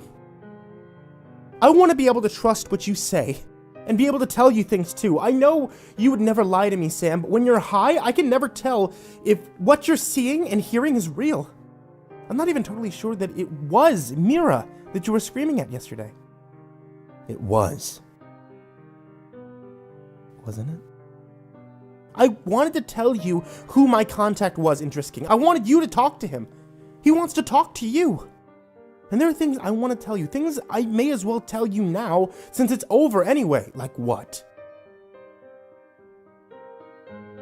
Killian Cleary is dead, Sam. What? When? 8 years ago. Huh? I don't know. My heart broke for Kimber. Cleary was fucking dead. She had known it. Kimber should have been able to confront her abuser, cut his dick off, kill him if she felt the need to, and now she'd never have that chance. And she'd known it all along. Kimber, just fucking stop, Sam. There's more.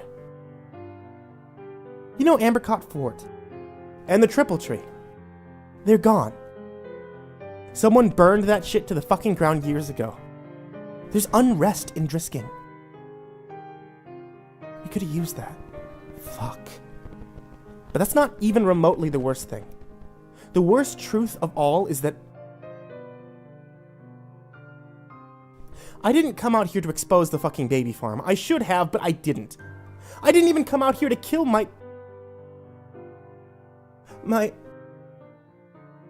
She was tripping over her words as she tried to breathe in between them.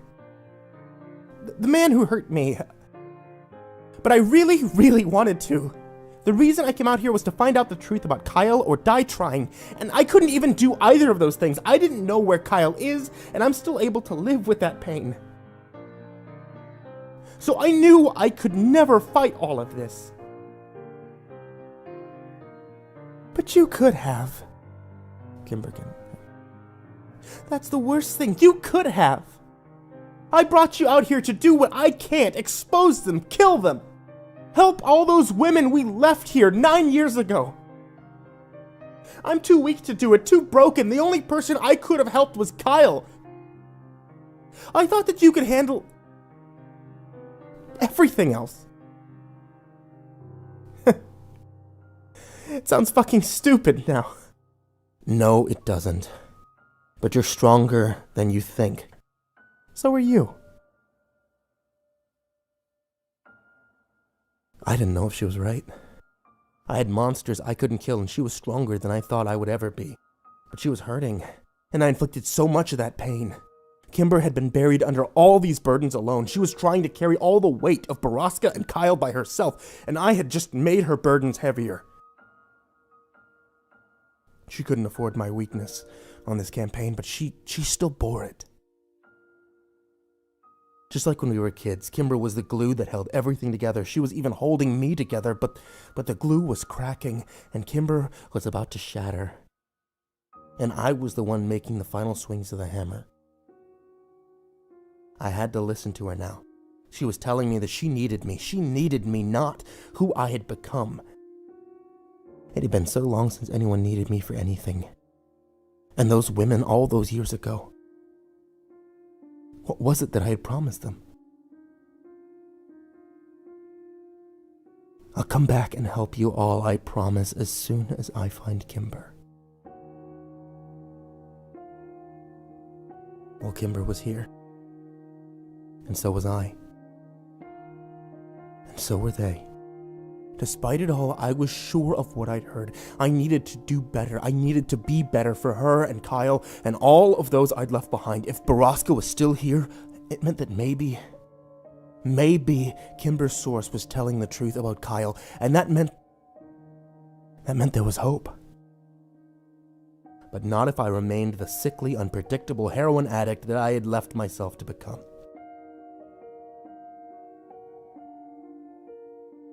Kimber,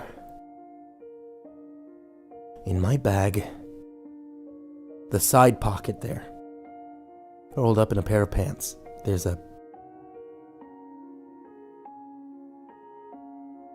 tinfoil. Dump everything inside of it in the toilet. And flush it. Kimber's dark expression lightened a fraction, and she stood up uncertainly. Then went over to my bag, found the heroin where I told her it would be. She unwrapped the tinfoil, and I watched the sadness cross her face when she saw the size of the brick. It takes a lot for me. Are you sure about this? Was I? No. I hated almost everything about the idea, and my body was already recoiling at the thought. Yes. Kimber came back from the bathroom and sat down on the edge of her bed.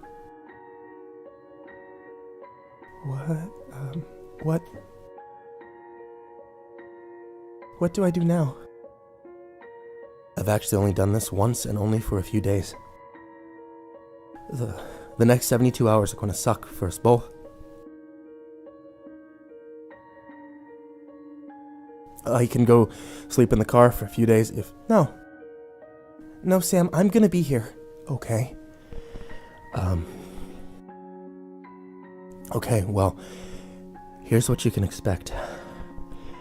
I'm going to be a total asshole. Kimber rolled her eyes. Check. I'm gonna feel cold all the time. She looked over at the thermostat, which was already currently at 84. Check. I'm gonna be in pain. A lot of it. I'm going to sleep like shit. She gave me a sympathetic look. Check. And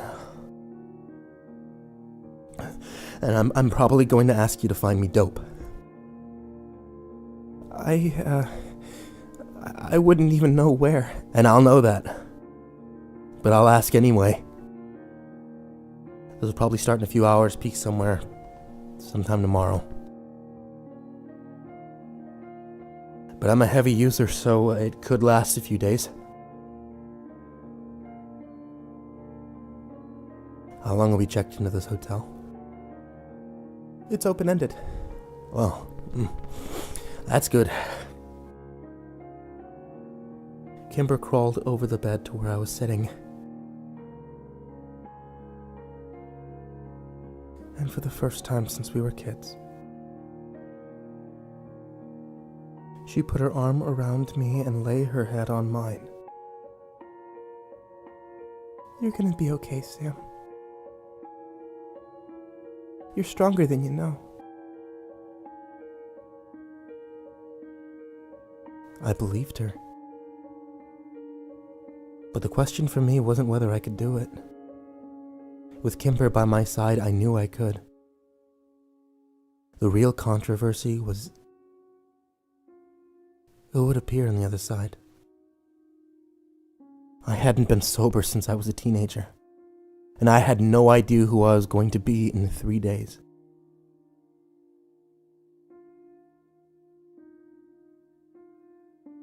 I glanced over at the thermostat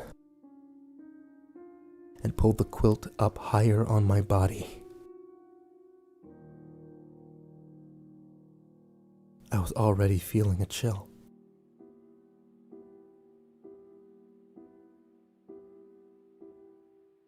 I was true to my words, much to Kimber's distress.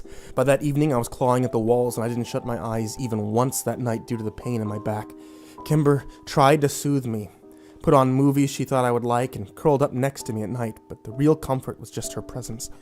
Even in spite of her insistence that I drink water every hour that I couldn't keep down.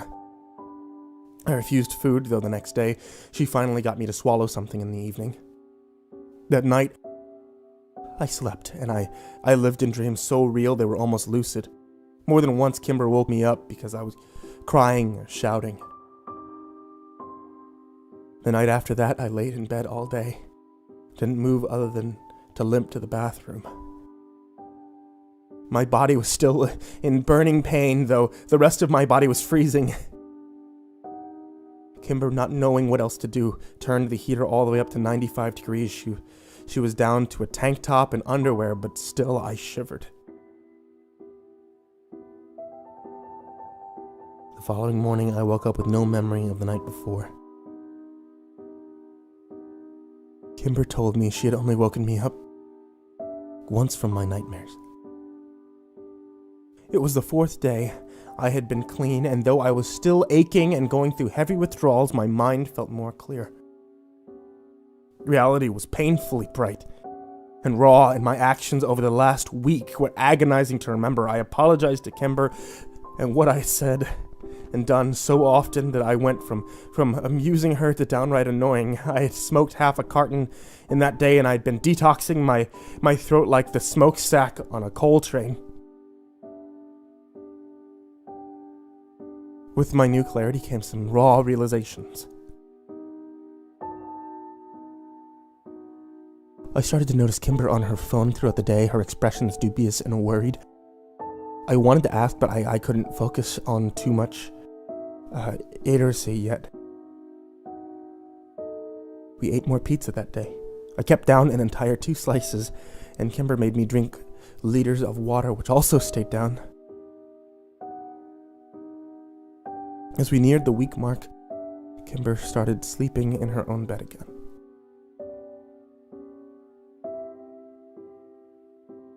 I was remembering some of my dreams, and while most of them were nightmares from the years before, I also had some pleasant dreams. of Whitney and my mother. I was feeling again. And though it hurt most often than not, I realized that not all feelings are bad. It is something I'd forgotten during my many years of numbness. The dreams of my family awaken in me an unrelenting ache that I couldn't ignore. I wanted to see them again, my sister and my mother. One was impossible. The other, maybe not entirely. The fact that I was less than 10 miles away from my mother at any given time warmed me during the cold nights. And then finally, I felt my physical strength begin to return. I was allowing myself to take ibuprofen for the pain, which is not unlike hurling a dart at an elephant. I was beginning to get out of bed, sleeping through the night, and my mind was as crystal clear as ice. The more I thought about our situation, the angrier I became, but it wasn't the festival of rage that had been my life up until that moment. It was a simmering, controlled ire that I was able to rein in and compartmentalize, ready to execute at my leisure.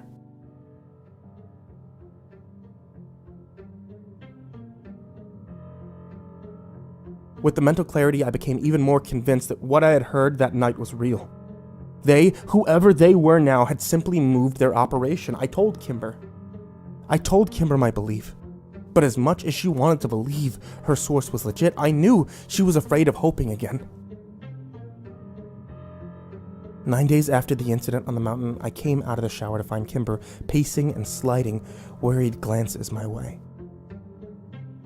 "What's the matter?" I asked as I towel-dried my hair. "Hey, do you think the front desk here sells razors?" I don't know, I'll ask. I could tell she wanted to say more, but was hesitant. "What is it?" My contact? "Yeah, what about him?" He's on his way here. "What? How? You told him where we were?" No, he already knew. It's no secret, I guess. "Well, that's comforting. Why is he coming here?" Because he wants to know what the holdup is. What holdup? What does he want from us?" From you, actually. I thought this guy was just giving us hospital records and pointing us towards whatever server the Borrasca database is sitting on. He's, I made a wild gesture with my hands, begging her to continue. We're never gonna get those records from him, Sam. "What?" She glanced out the window and crossed her arms. I'm sorry, we never were. He's offering something different and he's here. "I don't fucking like this," I said as I stood up from the bed. I heard someone climbing the stairs outside, heavy footfalls, indicating a large man or possibly someone who just walked like a Neanderthal. Kimber opened the door before he could knock and...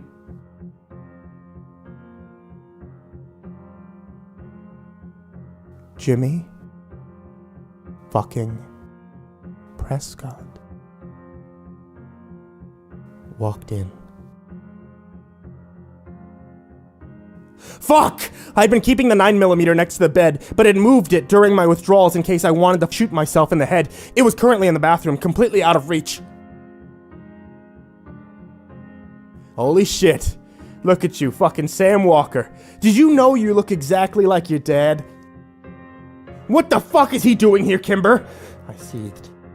She was standing in the corner next to the door, arms crossed, and a grim expression on her face. Oh, don't get mad at her, Walker. She was just conducting business. You want something, I want something. It doesn't need to be personal, right, sweetheart?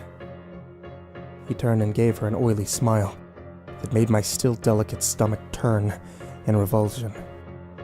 Just talk, Kimber ordered. All right. Well, you want to give the men some privacy then, Princess? Jimmy asked, sitting down on the sofa by the door. I'm not leaving you alone with him, she told Jimmy.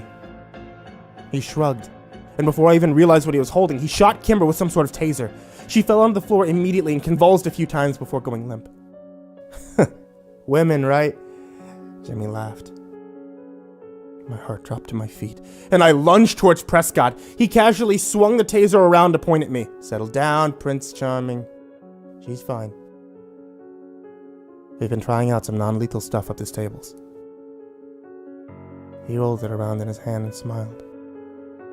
I think I like this thing. Fuck.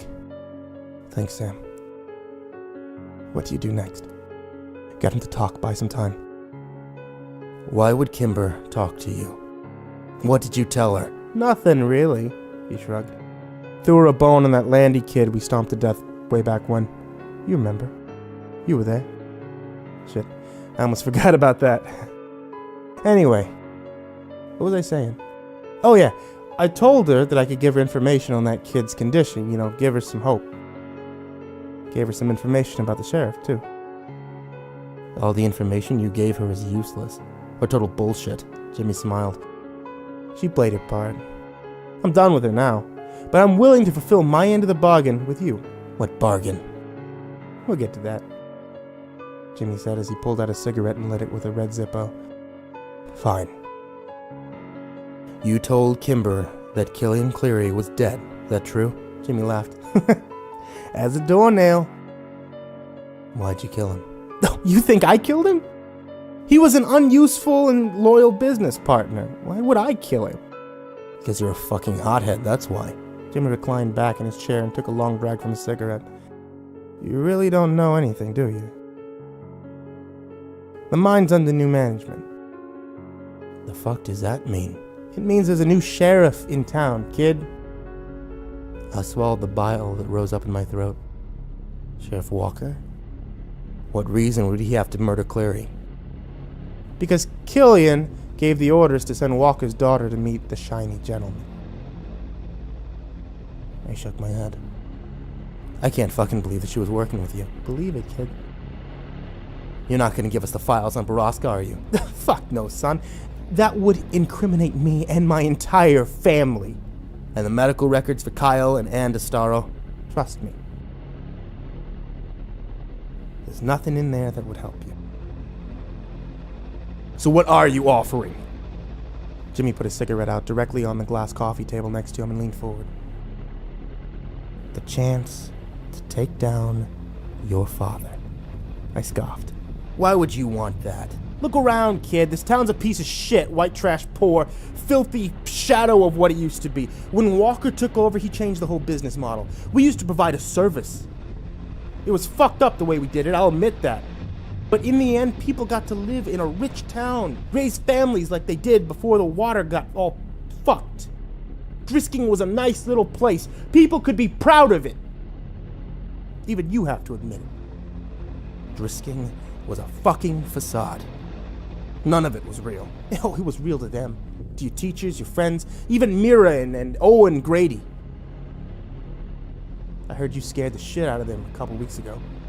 Man, when I heard that story, I was laughing so hard. Didn't think you'd give up your anonymity so quick, seeing as that's the only thing you got going for you. Other than me, of course. Jimmy Prescott was off his fucking rocker. I felt like my skull was going to crack from the audacity of it all. Working with Jimmy Prescott was the definition of suicidal insanity. Anyway, kid, so yeah, your dad comes in, big dick on campus, and flips the whole system on its head. Suddenly, we're running a sex trade operation. The higher-ups are happy because now they get girls and more money than before. Walker didn't really care about money long as they keep supporting him. So every dollar we make from the stables goes right to the pockets of the upper echelon. No more money for the town. No more babies for the families. The Prescott legacy is in ruins. It's all straight-up sex trafficking now. It's just unseemly, if you ask me. And you're sure the sheriff is involved in all of this? Involved? He's fucking running it, kid. Did you listen to anything I said? And you want me to kill him? Jimmy tipped his hat in my direction. I'd be more than obliged. Why can't you do it? I asked, watching Kimber out of the corner of my eye. She still hadn't moved. Because you're the only person on Earth who has a prayer of killing your daddy. I laughed. So you really believe that? You're dumber than I thought. You've got the wrong kid, Prescott. My dad would kill me without even thinking twice. It's Whitney that he loved. A shudder ran down my spine. Loved was not the right word. Nah, I don't believe that. He could have had you killed already, spouting off in town like he did about stolen babies. He's left you alone out here, hasn't he? He knows where you are. The whole sheriff office does, but they're prohibited from moving in on you. On his orders. That doesn't make any fucking sense. I mean, why? Prescott shrugged. No idea. I think it's probably just a game. You don't play unless you cross the city limits. Walker has a thing about playing sick games with these kids. It's disgusting, if you ask me. We have very different ideas about what's disgusting. I think you'll change your mind on that before you leave town. You actually think the sheriff would let me get close to him, knowing I have a gun and intended to kill him? I think that there's a chance. He likes his games. Anyway, I'm certain he'd hesitate to kill you. You're his only son and all that. I think we both know that's bullshit. Jimmy raised an eyebrow at me. Holy shit, Walker. I'm impressed you knew about that kid. I don't even think he knows about his little bastard. And let's say I do manage to kill him. Wouldn't his deputies just shoot me? Nah. He's got a promising coup in the works. Been planning this for years. A fair number of his people are loyal to me. Even if that's true, you'd just kill me once it's over. Nah, I wouldn't do that. Why not? You'd be in charge, so why keep me alive? I want Borrasca exposed. I want all you sick fucks in jail. Kid, I don't want to be in charge. I don't want to do paperwork or give a shit about how the money is handled or where it goes. You could do that, though. I say we take down the sheriff and install you as the new big dick on campus. Pussy for miles, son! And you can't be getting a lot of that these days, walking around looking like... you. Fuck you. I would never be interested in this deal, and I don't understand why Kimber thought I would be. Well, I never actually told her the part about putting you in charge. Well then, what part did you tell her? I promised her I'd tell her where her boyfriend was. And I told her she'd have a shot at killing her rapist. Her rapist is already dead. Nah. Jimmy leaned back and put his arms behind his head. He isn't. My brain ran into a brick wall. I couldn't understand what he was trying to tell me. And don't look at me, kid. She wasn't assigning me. Then I clicked. I threw up before I could stop myself, and the vomit ran down my pants to the floor. Oh, sick, kid! You tell the sheriff I'm fucking coming for her. Like your furies, son. Harness that shit. But you're gonna need a lot more than blinding rage. Here. Jimmy dropped a folded piece of white paper onto the coffee table next to his pile of cigarette ash. These are the coordinates of the new operation. Use your phone or something. Jimmy stood up and moved Kimber's leg out of his way with one toe of his boot. Can't wait to see what you cook up. Just remember, I need him dead, not incapacitated. He opened the door and walked out, then stopped abruptly on the other side of the threshold. Oh, and the sheriff always wears a bulletproof vest. Always. Probably even when he's fucking his wife. He laughed at his own joke, then shut the door behind him. As soon as it clicked, I stumbled over the door and locked it with both deadbolts. Then I collapsed against it and crawled over to Kimber, who hadn't so much as moved since she had been tased. I was worried that he'd had it on too high of a setting for her small frame. I rolled Kimber onto her side, a life-saving maneuver that an addict like me would need to know. And then, when I was satisfied that she was still breathing, I dragged the pillow down from the bed and shoved it under Kimber's head. I wanted to punch something. or break something, or beat someone to death. Not just anyone, my father. The man Kimber had known since she was 9 years old. The man who had watched her grow up with his own son. I was so fucking surprised after what he had done to Whitney. I'd killed my monster. I would kill him too. And perhaps worst of all, Kimber hadn't told me. She had kept it all to herself to protect me from this pain. I was the spitting image of my father.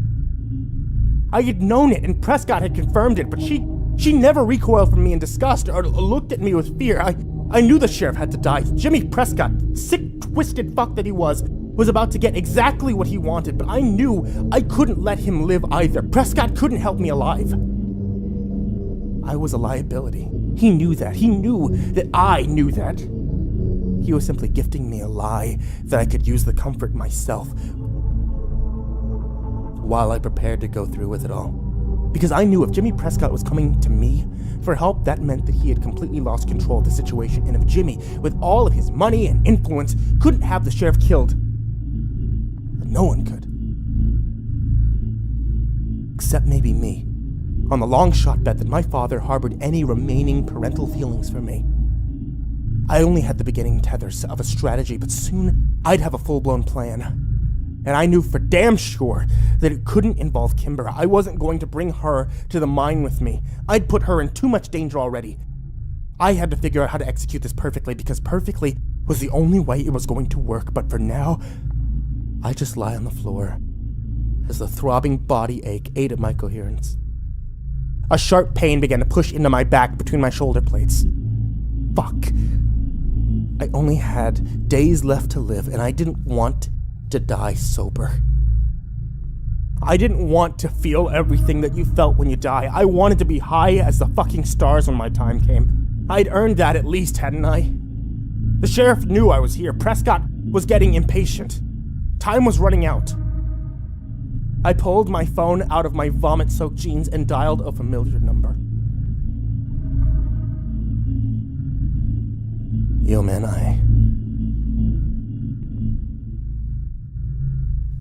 I need a favor.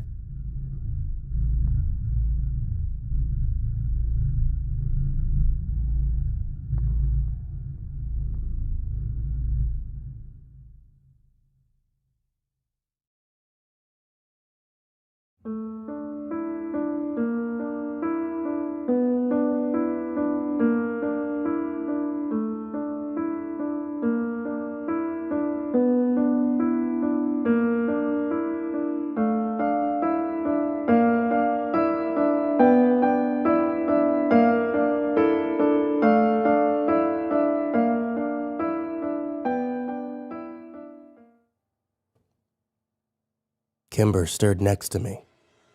Before I could stop her, she rolled onto her back and started to sit up. Whoa, slow down. Easy. What happened? She looked down at her sweater in panic. Did I get shot?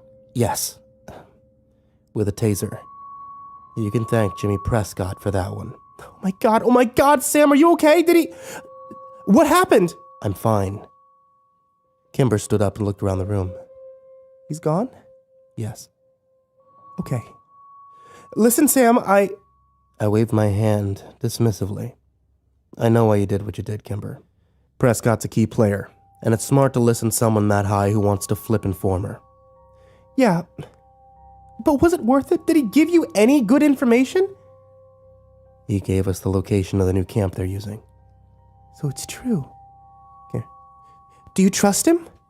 No, but I trust the coordinates are correct, and I trust that he really does want the sheriff out. Did he tell you anything else? I couldn't admit to her that after everything she had done to protect me from it, I'd found out the truth anyway. No. Just a lot of bullshit and random tangents, Jimmy. So what's the plan? We go in there, guns blazing? Yes, liar. She wouldn't be coming on this particular suicide mission. When? As soon as I get my package from Chicago. As soon as I get you somewhere safe. As soon as we have a plan. Okay. And did he say anything about Kyle? I didn't have the heart to say it out loud. Simply shook my head. Kimber nodded and went quiet for a few minutes. I watched her inner struggle. I remembered Kimber well enough to recognize that she was searching for something inside. Something to fight for. It was such a Kimber thing to do. Okay, what do we do now? We need to inventory what's in the trunk so I know what I'm working with. We, Kimber corrected. Yeah, we. Okay, what else? She asked. Well, I don't think Prescott is the only person who knows what room we're in. Let's go down to the front desk and see if they'll swap us to a room at the back of the building. On the first floor, if possible. In case a quick escape is needed. We'll keep parking in the front, though. Yeah, right. Kimber was nodding. Very clever, Sam. I'm almost impressed. Yeah. Guess I'm smarter than I look. That's not what I meant. You're different when you're you know? Without the drugs, you're cunning, strategic. It's going to make all the difference in the end. I shrugged. I didn't really know who I was yet. I was cold, a lot, and very stiff. My movements felt unnatural. The sunlight that covered the walls of the room from dawn until dusk every day were grayish and off-putting to me. Everything felt very raw and sharp and unfamiliar. But for the first time in so long, I was able to remember every minute of my day. My motivations were also much cleaner, more coherent. Keep the monsters dead, kill my father, and above all, maintain Kimber's safety at all costs. We pulled the car around the back of the building and inventoried Kimber's arsenal that afternoon. There were 2 bulletproof vests and 27 guns in total. 7 rifles, 2 shotguns, 18 handguns including the Beretta I always kept on me. Kimber had 460 rounds of assorted cartridges. I spent most of the following 2 days pretending to plan with her and wait for my package to arrive from Chicago. I was beginning to feel so guilty for planning to leave her behind that I was wondering if maybe it was even cruel. She wanted vengeance. She deserved it. But Kimber had already suffered so much. She shouldn't have to die for revenge. Not when I could do it for her. The death I would receive at Borrasca was a death I didn't deserve. An honorable one. I could live with that. And then one day, Kimber got a call from the front desk while I was in the shower. The package had arrived and I wasn't there to intercept the front desk from letting her know. I hated hiding anything from Kimber, especially now, but I knew that if she found out about the mysterious package, she may realize that I was planning something without her. When I came out of the bathroom, the package was sitting on my bed unopened. Kimber was draped casually over the armchair, watching something on TV as if nothing was wrong. I could only be so lucky. I didn't comment, and gently moved the box to the area between the bed and the wall where I kept my duffel bag. I took a deep breath. I'd almost been dreading this day because now that the package was here, things were going to start moving very quickly. 2 days, I said out loud. 2 days? Kimber asked without taking her eyes from the screen. We do this shit on Wednesday. I couldn't believe I actually knew it was Monday. It was little things that continued to impress me. Kimber kicked her feet off the bed and sat up in the armchair. Are we really ready? She asked. We'll have to be. Our plan is solid and we're running out of money. We need to make a move. We can't just wait for them to forget we're here. Do you think we should drive a few towns over, pick up some ammunition? No. No. If we can't do it with 500 rounds, we can't do it at all. I need Prescott's number so I can ask him when the sheriff will be on the mountain. I mapped the coordinates he gave us. It'll take just under 40 minutes to get there. I'll find out, she said, and pulled out her phone. No. I don't want him having access to you anymore. Once was bad enough. Sam, I can handle this. I got us this far, didn't I? Kimber, you know what that man has done. Yeah? Better than you do, Sam, she said bitterly. Give me the number. We stared each other down for a few minutes, both refusing to back off. Why are you trying to take me out of the equation? I'm not, I lied. Kimber glared at me angrily and then threw her phone at my head. Get it yourself. She sat back in her chair and watched me as I picked her phone up from the floor and imported the number into my own. I know you wouldn't leave me at this fucking hotel, Sam. Of course not. I wouldn't go without you. Liar. Fine. Then I need to tell you that before we kill Jimmy, I want him to tell us where they're keeping Kyle. What? I sent the text to Prescott and then pulled the 9mm out from under my pillow where I kept it and checked the clip for the 100th time, counting the bullets. What do you mean? Where they're keeping Kyle? I told you about this, but I'm not surprised you don't remember. Kyle isn't at the Landys. He hasn't been for years. Otherwise, I would have gone and got him when we first came into town. Jimmy told you this? Yeah.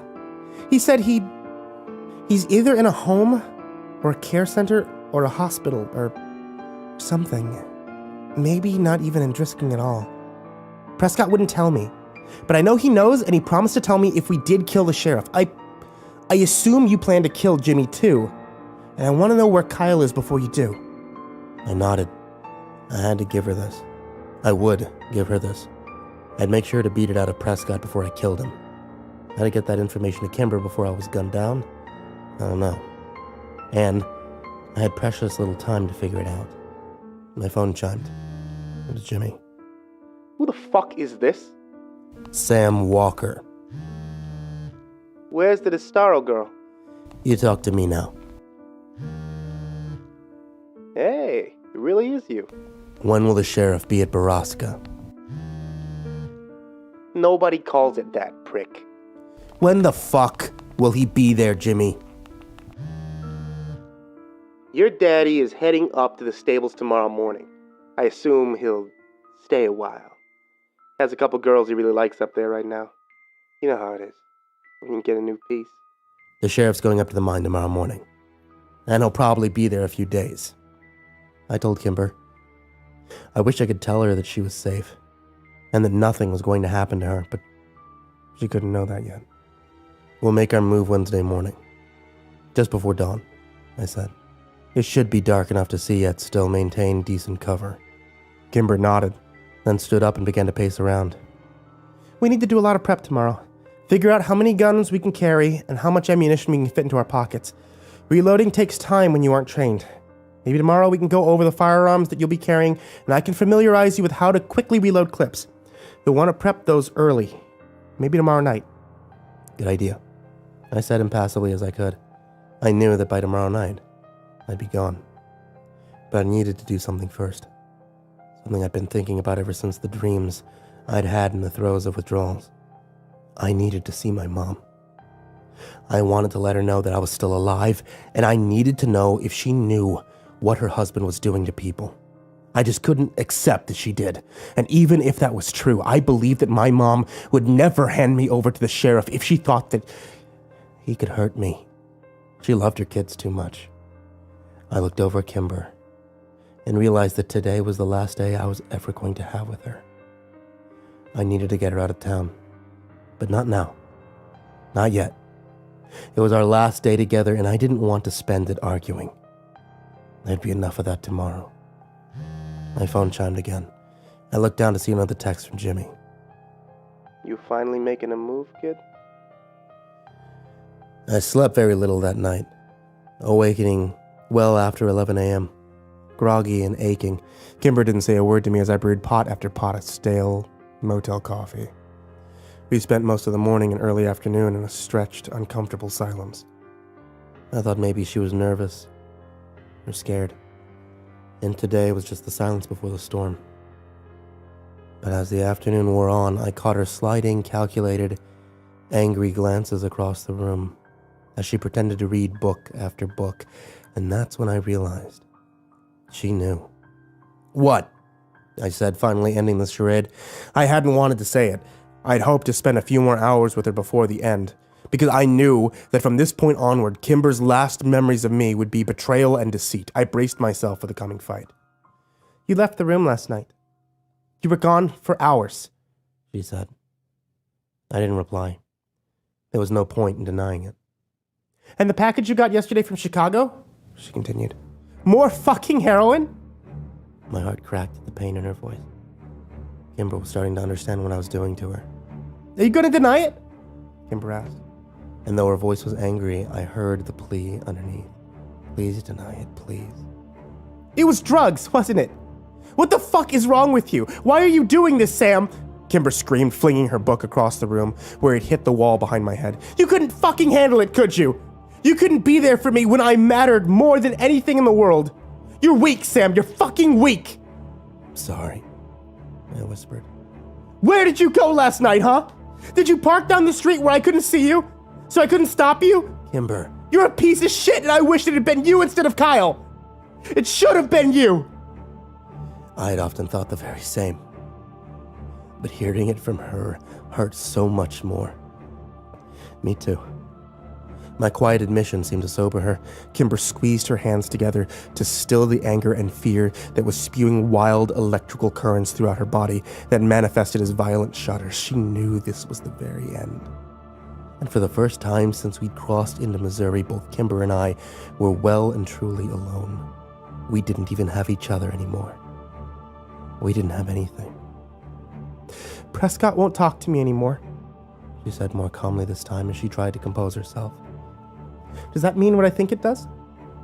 Yes. So you're planning to leave me behind, Sam? I took a deep breath and then answered her honestly. Yes. Well, that's not going to happen. I need to be there when he dies. I deserve to be there. Her voice was still dripping in acid, but she seemed to be steady. I knew Kimber was right. She did deserve to be there. In a better world, she would see him slain and watch the light leave his eyes, but I refused to risk her safety. I couldn't watch Kimber die. She had suffered so much already. I need to be there to choke the truth about Kyle out of Jimmy Prescott, and I fucking will be. She stood up and whipped her long hair out of her face. When are we leaving for the mine? You'll die if you go. I don't give a fuck, Sam. We stared at each other. There was no point in challenging Kimber. She never backed down, never. 3 a.m., I said finally. Fine, perfect. I'm going to shower and you're going to sleep since you were gone all fucking night.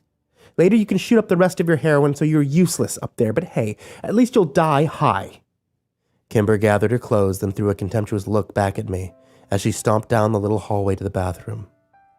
I studied her, hoping to remember all the details.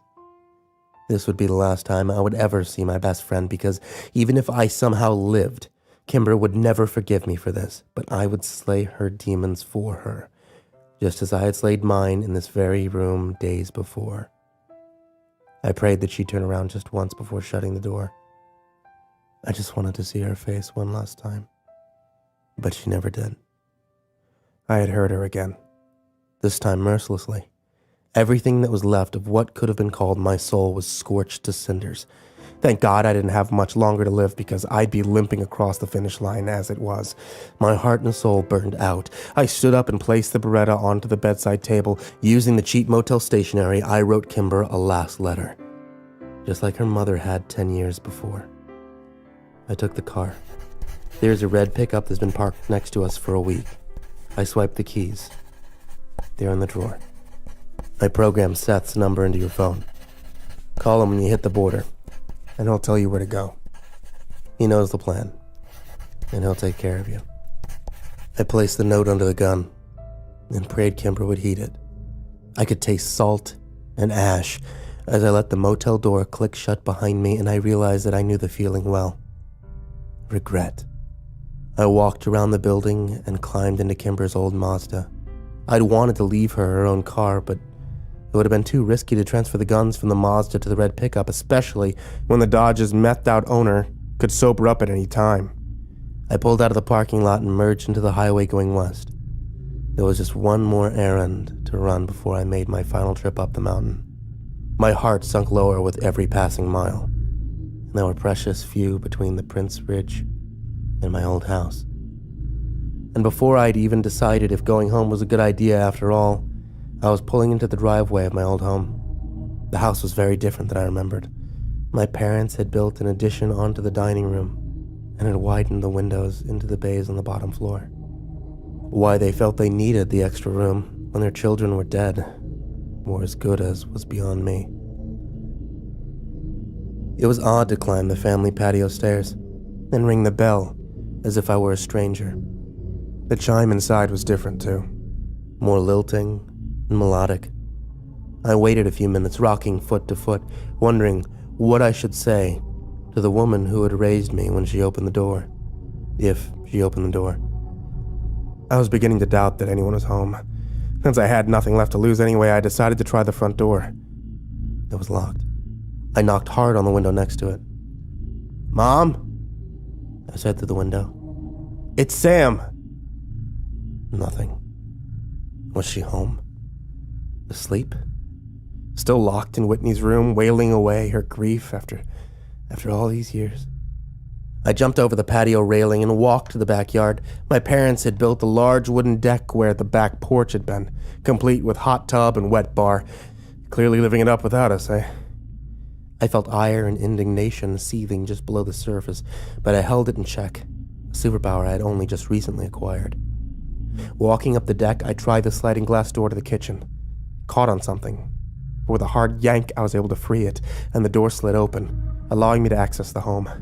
There were more upgrades inside, including mahogany floors, top-of-the-line kitchen appliances. Why not? What else was he going to do with his kid's college fund? I thought bitterly. "Mom!" I called again, and stepped over the threshold. As I watched for a response, my eyes began to wander around the room. Most of the walls hosted art of some kind, but now and again I found beautifully framed photos, hung reverently among them. I went room to room studying the framed pictures, all of which were hung on the most prepetitious parts of the walls, as if in worship. And of course, all the pictures were of Whitney. You'll never leave her be. Never. I wanted to hit something. As I wandered through the house, I began to realize that some of the pictures were duplicates, as if my father had enough photos of Whitney's to cover the entire house. There was no photos of my parents, or me. I walked upstairs and it was more the same.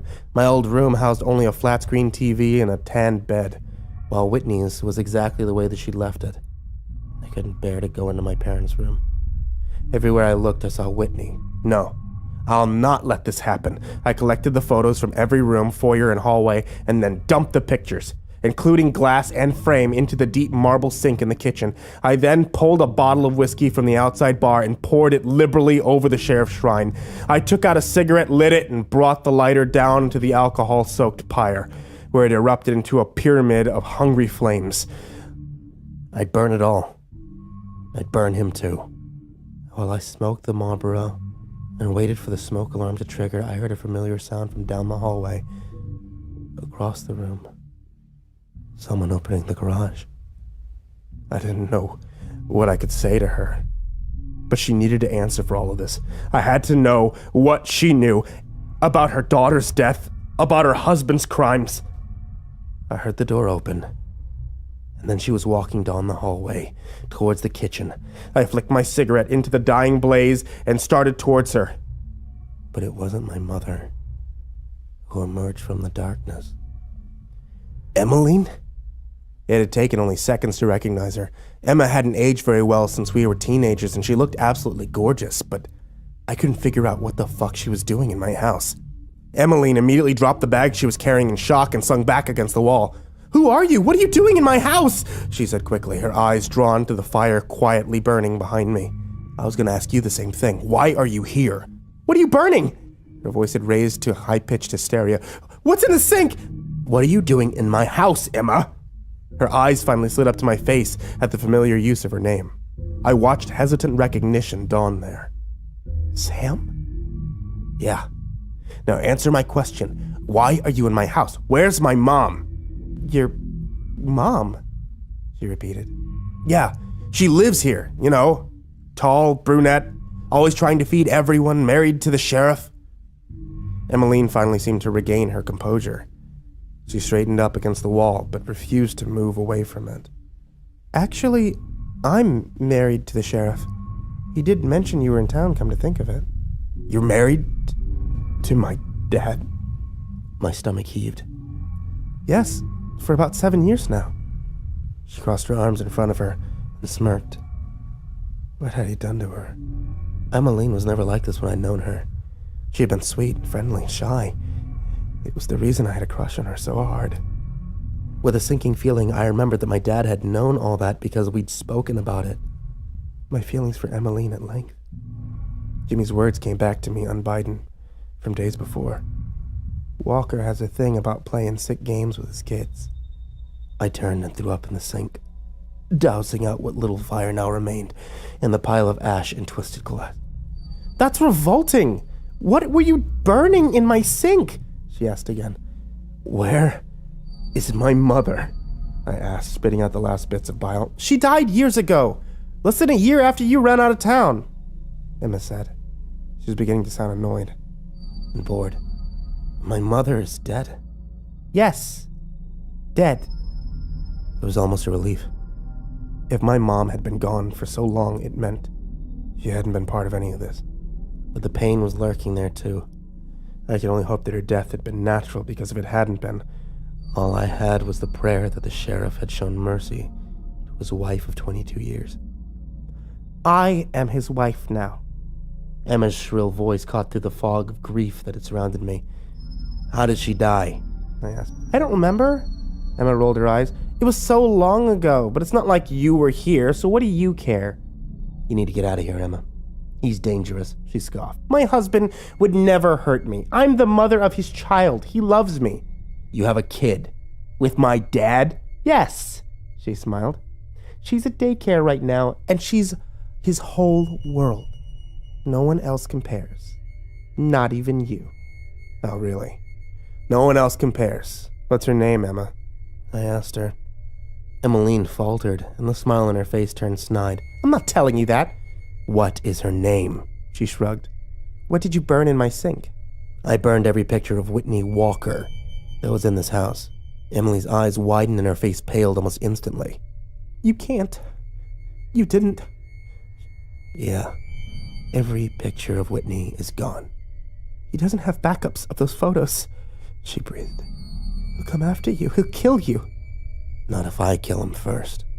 Emmeline pulled a phone out of her back pocket and began scrolling through the numbers. She laughed, but it was disingenuous, high-pitched and nervous. He'll kill you. He'll kill you when I tell him what you've done. You tell the sheriff I'm coming for him. I nodded at her as she dialed. Emmeline put the phone up to her ear. I didn't try to stop her, but it was too late now anyway. My eyes flicked back to the sink. I couldn't hide this. The sheriff knew I was in town. He probably even knew what I was here for. But if Jimmy Prescott could be believed, he didn't know I knew where to find him. And that was the only thing I had going for me. That and the prayer that the sheriff wouldn't come tearing down out of the mountains when he found out what I did. I needed him there, where it all began. Emma was moving slowly towards the back door, no doubt, ready to bolt as soon as she reached it. The line suddenly connected, and Emmeline began speaking very quickly. Send everyone to the house, he's... Before she could get another word out, Emma was suddenly on her back on the ground, her phone spinning across the floor towards my foot. Kimber had come through the sliding door so fast I couldn't even realize what had happened until I saw the mess of red hair on top of a screaming Emma. The line was still connected, so I smashed the phone under the heel of my boot. By the time I looked towards Emmeline, Kimber had already had the Beretta jammed under Emmeline's jaw. Say another word, Adler, and I'll put a bullet through your skull. Emmeline whimpered. Where's Sam's mom? My throat tightened. I wasn't talking to you! Kimber yelled at me. Adler? She's dead. How? Kimber asked. I don't know, it was a car accident, I think, or something with a car. I'm sorry, I don't remember. I'm a victim like you. Kimber let go of Emma, and she scrambled back against the wall. Her disposition changed as soon as she was freed. Gone was the scared, wilting flower from moments before. Emma was once again mistress of the house. She smiled coolly. But of course, I'm a survivor. And it's Walker now, Emma cooed. You both are dead when my husband finds you. Kimber turned and cracked Emma over the head with the butt of the gun. She fell face first onto the rug she was kneeling on. We gotta go, I said, taking Kimber's arm. Get off of me, she screamed, and jerked away from my grasp. Kimber gave me a fiery look and then held out her hand. Keys! No, you need to get out of town immediately, Kimber, I said. She pointed the Beretta at my chest. Now! I hesitantly handed them over to her, and she whirled out the door.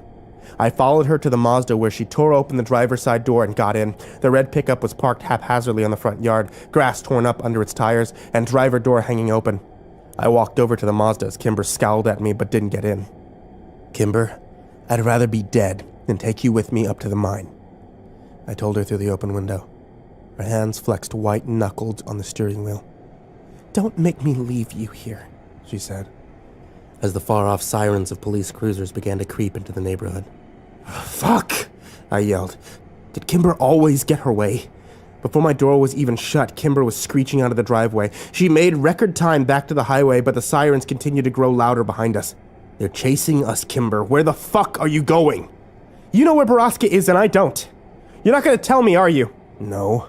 Then there's only one place to go, she said. And before I realized where we were going, we were already there. She pulled into the back lot of the Prince Ridge, parked, and walked straight into our hotel room, which she hadn't even bothered to lock on her way out. I ran in after her, locking the hotel door behind me. They know we're here! We have to get out now! Kimber fell into the armchair and began spinning the car keys on her finger. I knew you would go to your mother's. Even when you're high, you're not stupid enough to make a run at Borrasca in the daylight. I'm not high, I said. Kimber shrugged. You hit it well. And anyway, how can I believe anything you say? You've lied to me at every turn. I've lied. You kept everything from me, only what I didn't trust you with. And I agreed that you were right. I was a liability, and I'm so sorry for that. It kills me to even think about the danger I put you in, but you need to admit the reason you're really here. Let me take care of the rest. I can do that now, and I want to. I know what my life is buying. I want to help Sam. I wanted Borrasca gone and those men dead. I know you do, but that's not why you're here. You're here because of Kyle. I'm not saying that's wrong, Kimber, but I am here for Kyle, okay? I never pretended I wasn't. But I want to see Borrasca exposed too. The sirens were getting nearer and we were no closer to getting out of this room. Kimber sighed. It's clear that that's never gonna happen. I thought we might be able to reach the records, but I don't know how to find them. These fuckers are going to die with their good names. But at least they'll die, right? Yeah, they will die. We had finally agreed on something. And you're not going up there alone for some suicidal showdown, got it? She demanded. I clenched my teeth. The time for lies was over, but I couldn't agree to this. The sirens suddenly cut off. They were here. Kimber, I warned. Come on out, son. We know you and your girlfriend are holed up in that room. Megaphone was coming from the other side of the building. They still think we're in 209, Kimber whispered, as if they could hear her. It was the break we needed. Get your shit. Get in the car, I said. Kimber gave me a wry look. We can argue later. Let's just get the fuck out of here, Kimber. If they catch us, no one makes a run at Borrasca. She nodded, still looking distrustful, but slung her bag over her shoulder and quietly opened the door. I prayed they'd get to surround the whole building. I grabbed my duffel bag and followed Kimber out, quietly closing the door behind me. Come on, Samuel. Don't make us come into this crack den after you. Come out real nice and obedient so that we can bring you to your daddy. He's really looking forward to seeing you. Wants to spend some quality father and son time. We threw our bags into the back seat and climbed into the car. I waited to hear the megaphone again before I risked turning the engine over. This time, a different voice was spoke. Samuel Walker, you're a wanted suspect on the felony assault of Kyle Landy. If you resist arrest, we may have to hurt you. The sheriff really wouldn't like that, so don't make our jobs more difficult. Where are we going? Just away from here. We have to lose them. Knowing that they would spot the Mazda immediately, I decided our only hope was to gun it and light up the highway. The tires screeched as we shot out from the parking lot, headed straight for the freeway on-ramp. There were a few places to hide, and I realized our best shot was one of the forest roads we knew so well. I risked a glance at the rearview mirror as we hit the on-ramp. The deputies had been caught off guard by our sudden appearance from the back of the building, and were only just taking their cruisers out of the parking lot as we emerged onto the highway. The pedal was on the floor, and it was taking all of my concentration to keep the car stable in the gently falling snow. I knew there was a strong possibility that they would catch us since their cars were a lot faster than ours. Kimber, hand me the gun. No, she said without looking away from the side mirror. I'm a better shot than you. She was probably right. I hadn't shot a gun since before I went to prison. The highway began to curve, and I knew this would be my only blind spot for miles. Instead of pulling off to the right and heading up a gently inclining forest inlet, I cut the wheel and careened over the snow-covered highway divider, across the oncoming traffic, and up the steeper, more challenging access road to my left. I prayed our tire tracks wouldn't be visible to them with the moderate holiday traffic kicking up slush over them. The snow was falling softly through the trees as we climbed the mountain road, and I knew that if we were going to make it somewhere less vulnerable, we couldn't stop. The snowfall would only get heavier.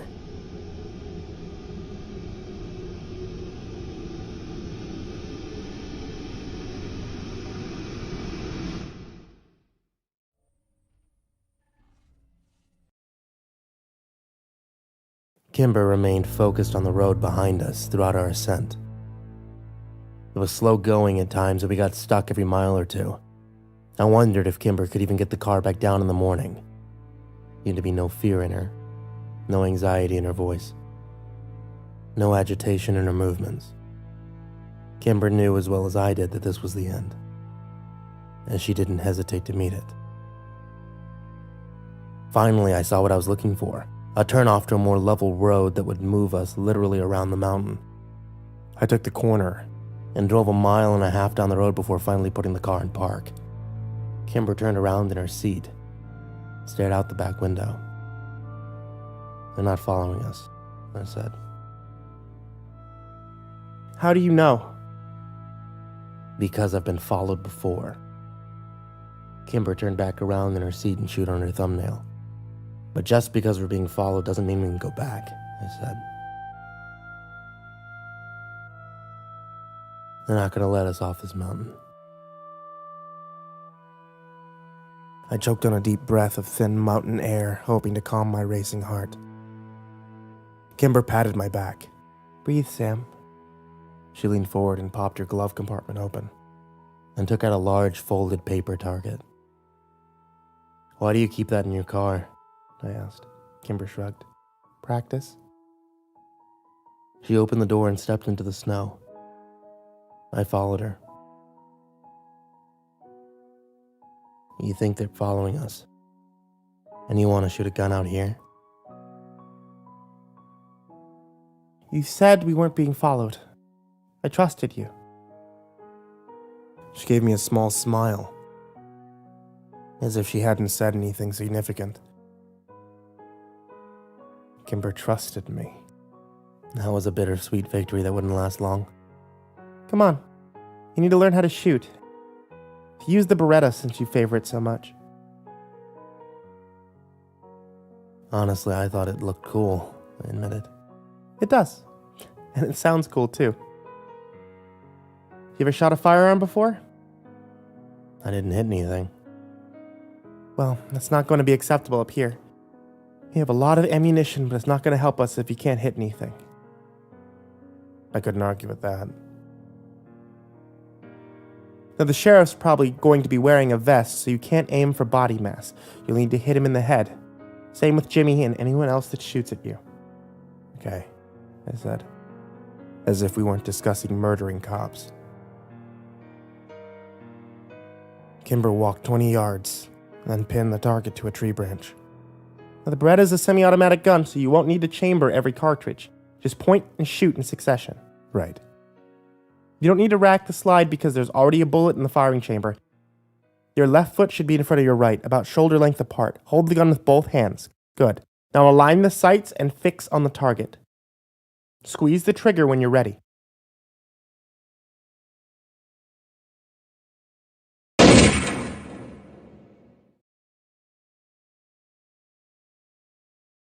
The shot was louder than I expected, and echoed through the mountains for almost 3 seconds. Well, they didn't know we were here, they do now. "Not bad," Kimber said as she walked up to the target. "You hit the very outside circle. Let me correct your stance a little." We worked through the afternoon in similar form, taking a lot of time between each shot. I'd fire the gun. Kimber would adjust me or give me advice. I'll try again. With each progressive squeeze of the trigger, I got a little bit closer to the center of the target. She worked with me until the sun had sunk further into the horizon, and the shadows were too long to decipher from each other. I was beginning to shiver in the sunless cold. "I know you're freezing, but this is the perfect amount of light to practice in. You're still leaving at 3 a.m., right?" "Yes, but Kimber, I can't have you out there. You know that, right?" "Why do you think I'm teaching you to shoot?" You're gonna let me go alone? Do I have a choice? No. Kimber shrugged. And I guess I have to. It was too easy. Deceptively easy. We both knew she didn't mean it. But I didn't want to argue. Okay, so get low like I taught you. Try to hit the birch tree again. I'm gonna go get the cigs so I can show you how to shoot a rifle. I eyed the white bark of the far-off birch through the trees. I was determined to hit the trunk this time, even though I knew I wouldn't have the luxury of taking time to line up my shots. I needed to learn how to use them properly if I was going to have any chance of success.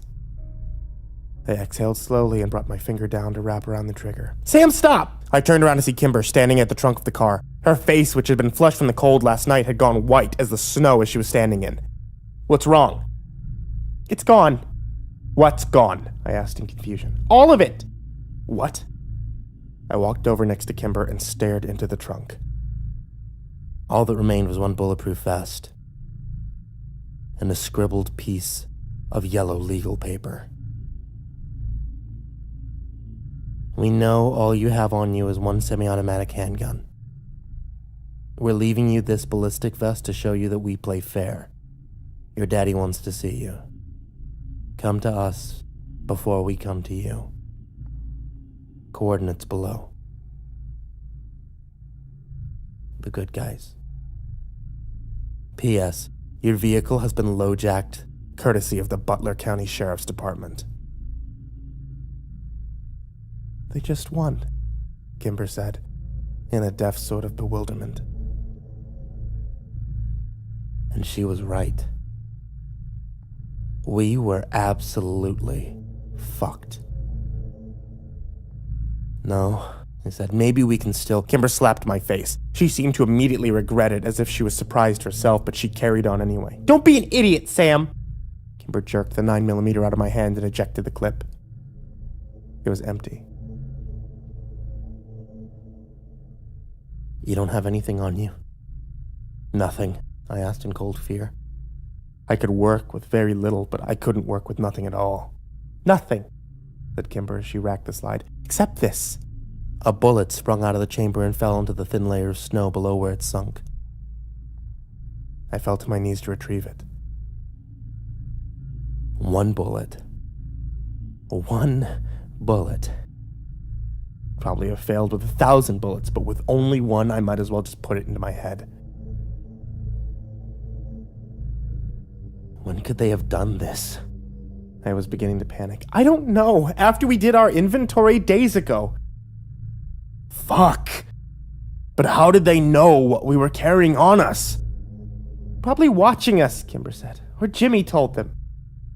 Shook my head wildly, unable or unwilling to comprehend our current situation. I couldn't get control of my fear. We needed to sit. We needed to think. Get in the car, I said finally. We need to get into the car. We shut the doors and I turned on the engine, blasting the hot air into the cab. We ran it for 20 minutes, but nothing seemed to dissipate the cold.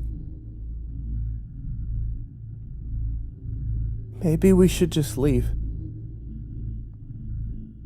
Kimber's voice was wobbled when she finally spoke. Her shock was melting into hopelessness. Come back in another 10 years. I didn't want to tell her that we couldn't leave. They were tracking the car. They knew exactly where we were. They always had. All roads down the mountain were already blocked. All roads now led to Borrasca.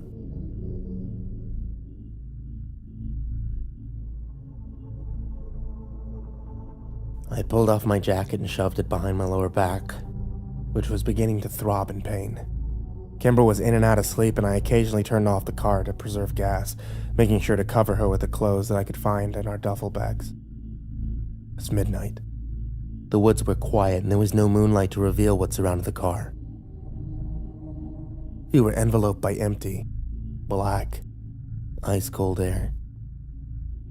I was cold, and tired and in pain. I needed to wait until a few hours before dawn to start my trek up to the mine, and the walk to Borrasca would be around 2.5 hours from where we were.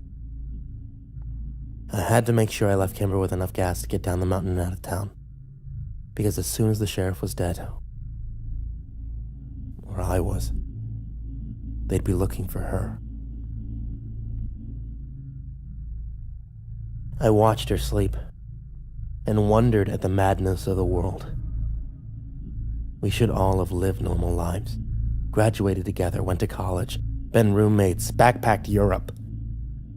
But none of that could happen now. And what cruel irony it was that Kimber was more of a sister to me than she had been to Kyle.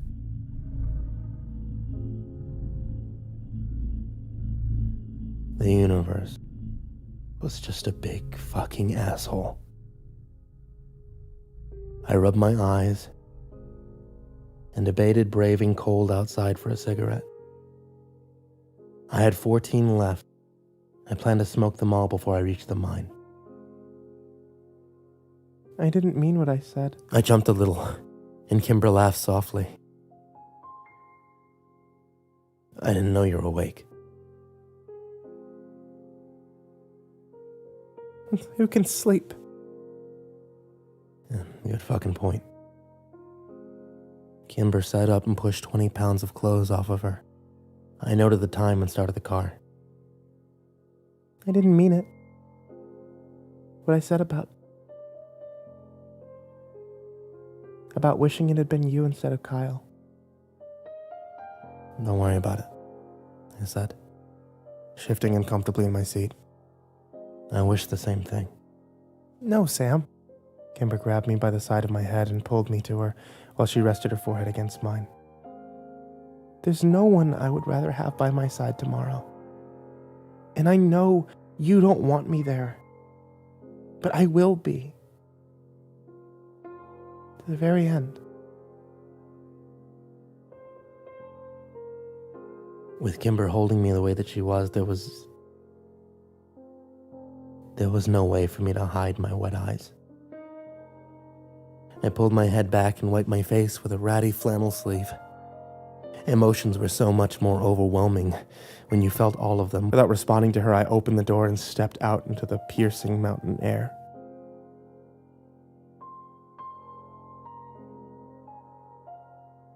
I closed the door, leaned against it, and dug in my pockets with a shaking hand. I'd left my parka in the car in my haste to get out of it, but I wasn't going back now. My new mantra echoed through my mind again. One bullet. I heard the passenger door open and turned in time to catch the parka Kimber had thrown at me. You idiot! Get back in the car, it's freezing. You think? Took a long drag off my cigarette and felt the nicotine begin to work its magic. I needed to stay calm. One bullet, Kimber. I pulled my parka around my shoulders. And a bulletproof vest. Yeah. Actually, it's more of a bullet-resistant vest, depending on what you get shot with. Nothing's really bulletproof, am I right? I gave her an icy glare. Well, I didn't know that, but thanks. Sorry, she said with clenched teeth. Fine. Doesn't matter. Probably just shoot me in the head anyway. You almost done? Because it's fucking freezing out here. Do you want to get some sleep? I'll sleep plenty soon enough, I thought morbidly. Not really. I flicked the cigarette away and followed the amber glow to where it settled in the fresh, still falling snow. We climbed back into the car and I checked the time.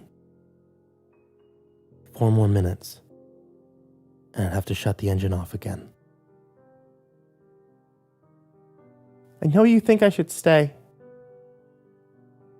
So tell me, what would I do after you leave? Kimber asked, as she laid both of her hands over the air vents. Wait until you hear gunfire. As soon as you do, get the hell off this mountain. If you haven't heard anything by 6 a.m., leave anyway. Ditch the car about 3 miles down and walk out. Do not follow the road. Keep going downhill. Call Seth as soon as you get signal. Kimber nodded. Interesting. And how will I know what happened to you? I'll contact you. Or I won't. We both knew. It would likely be the latter. The chances that I could get a shot off, especially one that my father was expecting, were less than 1%. But I knew they wouldn't let us off the mountain until one of us was dead. I just hoped it'd be the sheriff. I checked the time and turned off the car. How far is Borrasca from here? Couple of hours. Ah, Kimber buried herself under half the errant clothing and threw the other half over me. you know I could just follow you, right? I know. I could already see her breath, and the car hadn't been on for 10 seconds. Unless you tell me an acceptable plan, unless I truly believe that you can live through this without me, I'm going to follow you. You can't, Kimber. I need to stop being a selfish little shit and sacrifice something for once in my life, and you've lost too much already. But I need to do this, Sam. I won't watch you die. I fucking won't let that happen. Don't you think you're being selfish right freaking now? My death isn't yours to decide. I've gotten us this far, and I've been preparing for this for so long. You can't go without me. Let me do this for you, Kimber. My monster's dead. I killed them. I'm clean. I can do this. I'll find out the truth about Kyle and where he is, and I'll call you. I know Borrasca has signal because Emma called the sheriff there.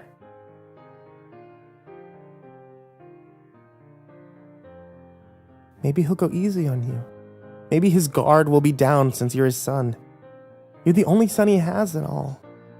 I doubt it. We did burn all of his daughter's photos and pistol whip his wife.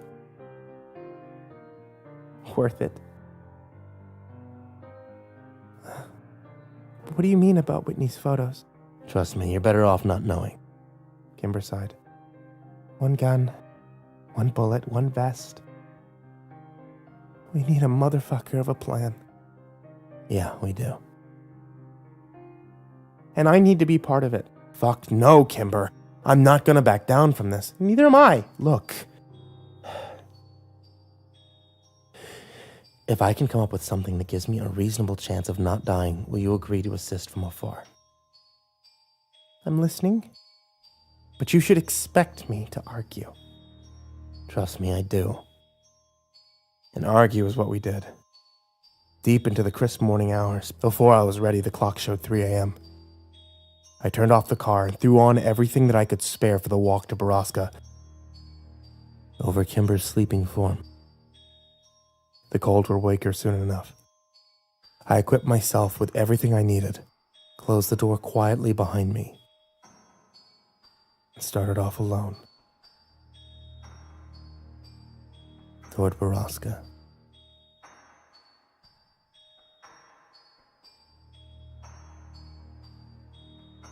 There's a lot to think about when you're walking towards your end. But instead of the existential bullshit I expected, My mind wandered in and out of the past. I reveled in the memories I had been unable to conjure for a decade. Of my family, as we were, and my childhood friends. It was not something I wanted to forget again. Finding the mine wasn't hard. I simply followed the road we had turned into the day before. I had to go off the trail a few times, but I knew the map well. Recalling details came so easily to me now. Still, as much as I hated to admit it, I didn't want to die sober. I wondered how much it would hurt if he shot me in the head. Not a lot, I thought. At least that was something to hope for. I was wearing 6 layers of clothes, but frozen to the core by the time the sun turned the sky a murky gray. The cigarettes were gone, And I had been jonesing for another for the past hour and a half. I needed more time, but I knew I was almost there. I left the trail that I'd been on to make one more shortcut, Along the river, within 20 minutes, I could see the edge of the mining camp. The sheriff must have been tracking me because he was already standing at the large clearing facing my direction, surrounded by 9 of his men. And a smirking Jimmy Prescott. Jimmy was standing a few feet behind my father, smoking a cigarette and watching me as I approached. He winked. Before I knew they were behind me, 2 deputies standing in uniform grabbed my arms, pinned them to my sides, and dragged me the last few yards into camp. They dumped me at the sheriff's feet, and he looked down at me in disgust. 13 men and 1 bullet. Can't believe it all came down to the lies and whims of Jimmy fucking Prescott. I stood up, noting all the guns suddenly drawn on me in response, and I looked at the sheriff eye to eye.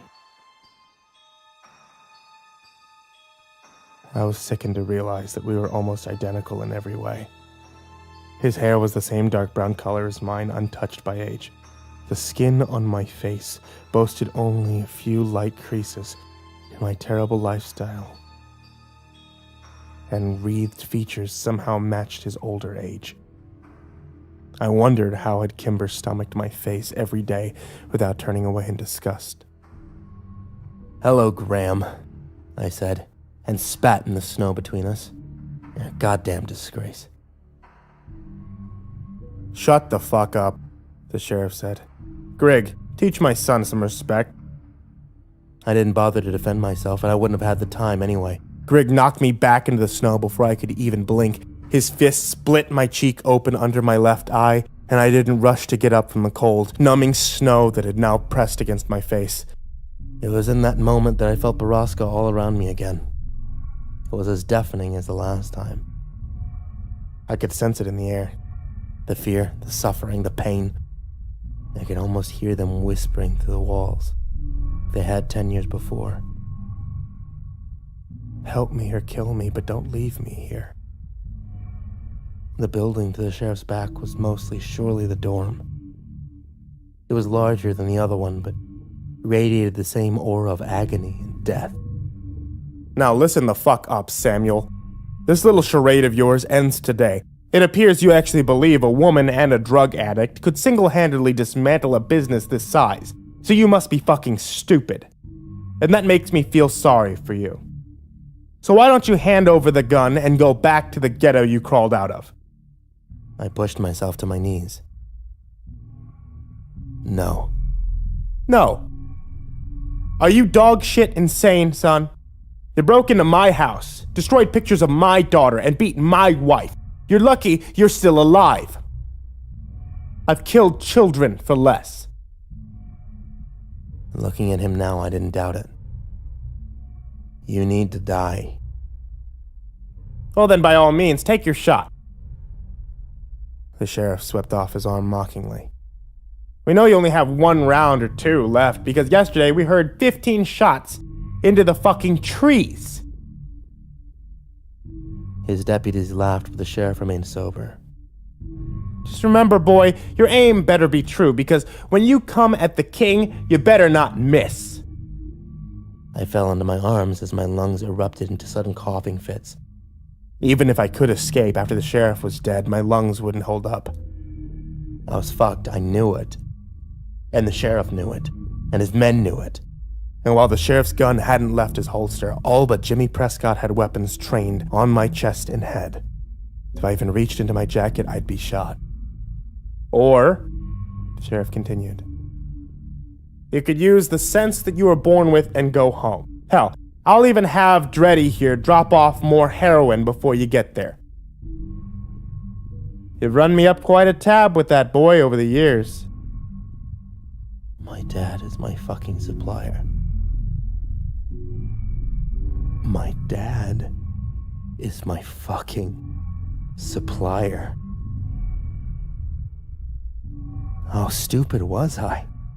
Fuck, I couldn't even remember the last time I'd paid for my drugs. He'd been keeping me harmless and docile for years. I'd let him do it. Who the fuck was this person I'd had once loved most in my life? No, I have questions you have to answer. Now that's where you're wrong, Sammy. I don't have to do anything. Ever. Why did you hurt Whitney? The sheriff yanked his gun out of his holster and then crossed his arms in front of him, pointing it at the ground. The only thing I did to Whitney was avenge her death. No, you raped her! The sheriff stepped forward and cracked me against the face so hard with his pistol that I felt bones snap in my nose. I fell back onto the snow, and before my vision had even cleared, he snapped one of my ribs with the toe of his boot. I lay curled up on my side for a few seconds while the pain radiated from my chest to my spine and scattered every nerve in my body. I really wish that I had had some H. If I were high enough, death would feel like a glorious footnote. When the pain was verging on manageable, I rolled over and got up on my hands and knees. Spitting blood into the snow, I raised my head to look up at my father. And he was standing above me, fists clenching the butt of his gun, and a red rage spread across his face.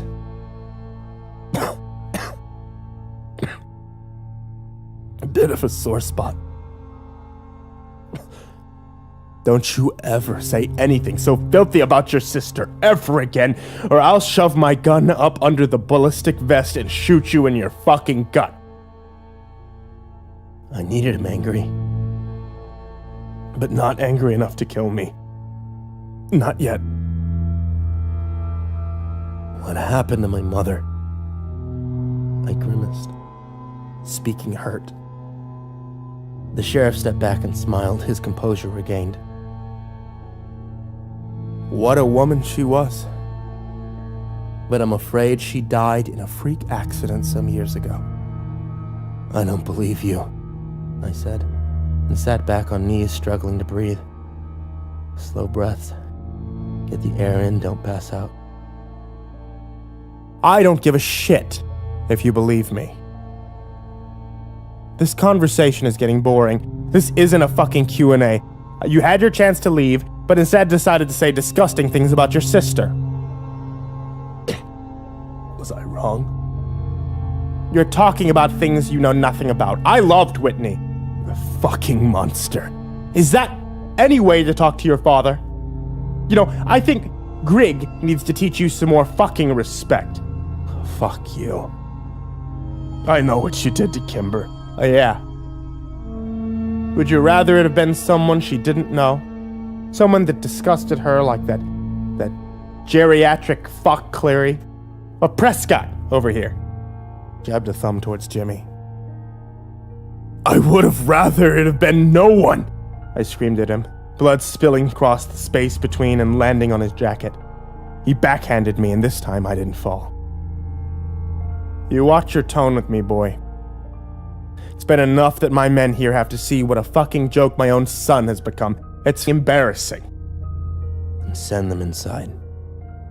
Let's just talk, you and me. I think I'm scared of you, Sammy. I don't even think that you have 2 bullets. I think you got 1. And I think you want to use it on me. Well, go ahead, son. Pull that gun on me. So I can kill you nice and legal.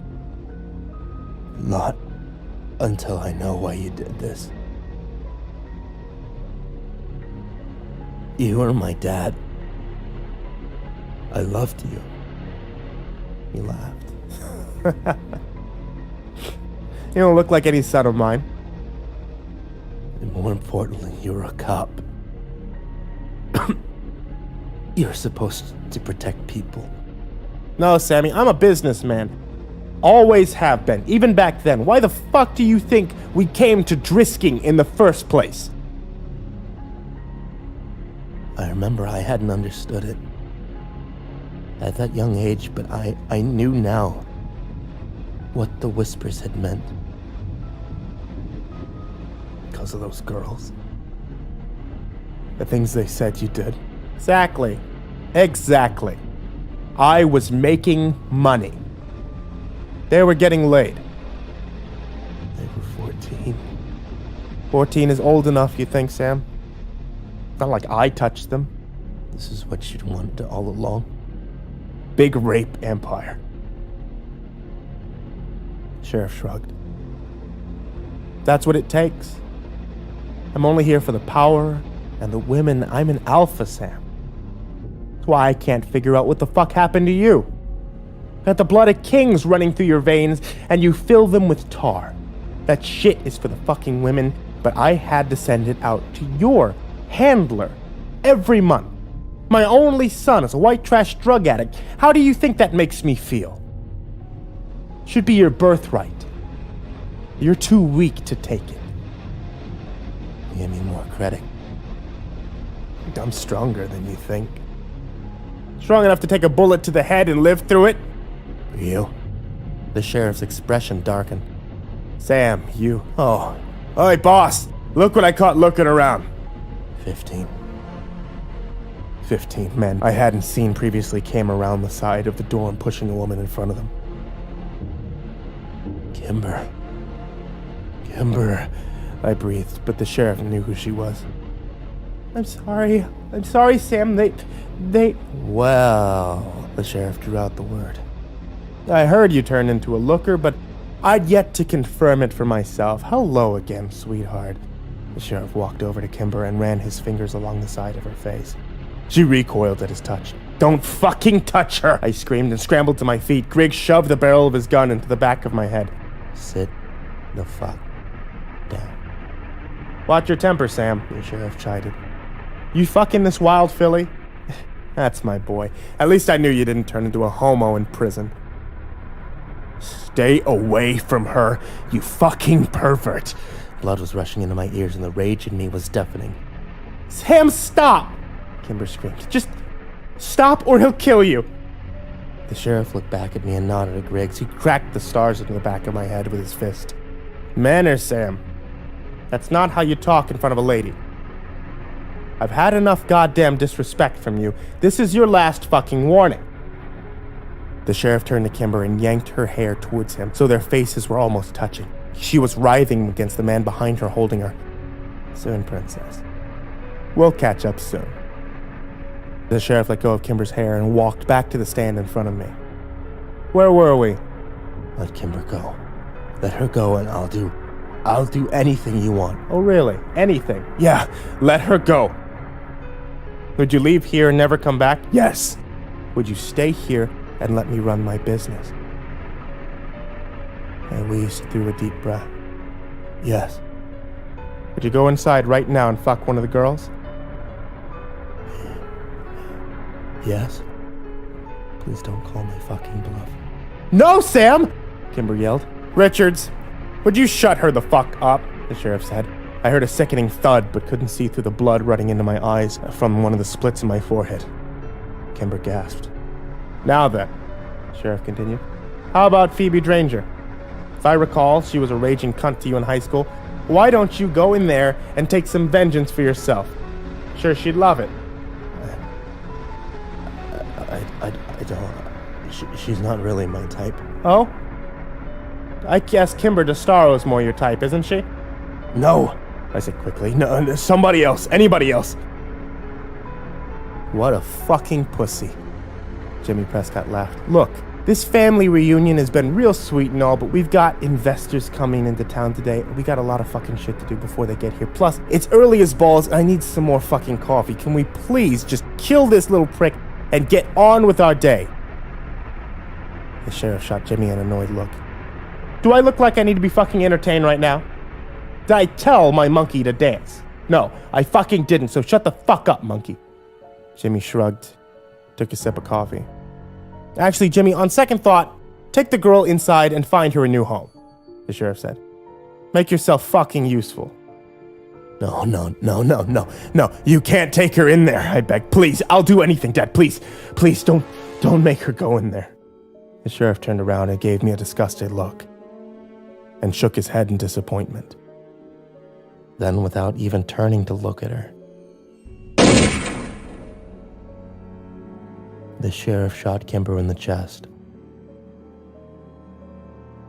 where she stood. and she fell over into the snow without making a sound.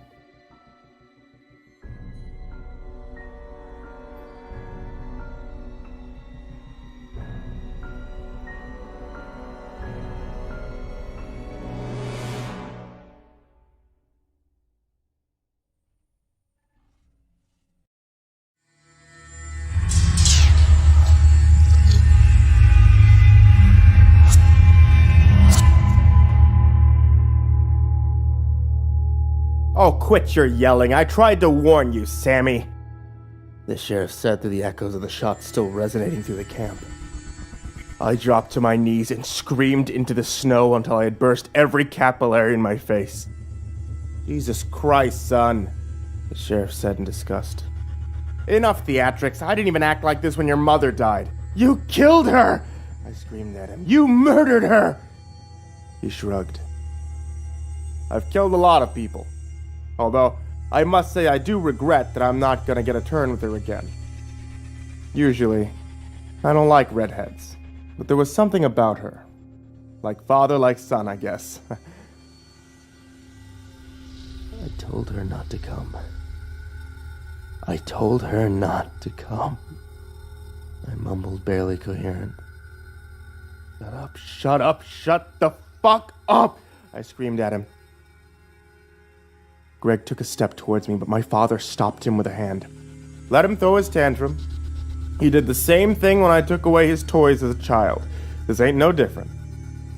Richard stepped over Kimber's lifeless body and exchanged a few quiet words with the sheriff.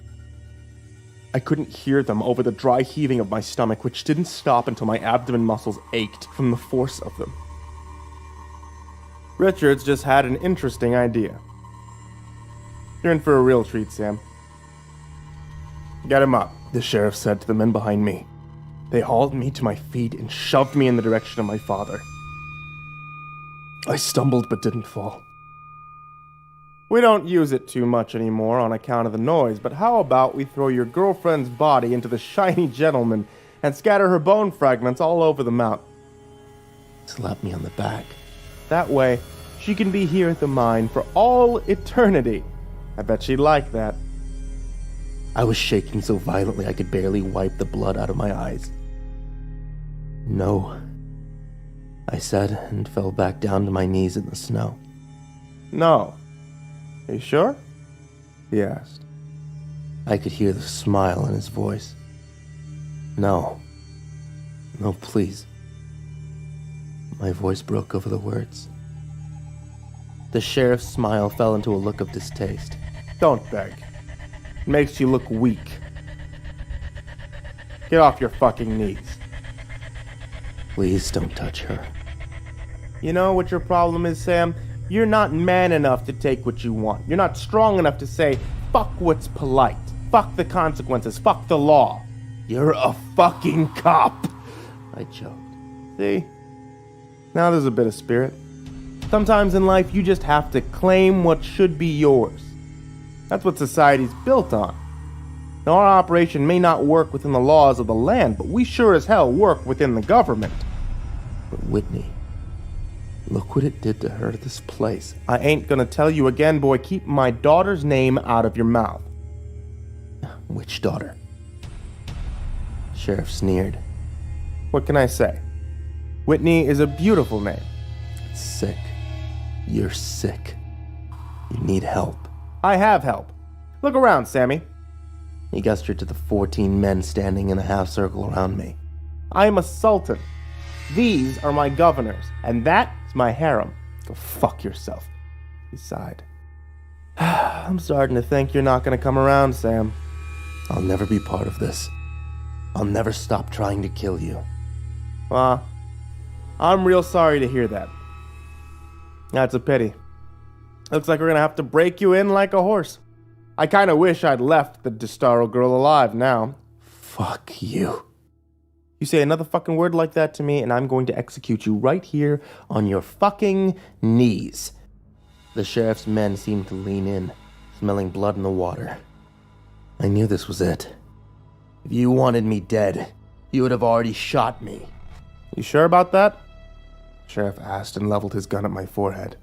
Why don't you pull that gun on me and find out? Oh, I'm sure about that. You need me. Through the sea of your bullshit, I see the truth. It's a pride thing. You want your son taking over your business. You want another Walker in charge. The sheriff's mouth spread into a wide smile.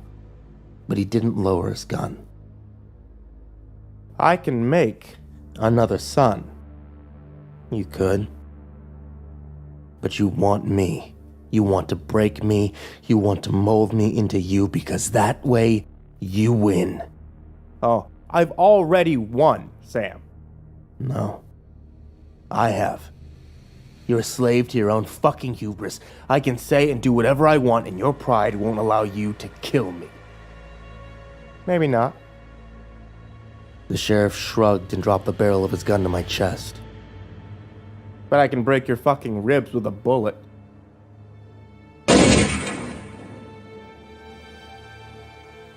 I heard the shot. But I didn't feel it enter my body. I instinctively put my hands over the entry wound in my chest. I didn't have to feel it to know it was there. Sound was pulsating in and out of my ears in time to my deceptively calm heartbeat. But through the waves of sound and silence, I could hear them laughing. Hurts like a fucking bitch, doesn't it? Sheriff laughed. A shot to a ballistics vest hurts a hell of a lot more than a kick with a steel-toed boot. But of course, your ribs were already broken, so that must really sting. I knew I was going into shock. I pulled my hands away from my jacket and saw that they were covered in thick, warm blood. The laughing died immediately, and the sheriff took a step in my direction. "What in the hell?" he asked. "Fuck you." By the time he put it all together and looked over at her, Kimber was already standing where they'd left her discarded in the snow. She was staring at the sheriff down the sight of the Beretta, and before anyone could react, Kimber squeezed the trigger and killed her monster. the bullet went through the sheriff's eye and out the back of his head, where it buried itself in the wood of the building behind him. Before his body even hit the ground, guns were pulled from every side, and men loyal to the money had taken control of the men loyal to fear. Jimmy Prescott had somehow come through. Holy fucking shit, kid, you did it! Prescott said, taking a sip of coffee and stepping over my father's body. I mean, I think that wound is probably fatal, but, you know, don't let that take away from your accomplishment. Hell, I'll even name a wing after you. He gestured to the dorm behind him. Take the gun off Kimber, I demanded. I knew I didn't have much time to play my trump card. Ortiz, what the fuck? Jimmy said. Quit pointing that shit at the hero of the day. The man closest to Kimber lowered his gun. She doubled over then, clearly in enough pain of her own. It's broken bones, Jimmy nodded, reading the thoughts on my face. Your daddy shot her with a .457, which, well, you know, he shot you too. It's a pretty big bullet. She might actually be bleeding, but she'll be fine. You, on the other hand. I strained against the darkness. I needed to tell Jimmy something. What was it? Yes. My insurance policy to make sure Kimber left this place alive. So you talked all that shit, and you weren't even armed. You had nothing on you. You sure you don't want to come work for me?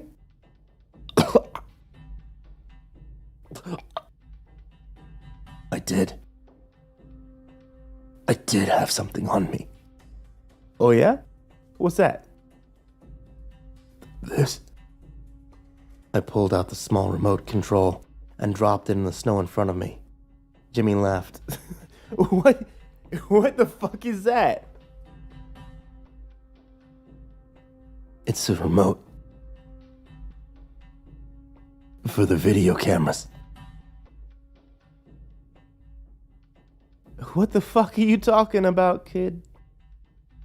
What cameras? For the first time since I'd met him,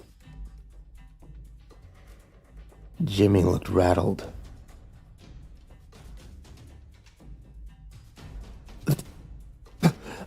Those cameras. I pointed up into the trees, where a dozen small cameras blended into the dark branches, their blinking red lights, all but invisible.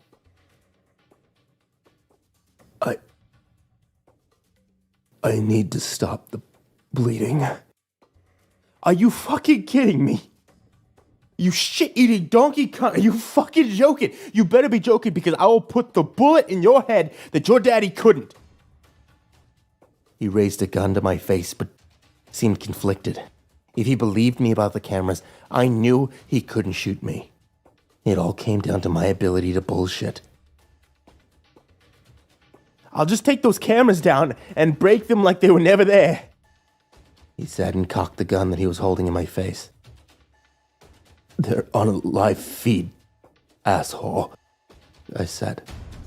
Jimmy's face twitched a few times before he lost it and hurled his cup of coffee at the building behind him. Fuck! Fuck you! Video is streaming back to a laptop in Chicago. It's over. Jimmy's men looked uneasily at one another. Fuck this, Greg said finally, and dropped the gun he was using to hold one of my dad's men hostage. They scattered like roaches to all sides of the camp, starting their trucks and speeding off down the mountain. Jamie was already on the phone with someone as he dug into his pocket for his keys. Delete it! All of it! Get it off the DHS internet and make sure it's gone for fucking ever! I don't give a shit where you are. We need the database gone now, like it never fucking existed. No. Fuck the fucking backups, delete it all! Jimmy threw his phone on the ground and shot it 4 times with his gun. He ran to a nearby trunk and ripped the door open. Prescott! I shouted hoarsely. Jimmy paused before he slammed the door and glared at me. Kyle Landy. Was all that bullshit? Jimmy's glare contorted into a bitter smile. Where is he? Where's Kyle? You fuckers will believe anything. He sneered before he slammed his car door and sped off down the mountain. The last of my energy expended, I fell forward in the snow with my back to the sheriff's body. I could see a mess of Kimber's red curls over the top of my arm, but she was too far away. Kimber. I gasped the blood in my mouth, but she didn't hear. With my strength running out like sand in an hourglass, I pulled my phone from my jacket and dialed Seth's number. He answered on the first ring. Tell me. It worked. She's alive. I'm Alive? the high school. Those sick fucks host all the records. On the school server. Drisking High. Risking high, got it. Can you get in? I'm working on it.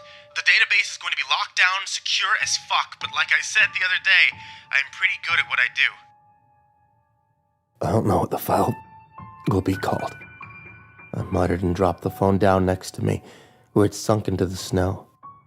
I faded in and out for a few minutes trying to hold on. I got it. Seth said finally. I just looked for the most buried shit on the server. They're scrubbing it fast, man, but I got it. They definitely know I'm here, though.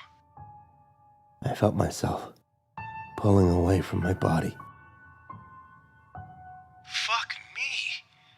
This is some serious heavy hitters in here. I can't believe they kept it all on the school server. What fucking assholes. I could barely hear Seth anymore. Hey! You okay, bro? Sam? And then I was alone.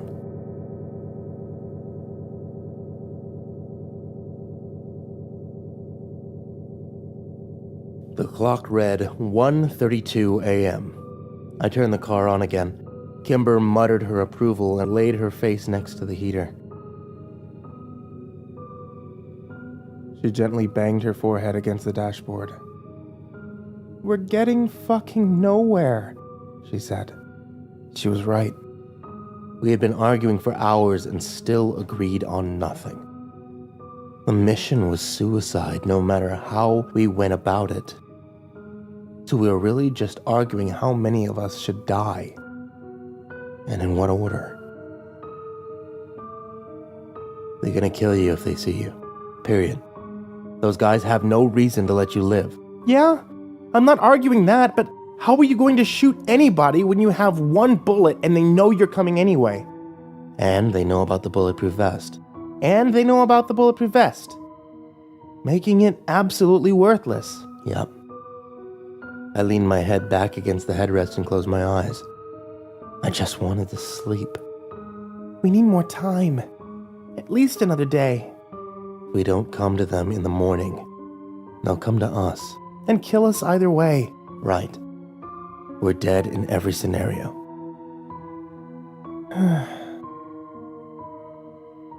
Kimber suddenly sat up. Unless... I turned my head to look at her through one eye. Unless what? Unless we do something stupid. Oh, Kimber, that ship has fucking sailed. No, listen, I'm serious. You wear the vest. And give me the gun. split up the vest and the gun. Yeah, they won't expect that. Yeah, because it's fucking stupid. As soon as one of us pulls out the gun, they're going to get shot. So, if that's the plan, I'd rather you wear the vest. But I need the gun. Then wear both. No, that's...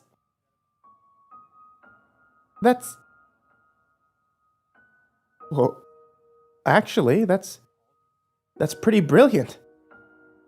I gave her a dubious look. What are you thinking? Hear me out. I'm going to get shot either way. And that actually puts us at an advantage. Let him shoot me. And then once they've forgotten about me, and they're not paying attention to me anymore, I'll shoot him. Well, you're banking on the fact that they don't search us when we get to Borrasca. Yeah? And that they won't just shoot you in the head. Granted? And also that they'll shoot you at all. I mean, they could just... keep you there. Okay? Finally, that Jimmy will, or even can, take control of the situation like he promised. Kimber nodded. Okay, all acceptable risks. She smiled. You're high, Kimber. I'm fucking not. But are you? Because for this to work, I'm gonna need you to streep the shit out of this. I wish. Kimber raised an eyebrow. That package didn't have drugs in it. You know. What? Sorry, but I couldn't tell you at the time. You would have realized I was going without you. You're a dick, Sam Walker. So what did it have in it?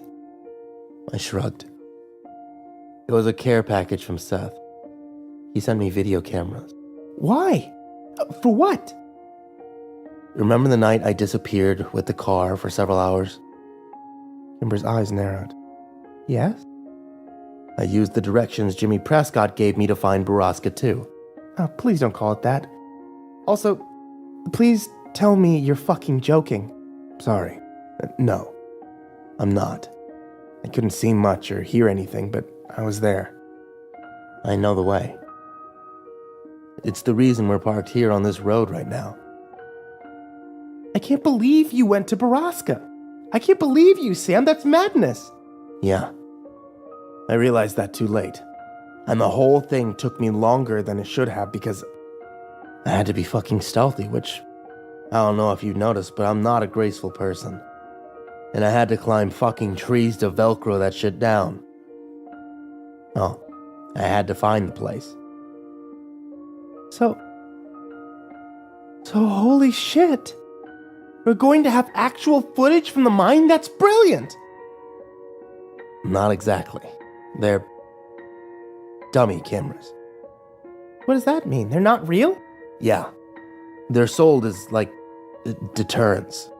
But then, why would you risk that? Why even bother putting up deterrents? To, deter. Deter anyone from murdering me. Oh, damn it. I really wish they were real. Yeah, me too. But there's no way I could have installed something like that. Fuck. If we had film, we wouldn't even need the Borrasca records. Seth thinks that if we can figure out where the files are, he might be able to get in and download them. Kimber sighed. So many ifs. So you really want to get shot, huh? I think it's the best plan we've got. Maybe I'll just stumble into camp later than you, get caught. That way they'll assume you have the gun. I was just being careless. Sam. It was shaking me. I had drifted off. Sam, wake up. Wake up! Wake up! Good afternoon, Mr. Walker. I'm sorry to wake you, but the detectives have been asking to interview you since yesterday. I'm afraid they're very insistent. I tried to focus on the woman standing next to me. Everything was very white. Where am I? Drisking Regional. I'm Dr. Clava, and since you're going to be speaking to two of the rudest men, I'm going to up your morphine a smidge. I blinked a few times against the bright lights that stung my eyes. No. No morphine. Please, take me off of it. Are you sure? You're going to be in a bit of pain if I do that, she said as she walked over to the IV drip. Yeah, turn it off. Where's Kimber? How's she doing? Also, how am I not dead? I'm not Kimber's doctor, so I'm not sure who you're talking about. As for your survival, you owe that to a rather skilled surgeon on staff here. I could already feel pain radiating from my chest below my heart. Is there any way you can make it any darker in here? Absolutely, She replied as she walked over to the door and turned down the lights. Good luck. A nurse will be by later to check on you. I didn't recognize the two men who pushed past Dr. Clava in the doorway. They were serious-looking men, with a dry air of immediacy about them. Sam Walker. My name is Agent Grant. This is Special Agent Trippin. We're with the Federal Bureau of Investigation. How are you feeling? I'm fine. My voice sounded strained. I tried to sit up. When it was clear I wasn't going to make it, Agent Grant grabbed my arm to steady me and pointed to the remote control at the edge of the bed. I held the raise button until the bed sat up level with the two men. We're here because you were found unconscious and near death at a crime scene, along with a 27-year-old woman and the corpse of the county sheriff. Sounds about right, I said, and rubbed my face. I winced as I brushed my nose. He had set the bones, but it was still very tender. I didn't even want to see my chest. Can you comment on the events that led you to that location? Agent Grant said. Trippin remained silent. Sure. I'd fucking love to, but first, I really need to know where Kimber is. She is in federal custody, giving her own statement. And what happened to all the women at the mine? The people who were imprisoned there. The victims have all been removed from the scene. Why are you only talking to me now? I tried to contact the feds for years about Borrasca. Is that the local name for the trafficking group? Sort of. I winced at the stab of pain that ricocheted from my spine to my ribs. We don't have any record of you contacting the FBI at any time. Yeah, well, I did. And that will be addressed. An internal investigation has been opened due to the, shall we say, sensitive information leaked by the press on Wednesday evening. Yeah. They received some sort of press packet. Do you know something about that? Trippine finally spoke. I know nothing about that, but I do know a lot about everything else. I wanted to laugh. This was ludicrous. I was alive. The sheriff was dead. Borrasca was gone, and everybody associated with it was going down. It was almost everything Kimber had wished for. It couldn't be really happening. The detectives pulled 2 chairs that were set back along the wall up to the bed. Do you mind if we record you? Fuck no. I want all of this on record. All right. Grant started, setting a recorder on the bed next to my leg. Tell us about your father.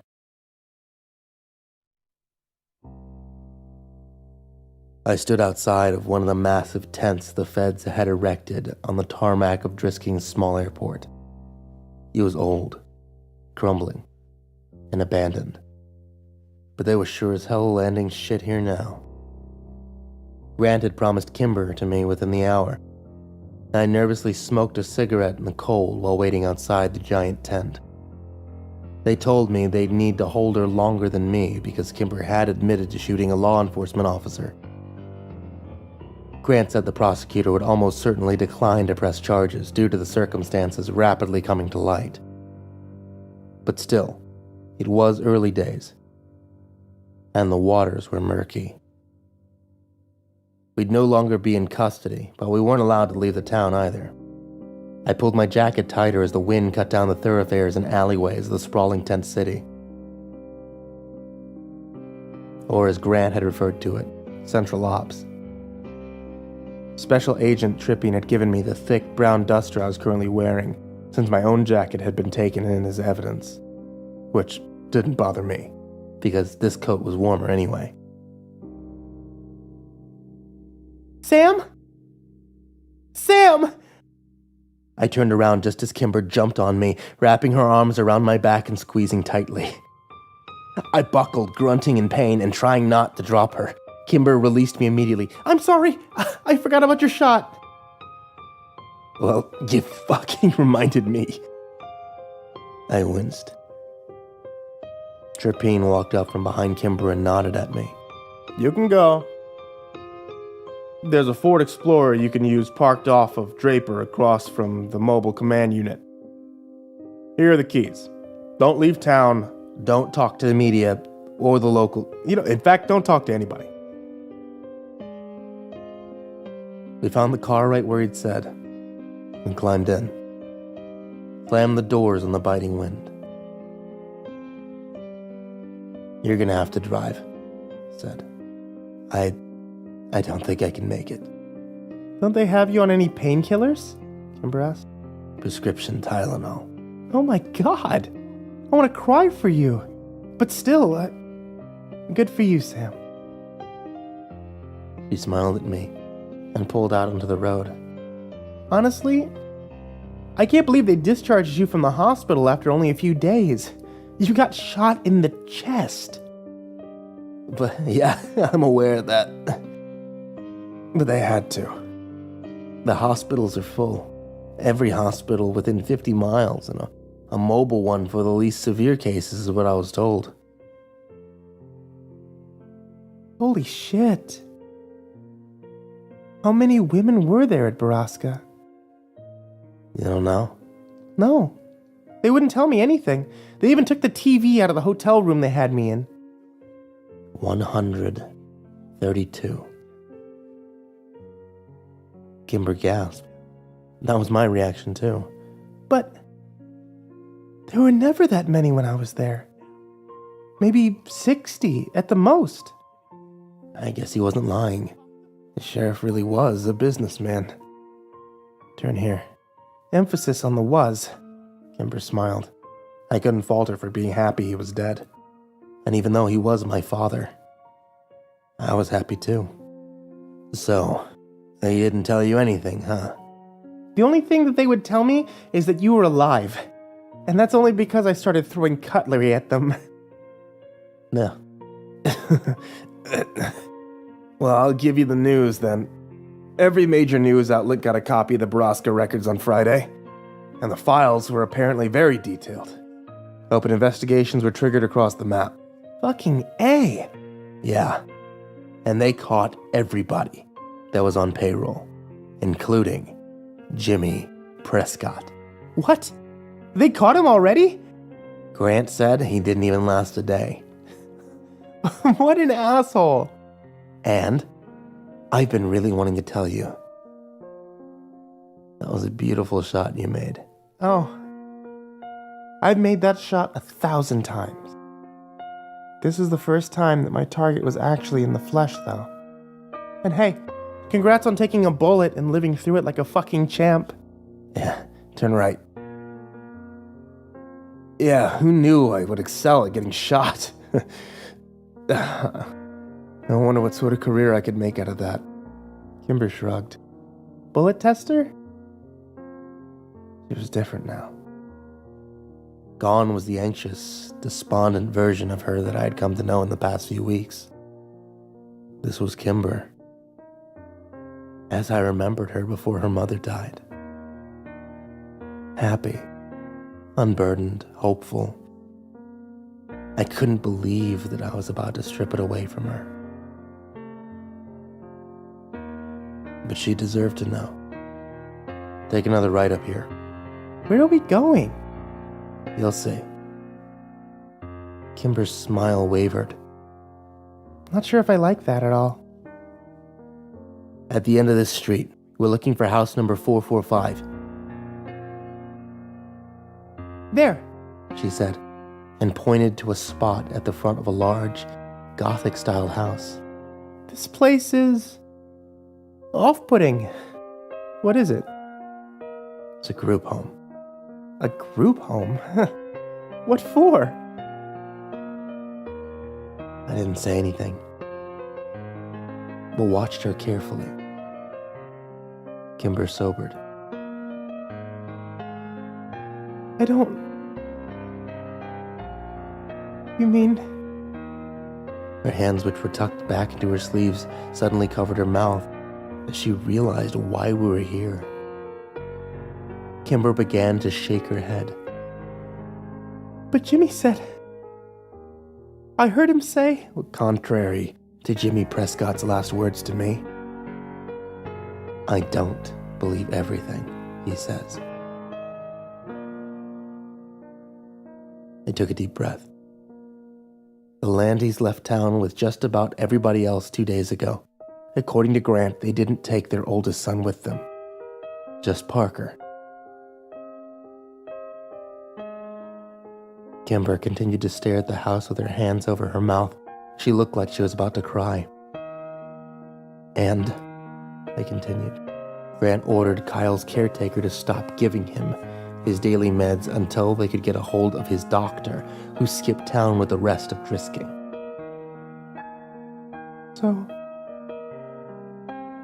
So Kyle is inside? And he's been off his medication for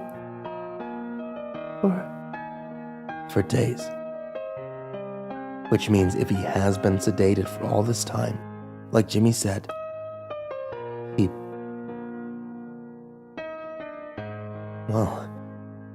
might not be anymore.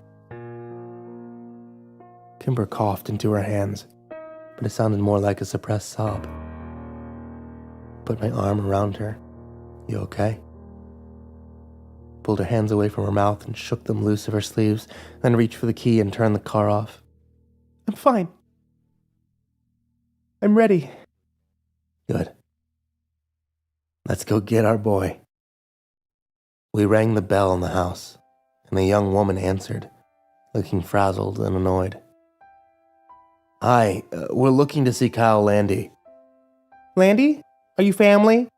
She asked, brushing unkempt brown hair back from her face.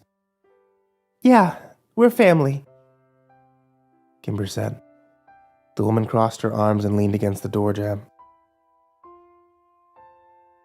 Kyle's family hasn't visited once in all the years he's been here?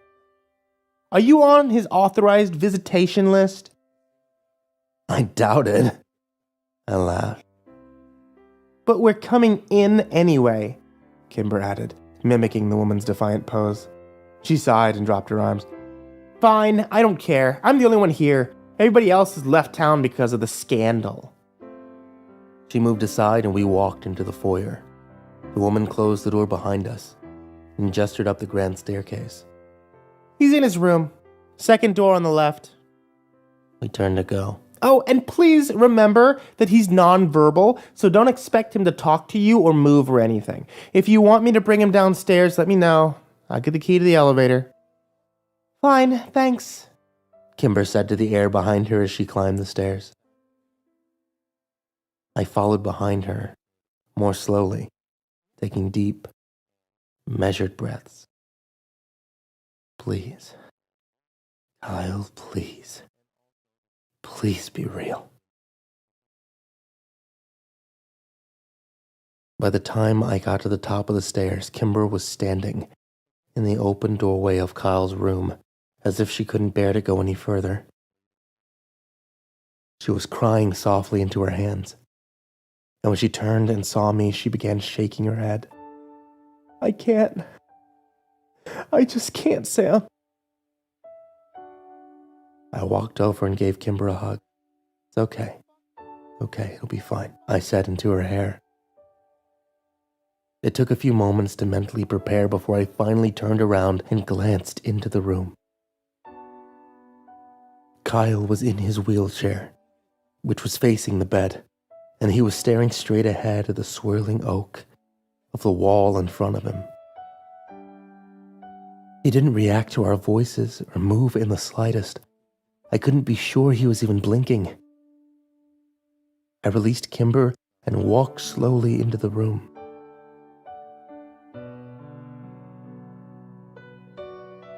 I sat down on the edge of the bed in front of Kyle to study him. His injuries had all healed, other than his nose, which remained out of place and broken. He was wearing flannel pants and nondescript white t-shirt and socks. His hair was long and a red beard covered the bottom half of his face.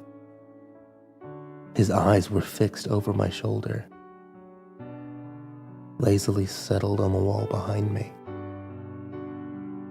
Kyle? I said as I moved into his line of vision. Sam. He blinked. Kyle's eyes seemed to try and focus on me. But when I moved, they didn't follow. I could see there was no one behind them. But I couldn't accept it. Not after all we'd been through. Kyle, please fucking tell me you're in there, I begged. But there was nothing to show that he'd understood. His eyes glazed over, and I knew that what remained of Kyle was only the barest of brain function. Fuck, I swore. Kimber was now openly sobbing. Stop. Sam, stop. I worked to get a hold of myself. Over the last 2 days, I convinced myself that there was more to Kyle than I had been led to believe the last time I'd seen him. I needed him to be more than the soulless vegetable that I'd left behind, but being confronted with that human shell in front of me made the truth hurt even more. I stood up from the bed and walked over to the window to watch the snow fall outside. a new powder to cover this place. We had come so far, but not far enough. We'd won in almost every conceivable way on the barest of odds, but it still wasn't enough. I wanted Kyle back too.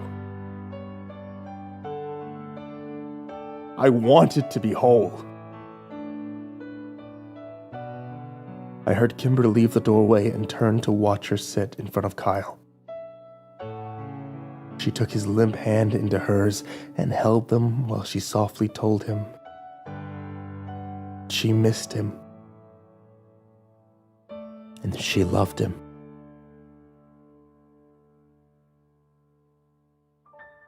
Then she laid her head on his lap and continued to whisper to Kyle through her tears. I turned back to watch the snow fall.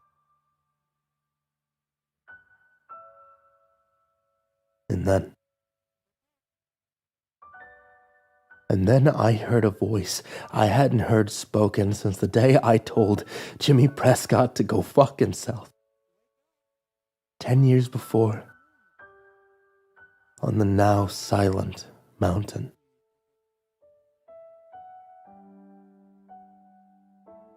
Kimber?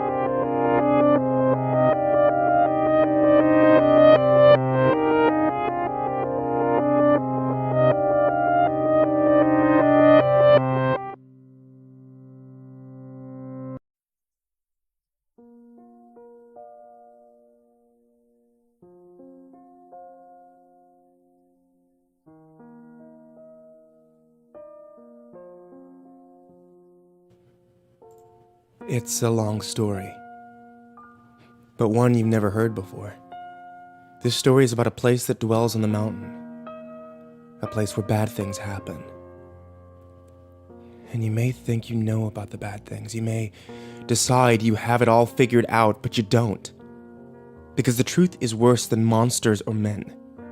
At first, I was upset when they told me we were moving to some little town out in the Ozarks. I remember staring at my dinner plate while I listened to my sister throw a temper tantrum unbefitting of a 14-year-old honor student. She cried, she pleaded, and then she cursed at my parents.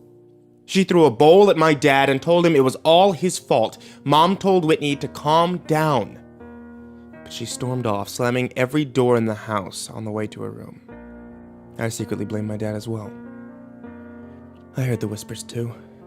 My dad had done something wrong, something bad, and the sheriff's department had reassigned him to some little out-of-the-way county to save face. My parents didn't want me to know that, but I did. I was 9, so it didn't take me too long to warm up to the idea of a change. It was like an adventure. New house, new school, new friends. Whitney, of course, felt the opposite.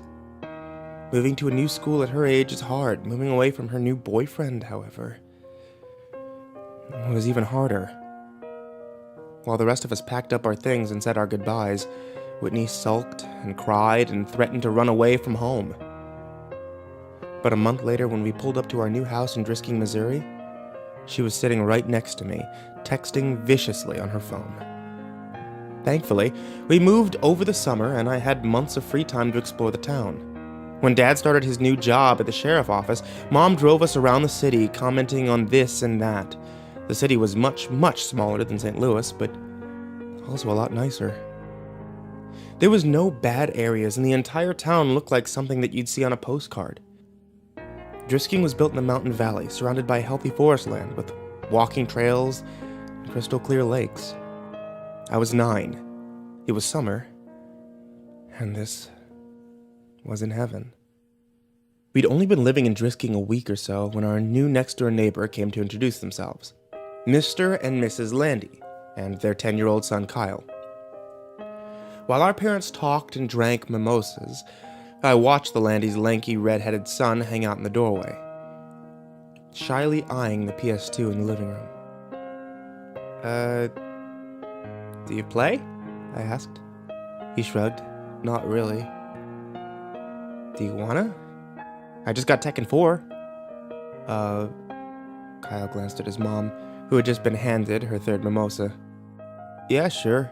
And that afternoon, with the ease and simplicity of our age, Kyle and I became best friends. We spent that cool summer morning outside exploring the Ozarks and the hot afternoons in my living room playing the PS2. He introduced me to the only other kid in the neighborhood our age, a skinny, quiet girl named Kimber DeStaro. She was shy, but friendly, and always up for anything. Kimber kept up with us so well that she quickly became the 3rd wheel to our tricycle. With my dad at work all the time, my mom consumed with her new friendships, and my sister locked in her room all day, the summer was ours to take, and take it we did. Kyle and Kimber showed me where all the best hiking trails were, which lakes were the best, and most accessible by bike, and where the best stores were in town. By the time the first day of school rolled around in September, I knew I was home. On the last Saturday before school started, Kyle and Kimber told me that they were going to take me somewhere special, somewhere we hadn't been yet. The Triple Tree. What's the Triple Tree? I asked. It's totally awesome. Totally huge treehouse out in the woods, Kyle said excitedly. Pfft. Whatever, Kyle. Come on, you guys. If there's a friggin' treehouse, you would have showed it to me already. Duh, we wouldn't have. Kyle shook his head. There's a ceremony for first-timers and everything. Kimber nodded eagerly in agreement. Her dark orange curls bounced off of her tiny shoulders. Yep, it's true, Sam. If you enter the treehouse without the proper ceremony, you'll disappear and then you'll die. My face fell. Now I knew they were making fun of me. That's a lie. You guys are lying to me. No, we're not, Kimber insisted. Yeah, we'll show you. We just have to get a knife for the ceremony and we'll go. What? Why do you need a knife? Is it a blood ceremony? I whispered. No way, Kimber promised. You just gotta say some words and carve your name into the Triple Tree. Yup, it takes like 1 minute, Kyle agreed. And it's a really cool treehouse? I asked. Oh yeah, Kyle promised. Okay, I guess I'll do it then. Kyle insisted on using the same knife he used during his own ceremony, but we paid a price to get it. Mrs. Landy just happened to be home with her youngest son, Parker, and despite Kyle's many objections, his mother insisted that he take his 6-year-old brother with him. Mom, we're going to the treehouse. It's only for older kids. Parker can't go. I don't care if you're going to see an Exorcist movie marathon. You're taking your brother with you. I need a break, Kyle. Can't you understand that? And I'm sure your friends won't mind. She flashed Kimber and me a challenging look. Right? No, not at all, Kimber said, and I nodded in agreement. Kyle made a loud, dramatic sigh and called his brother. Parker, put on your shoes. We're leaving now. I met the youngest Landy several times before and found that he was unlike his older brother in looks and in disposition. Where Kyle was a wild, excitable fireball with hair to match, I found Parker to be an anxious, fidgety boy with small eyes and dark brown hair. We got on our bikes and made our way to a lesser-known hiking trail a few miles away. I'd asked before where the trail led when we'd ridden across it several weeks before, and Kyle had given me the underwhelming answer of nowhere interesting. We pulled up to the trailhead and leaned our bikes against the wooden signpost which read, West Rim Prescott Ore Trail. Why are so many trails around here named Prescott? I asked. Is this Prescott Mountain or something? Kimber laughed. No, dummy, it's because of the Prescotts. You know, the family that lives in the mansion up on Fairmont, Mr. Prescott and his son Jimmy, who own like half the businesses in town? More than half, Kyle agreed. Which ones? Does he own the GameStop? The only store in Drisking I really cared about. I don't know about that one. Kyle wound a lock around the 4 bikes and clicked the bar into place, then spun the numbers on the dial. But like the hardware store, the pharmacy, Glitton's on 2nd, and the newspaper. Did they start this town? I asked. The Biting started the town. I think they... I want to go home. Parker had been so quiet I completely forgot that he was there. You can't go home, Kyle rolled his eyes. Bob said I have to bring you. Now come on, it's only a 2-mile walk. I want to take my bike, Parker answered. Too bad, we're going off the trail. I don't want to go. I'll stay with the bikes. Don't be such a wussy. I'm not! Kyle, be nice, Kimber hissed. He's only 5. I'm 6, Parker objected. I'm sorry, 6. You're 6, Kimber smiled at him. All right, fine. He could hold your hand if he wants. But he's coming. Kyle turned and started up the trail. Parker's face fell into an undignified frown, but when the charming Kimber stuck her hand out and wiggled her fingers at him, he took it. Kyle was right. It wasn't a long walk, only a half a mile down the road, then another half-mile hike on the well-tread path up the mountain. It was a steep climb, though, and by the time we got to the treehouse, I was winded. So, what do you think? Kyle asked excitedly. I studied the tree as I caught my breath. It's pretty awesome, I smiled. And it was. They hadn't lied. The treehouse was the biggest I'd ever seen. It had multiple rooms, and there was actually curtains in the windows. A sign above the door said, Ambercott Fort, and a rope ladder hung below the threshold, missing several planks. I'm going up first, yelled Parker, but Kimber caught his arm. You have to do the ceremony first, or you'll disappear, she reminded him. That'd be fine with me, Kyle grumbled. I was eager to get into the fort myself. Give me the knife, I held up my hand. Kyle smiled and dug the switchblade out of his pocket. There's some space at the back to carve your name. I opened up the knife and walked around the tree looking for an empty spot. There were so many names on the tree that I had to crouch down and look near the bottom since I couldn't reach any higher. I spotted both Kyle and Kimber's carved names on the tree, and I finally found a spot I liked near the ladder. I bit my tongue and carved Sam W. into a blank piece of bark underneath someone named Paul S. Parker went next, but had so much trouble with the knife that Kyle had to do it for him. All right, let's go. I ran over to the rope ladder. Wait, Kyle yelled. I have to say the words first.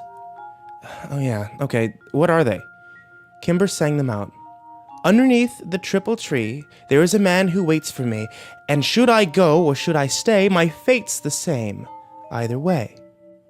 That's creepy, I said. What does it mean? Kimber shrugged. No one knows anymore. It's just tradition. Okay. Can you say it one more time, slower? Once Parker and I had recited the poem, we were ready to go. I climbed the rope ladder first and took stock of my new surroundings. The treehouse was more or less empty. Just a dirty rug here and there, and some trash, old soda cans, beer cans, and fast food wrappers. I went room to room, 4 in total, and found nothing of real interest until the last one. An old mattress lay in the corner, and piles of musty, ripped clothing scattered the floor. Did a hobo live here? I asked. Nah, this room has been like this for as long as I can remember, Kyle said from the doorway behind me. It smells gross, I said. Kimber walked up to the threshold, but refused to go any further. It's not the smell that freaks me out. It's that. She pointed up to the ceiling.